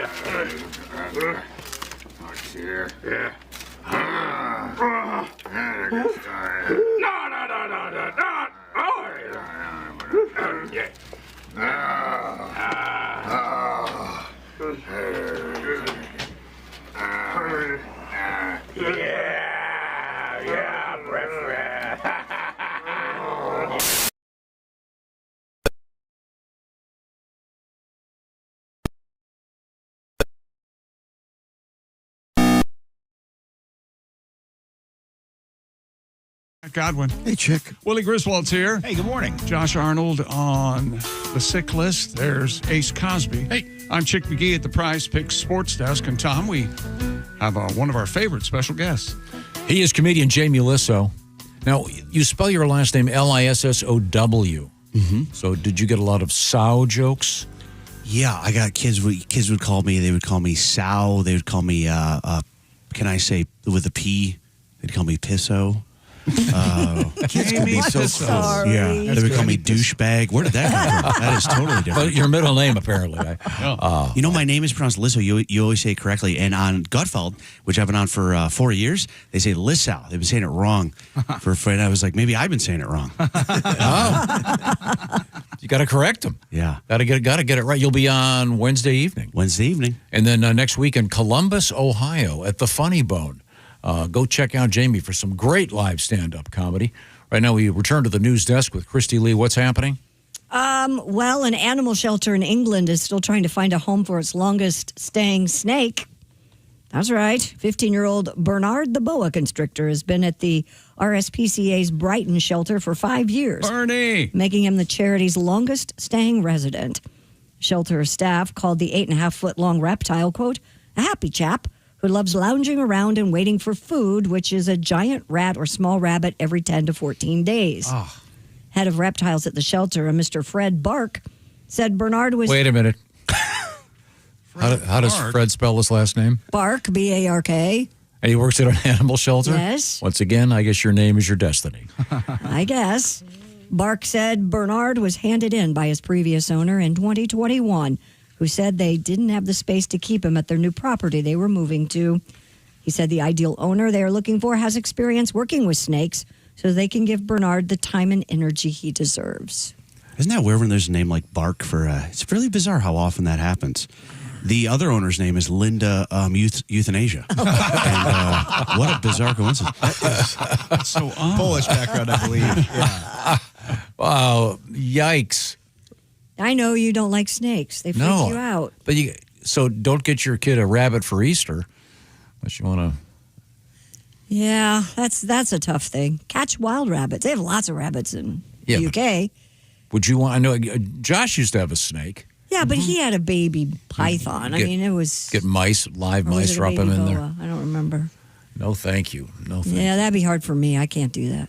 I had a bird smack into the window and die yesterday, and it's still bothering me. Jeez. Well, thanks for sharing that with us. See, now that's just is your house on an Indian burial ground? I don't know. Okay. Man, I went out there. I was going to save him, and then I was told otherwise. So he was convulsing just before he died, flopping around. Yeah, then he jumped into the flower pot, and I thought, he's going to be okay. No. Did you see she put up a picture of birds in her heated bird bath? Yeah, the robin loves it. I don't know. How about that? This poor robin must have missed the flight to go south. And she's there all by herself, and she's just so cold. I feel so bad for her. That warm bath, though, it's right behind a very clean window. Yeah. It's a setup. Isn't there something next to a nice Can't window. you hang foil, or isn't there something you can do to keep the bird? These are like 2-story floor-to-ceiling windows. It's kind of hard to do, but yeah, this poor little black bird just... Remember that story we had? The birds all crashed into the NASCAR Hall of Fame? Yes, they were, starlings or something? Yes. In Charlotte, I think? Starlings are invasive species. Let them crash. Sorry. It was odd. So odd. Sorry. I'm having a fight with my starlings this weekend. You got your pot of whales, and then you've got your Jonestown of birds. Yeah. What do they call a big group of peacocks? Is there a special name for that? Flamboyance? No, that's flamingo. Oh. A flourish? I don't know. Oh, could be. That's a good one, My ex-mother-in-law is having problems with this flock of peacocks that have just shown up in her yard. They're very noisy, right? Yes. Well, they scream. Yeah, they make a horrible And I'm not noise. making it. This is what they sound like. Yeah. That's a peacock. You ought to get them close to your window. They can always fly in and kill I wished. A muster, a pride, or a party. A party of peacocks. peacocks. Party over here with the peacock. I was invited to a party of over peacocks. there. Totally different thing. Here you go, Tom. Here's your peacock. Well, a little bit more musical than what I did. But. Yeah, a bunch of them together, that would be. Actually, this first peacock is watching Pat Godwin show. He just,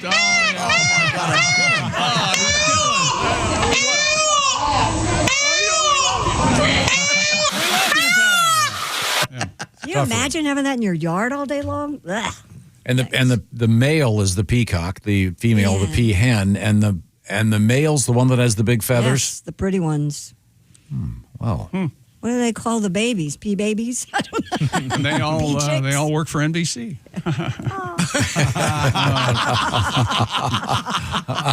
They're not all hilarious, all right? You feel on your own joke better than anyone I've ever seen. So now I have a dilemma. What do I do with the dead bird that's in my flower pot? Cook him up. I can't get him out. Cook him up. Should I put him in a Ziploc bag and put him in the trash? Can you flush The him? trash. Flush him. I can't flush You have to have a him. ceremony. Welcome home. You live in the woods. Go to a snowbank. Heave him in there. Do you have I any guess I enemies could. you want to freak out? You could send them to one of your enemies. Send a dead No, bird. I'm That not Do you could have be a blender you don't use anymore? Chop them up. Flush them out. Speaking of wildlife, California officials have dismantled a wildlife tracking operation involving endangered species. Huh. What? The investigation uncovered the trafficking of elephant trunks, rhino horns, walrus tusks, and bear gallbladders, among other animal parts that have been shipped from Thailand. Bear gallbladder. I assume that's is that some kind of a medical? Who knows? Grind them up, make a powder, Probably. and sell them to the ignorant. I have never been accused of trafficking an elephant trunk. Never. They found baby some- peacock, maybe. Smuggling elephant. Now, do you have the story about the alpaca? Because I yeah. think we have a photograph of this. The essence of it is, I guess there were 3 alpacas at this animal sanctuary, and 2 of them had died. So it was just the one, and they could tell that the alpaca was having. Oh, it was very severe issues. lonely. That Yeah. one? Yeah. Owners of Screech Owl Sanctuary and Animal Park in St. Columb placed mirrors around Giovanni's enclosure after the 2 other alpacas died of old age. They explained the mirrors are a short-term solution to help the 18-year-old with his loneliness, as alpacas are herd animals. The owners added that they have since been offered 2 young females, alpacas, so it will not be too long before Giovanni will have some new friends. So that's good news. So we got a picture of this. It's Yeah. hilarious. It's a big field, and there's this relatively small mirror, and the alpaca's just sitting there looking, oh, look, there's my buddy. Yeah. Well, he looks really sad. So, sometimes I don't even recognize the alpaca in the mirror anymore. Oh, it's like your apartment back in the day, Jamie. You had the big mirror. That's exactly right. 2 He's guys. like, man, I wish my buddy would stop mocking me. That's so sweet. It is sweet. Firefighters rescued 2 dogs that fell into a frozen lake in Montana recently. They responded to Kings Point, where the dogs had fallen through the ice. 4 rescuers were sent out onto the ice and were able to get close enough to monitor the dogs as they swam back to shore. The dogs were reunited with their owners while search and rescue made a complete sweep of the ice to ensure no other animals or people were in danger. Okay, I'm confused. They swam back to shore, but they'd fallen through the ice. Were they swimming under the ice? I think that they must have broken up the ice when they went out to get them. That's what I'm and then assuming. they were able to swim back in. Because that would be something. They hold their breath all that way. Like Jason Statham or something? Yeah. Yeah, exactly. There was a. Did you see that thing in the news the other day? The rescue of the guy in the car in the ice, or it was a lady rather. She drove out into some pond by mistake, and these guys ran out there, and they get her out. It's amazing. Yes. Just before the car goes under. So so some good Samaritan. You like the stories that are happy, a happy ending for the doggies. Well, of course. Sweet story. Japan has an interesting situation. We've talked about the bears there. Mm-hmm. They're beginning to deploy drones armed with pepper spray to deter bears. Sora News 24 reports following last year's influx of bear attacks, the town of Ishinomaki is planning for the year ahead by testing out anti-bear drones. They hope a bear response team will be able to remotely move a bear out of areas where it could cause harm to humans or property. A demonstration of the anti-bear drone involved deploying pepper spray at a human dressed in a bear suit. Now, I think if we have this photograph, do we have this guy? It's as wonderful as I think it is. Yeah, it looks like one of those bear suits from the Captain Kangaroo show. Really not a very sophisticated bear suit. But this poor guy. I think his name was Dancing Bear, wasn't it? Yeah. Captain Kangaroo? Oh. Yeah. Grandfather Clock, Mr. Green Jeans. Sure. This poor guy comes into work. What are you doing today, Bill? Well, put you in the bear suit. Yeah, we've had more bear attacks all over the world, especially, though, in Japan Japan's for some really reason. dealing with the bear. Are the bears in communication with each other internationally? They know that. Do bears there not hibernate? What's going on? I guess they just like being around free food. Mm. They, smell the dumpsters and they start living there. We had the guy with the bear living under his house. They do have a lot of fish in Japan. Yeah. Yeah. Is it all the sushi and the garbage? Yeah. Okay. Well, eat up, kids. What else you got, Christy? Lawmakers in Maryland will consider making the megalodon the state shark. Dr. Stephen Godfrey at the Calvert Marine Museum in southern Maryland told WMAR that he and his colleague John Nance came up with the idea for a state shark after discussing the extinct species. He explained that megalodon once swam in waters that covered the Atlantic coastal plain, which of course includes Maryland. Should the bill pass, Maryland would become the first state to have a state shark. This doesn't count. Why not? Because they're extinct. Mm-hmm. If you're going to pick a shark, pick a great white. Pick something that's still alive. Don't a lot of the states have state dinosaurs? They do? Yeah. I don't think so. What? See, this is one of the things you do that drives me crazy. State dinosaurs? We had say it as if it's general knowledge, and it's not. Well, everyone knows that dinosaurs wore hats, right? Yeah. How many states have dinosaurs? State dinosaurs? I know at least one does. Didn't we have a story about that? Well, here we go. Here we go. Oh, wow. Prove it. How many? A lot. Over half? Arkansas, California, Colorado, Maryland, Massachusetts, Missouri, New Jersey, Oklahoma, Texas. Is California's the condor? Washington, the District of Columbia. Or is that a dinosaur? I think perhaps if your state was not red now, you should lobby to get a state dinosaur. Because they find them all over the place. The bones, obviously. If you find a live one. Boy. And then they just put them back together. And you say they always get them back together correctly, right? That's what he says. Making it up, right, Chick? Yep. So there all you the go. Bones. You can't tell me the T-Rex arms don't go on another animal. Yeah. They're just making a Lego set with no instructions. Yep. They're goofing around over there. This is fun. I would love to give you the list of them, but I can't pronounce one of them. This is the megadong. The Triceratops is in Wyoming. I can't say that one. But the rest of them, give me the other names. What is the ancient shark? Is the megadong? Was that? Megalodon. Oh, megalodon. Megalodon. Not Megadon. That's in The Godfather. Yeah, megadon. Megadon is a really powerful don. Megadong would be at yes. the donkey show in The Godfather. Thank you very much. What do you got over there now? Oh, I was just looking. It looks like a couple of states have the same one, but it's states. That's not fair. There's Anyway, like six states have the cardinal as their state bird. Yeah, that's true. You got to just pick one. That's true. Right? That's not fair. Yeah, you should. If you have one bird, then other states should not be allowed to have the same state bird. Right. A New Zealand couple has built a Beatles-themed yellow submarine Airbnb bat. Hit me in the head with a shovel, will you? It's very cool looking. Keith Lovelock and his wife Jen constructed the quirky lodging. Obviously, They are childless because they have all this spendable income. outfitted with references to nautical travel and the Beatles, including a John Lennon-inspired mannequin. Who wouldn't want that? I saw this. It made me upset. Beatles-inspired Airbnb, not called the Let It Be and Be. It was right there, folks. It was right there. Why not do it? Why not have fun? Mr. Lovelock, a former radio technician, told SWNS that even John Lennon's relatives have stayed at the unique accommodation.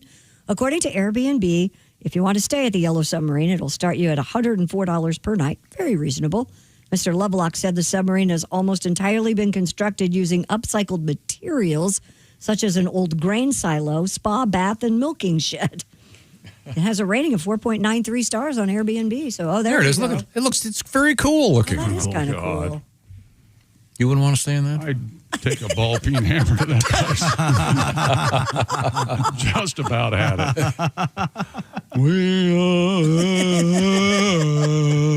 It's seriously, you can rent it 8 days a week. 8 days a week. How often? 8 days a week. Pat has a song. I could do something, I think. In a town along the way, the family needed a place to stay. There was one Airbnb. It was a yellow submarine. I like the Beatles, hey, I dig the sound. But I wouldn't stay in a rusty sub above the ground. Cramped rooms rooms and tiny beds, leaky pipes overhead. Who would stay in a yellow submarine? A yellow submarine, a yellow submarine. Crazy Beatle fans, boomer Beatle freaks would stay in a yellow submarine, a yellow submarine. Hey! Those bit happens. Thank you very much. Looks like fun. Okay. You wouldn't stay there. Other people stayed there. I don't know how hotels get out of your, because other people stay in those rooms, you know. Probably be fun for a few minutes. Take a couple pictures and go back to the Four Seasons. Like Chevy Chase at the Grand Canyon. Yeah, yep, and we're here. Check it out. Christy, we talked about the fact that she's going to Italy. Yeah. You can go with her. How do they find out about that? How do they find out? Do we have a link at the Bob and Tom website? Yeah, bobandtom.com. Well, in order to get to the airplane, though, she'll drive her Hyundai, won't you? I will. Yes, I will, because I love my Hyundai. Her Hyundai has a snow button. Look to me, Christy. I've got the lowdown. Thank you. You're welcome. Now, the snow button doesn't make it snow. No. But it makes it easier. It's a driver mode called snow. If it so does make it snow, someone's snow button's stuck. Can we get it unstuck? In Florida. Mm-hmm. The Hyundai, they got something very special going on with the Hyundai Palisade Hybrid. A staggering range, EPA estimate of 619 miles. It'll get about 35 miles to the gallon if you're doing it right. It's amazing. Yeah. And you're a big Hyundai gal, and the Palisade has got that third seat. You can flip it down if you need cargo space. You can flip it up with a touch of a button if you need to put kids back there. We used to call it the way back. You got the back seat, then you got the way back. Mm-hmm. And they like to say no cleats on the seats because it has captain's chairs for the back seats, so the kids can get in and walk to the back, walking around. They don't have to climb over and get those get that seat all full of goop, et cetera, et cetera. HyundaiUSA.com for more information about the beautiful Hyundai Palisade Hybrid. You can give them a call, 562-314-4603, or just visit them once again at HyundaiUSA.com, HYUNDAI, HyundaiUSA.com. Check out the beautiful Hyundai Palisade Hybrid. Tell them that the Bob and Tom Show sent you, especially Christy Lee. We're coming right back to the O'Reilly Auto Parts Studios with our guest, the great comedian, Jamie Lissow. Jamie, by the way, on his way to Columbus, Ohio this weekend for some live comedy at the Funny Bone. These are the O'Reilly Auto Parts Studios, and this is the Bob and Tom Show. Got a comment to share? Text us at 888-262-8661. This is the Bob and Tom Show.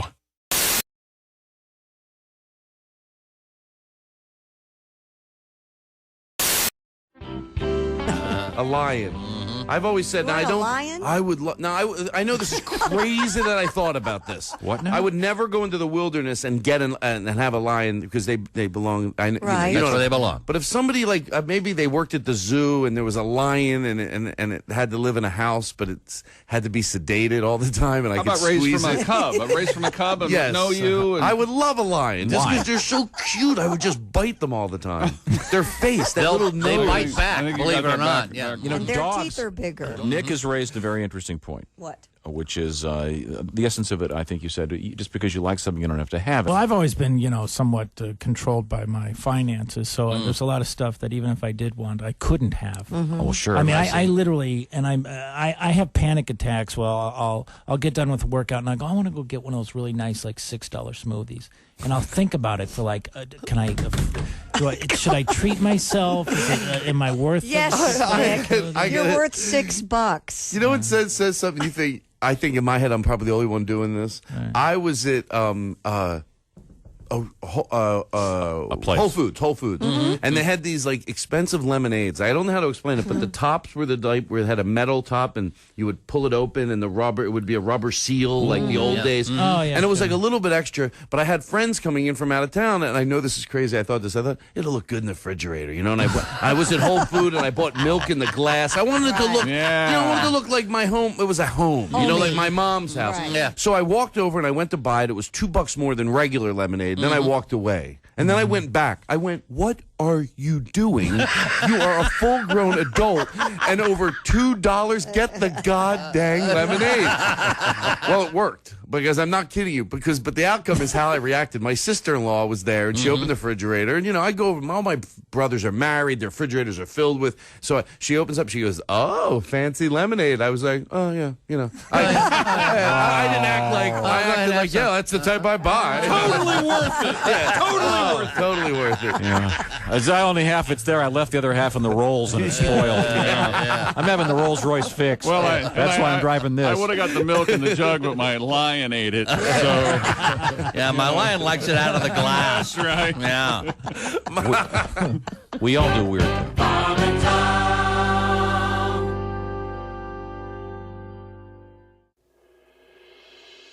Hi, everybody. Christy Lee here, inviting you to join me September 23rd as we explore iconic Italy with Colette.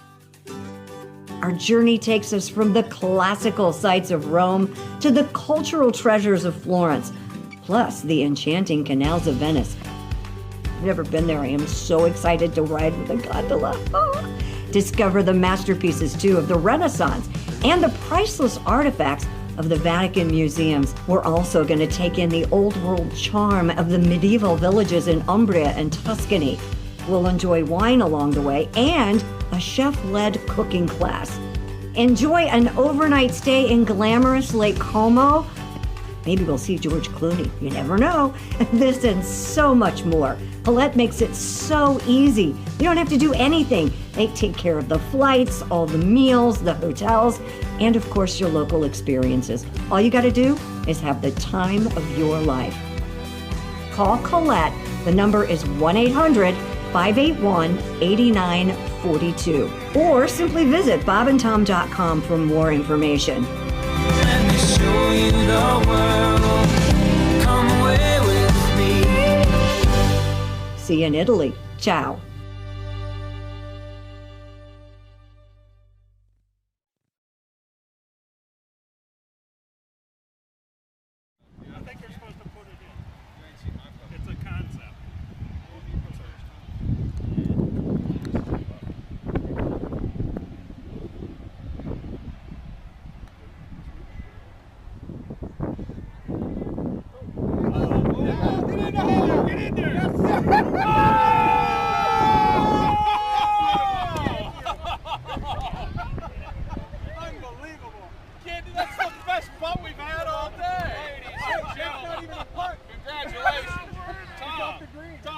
Quickly, Tom. How does it feel? My God! What is that, 80 feet? My God! Now, right now, I'm buying a Mutual of Omaha hat, just like he has. Right now.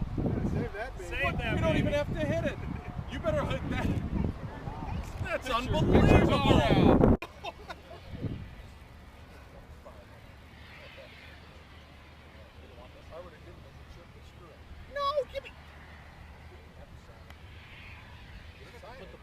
You don't have to put the ball right on the marker.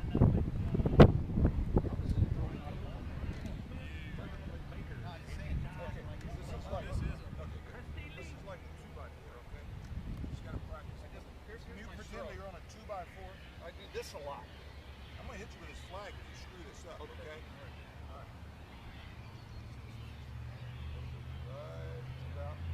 Right about there. And just straight down the 2x4. Keep it on the board. There she be. Yes! Yes! Woo! Money! We gotta get a picture of this, Tony. I'm nervous. Same people.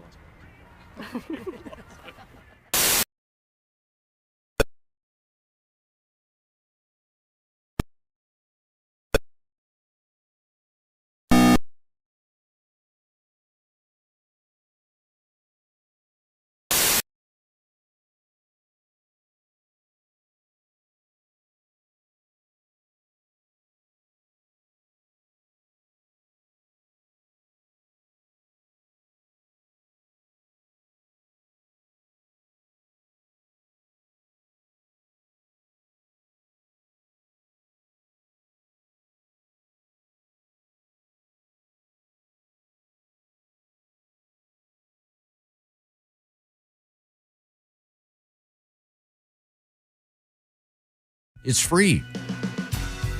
Hey, welcome back to the Bob and Tom Show. We're in the O'Reilly Auto Parts Studios at the Silac Insurance News Desk. It's Christy Lee. Hello. There's Pat Godwin. Hey, chick.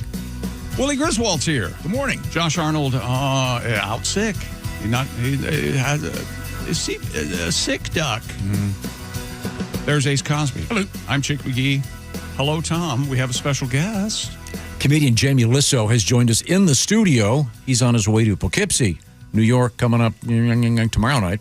Then Gutfeld coming up on Wednesday night. And It's spelled Poughkeepsie, but you pronounce it Poughkeepsie. Yeah. Like dough. And then Columbus, Ohio this weekend for some great live comedy.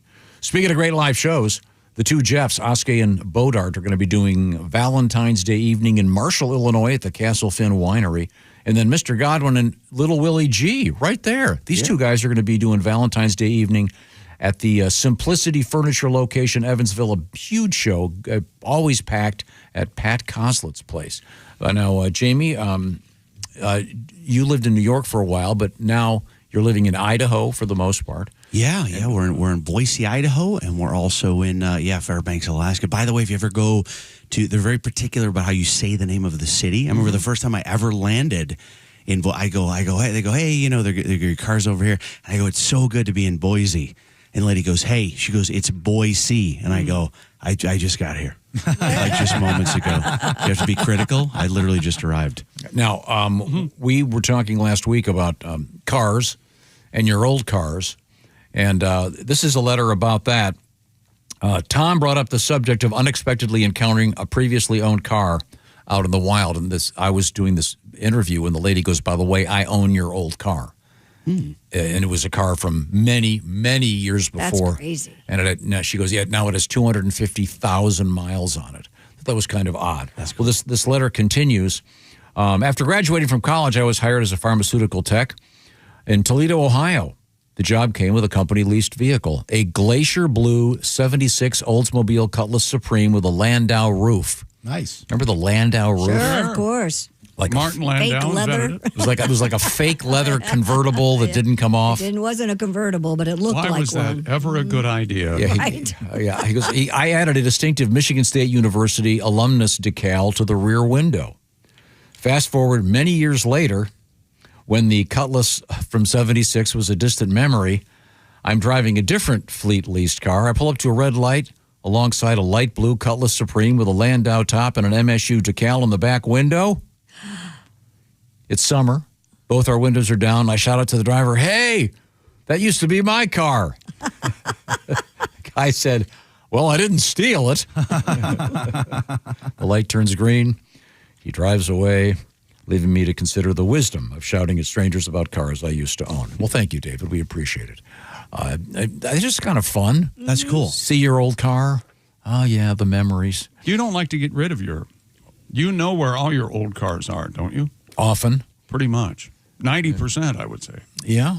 If not higher. Yeah, my Suburban is now being driven around by someone we know that had twins and already had 2 kids, and they needed it more than I did. Oh, that's sweet of you. Now, you got some letters. Did you just give it to him, Elvis? Is that what happened?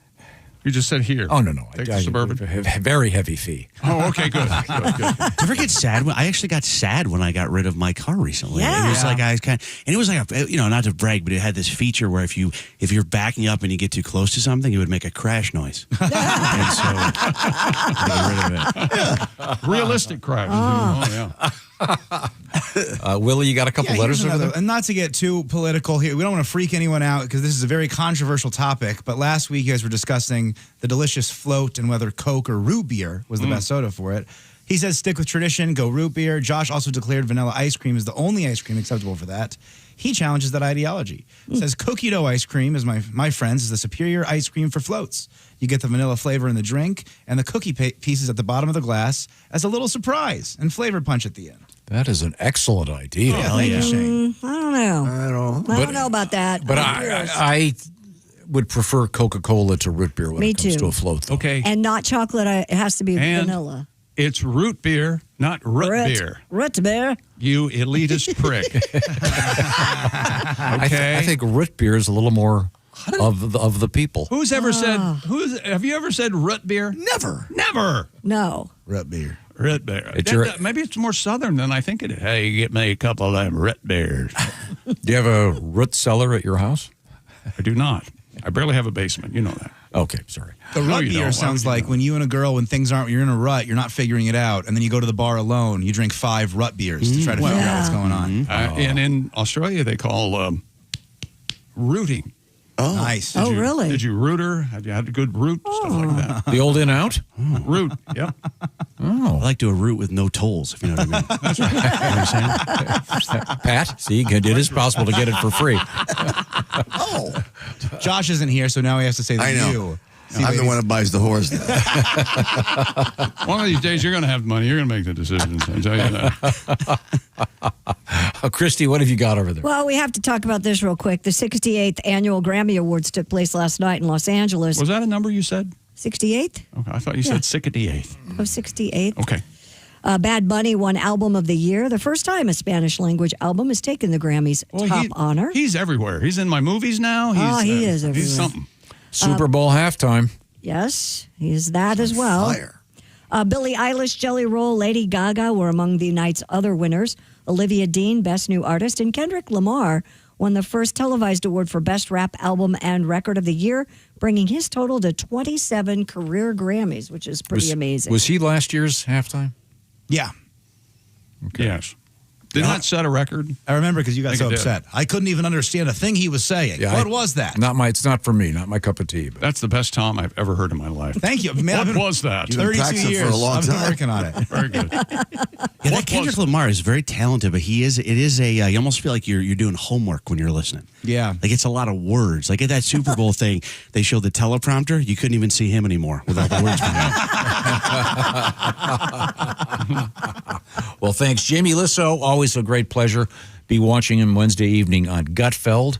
And once again, if you happen to be in Columbus, you can check him out live and in person. When are you starting there? Thursday? Starts on Friday. Friday. Heading in Thursday, doing a little radio on Friday. And then, that's a great comedy town, Matt. It's a great club. Okay, great. And your schedule is posted.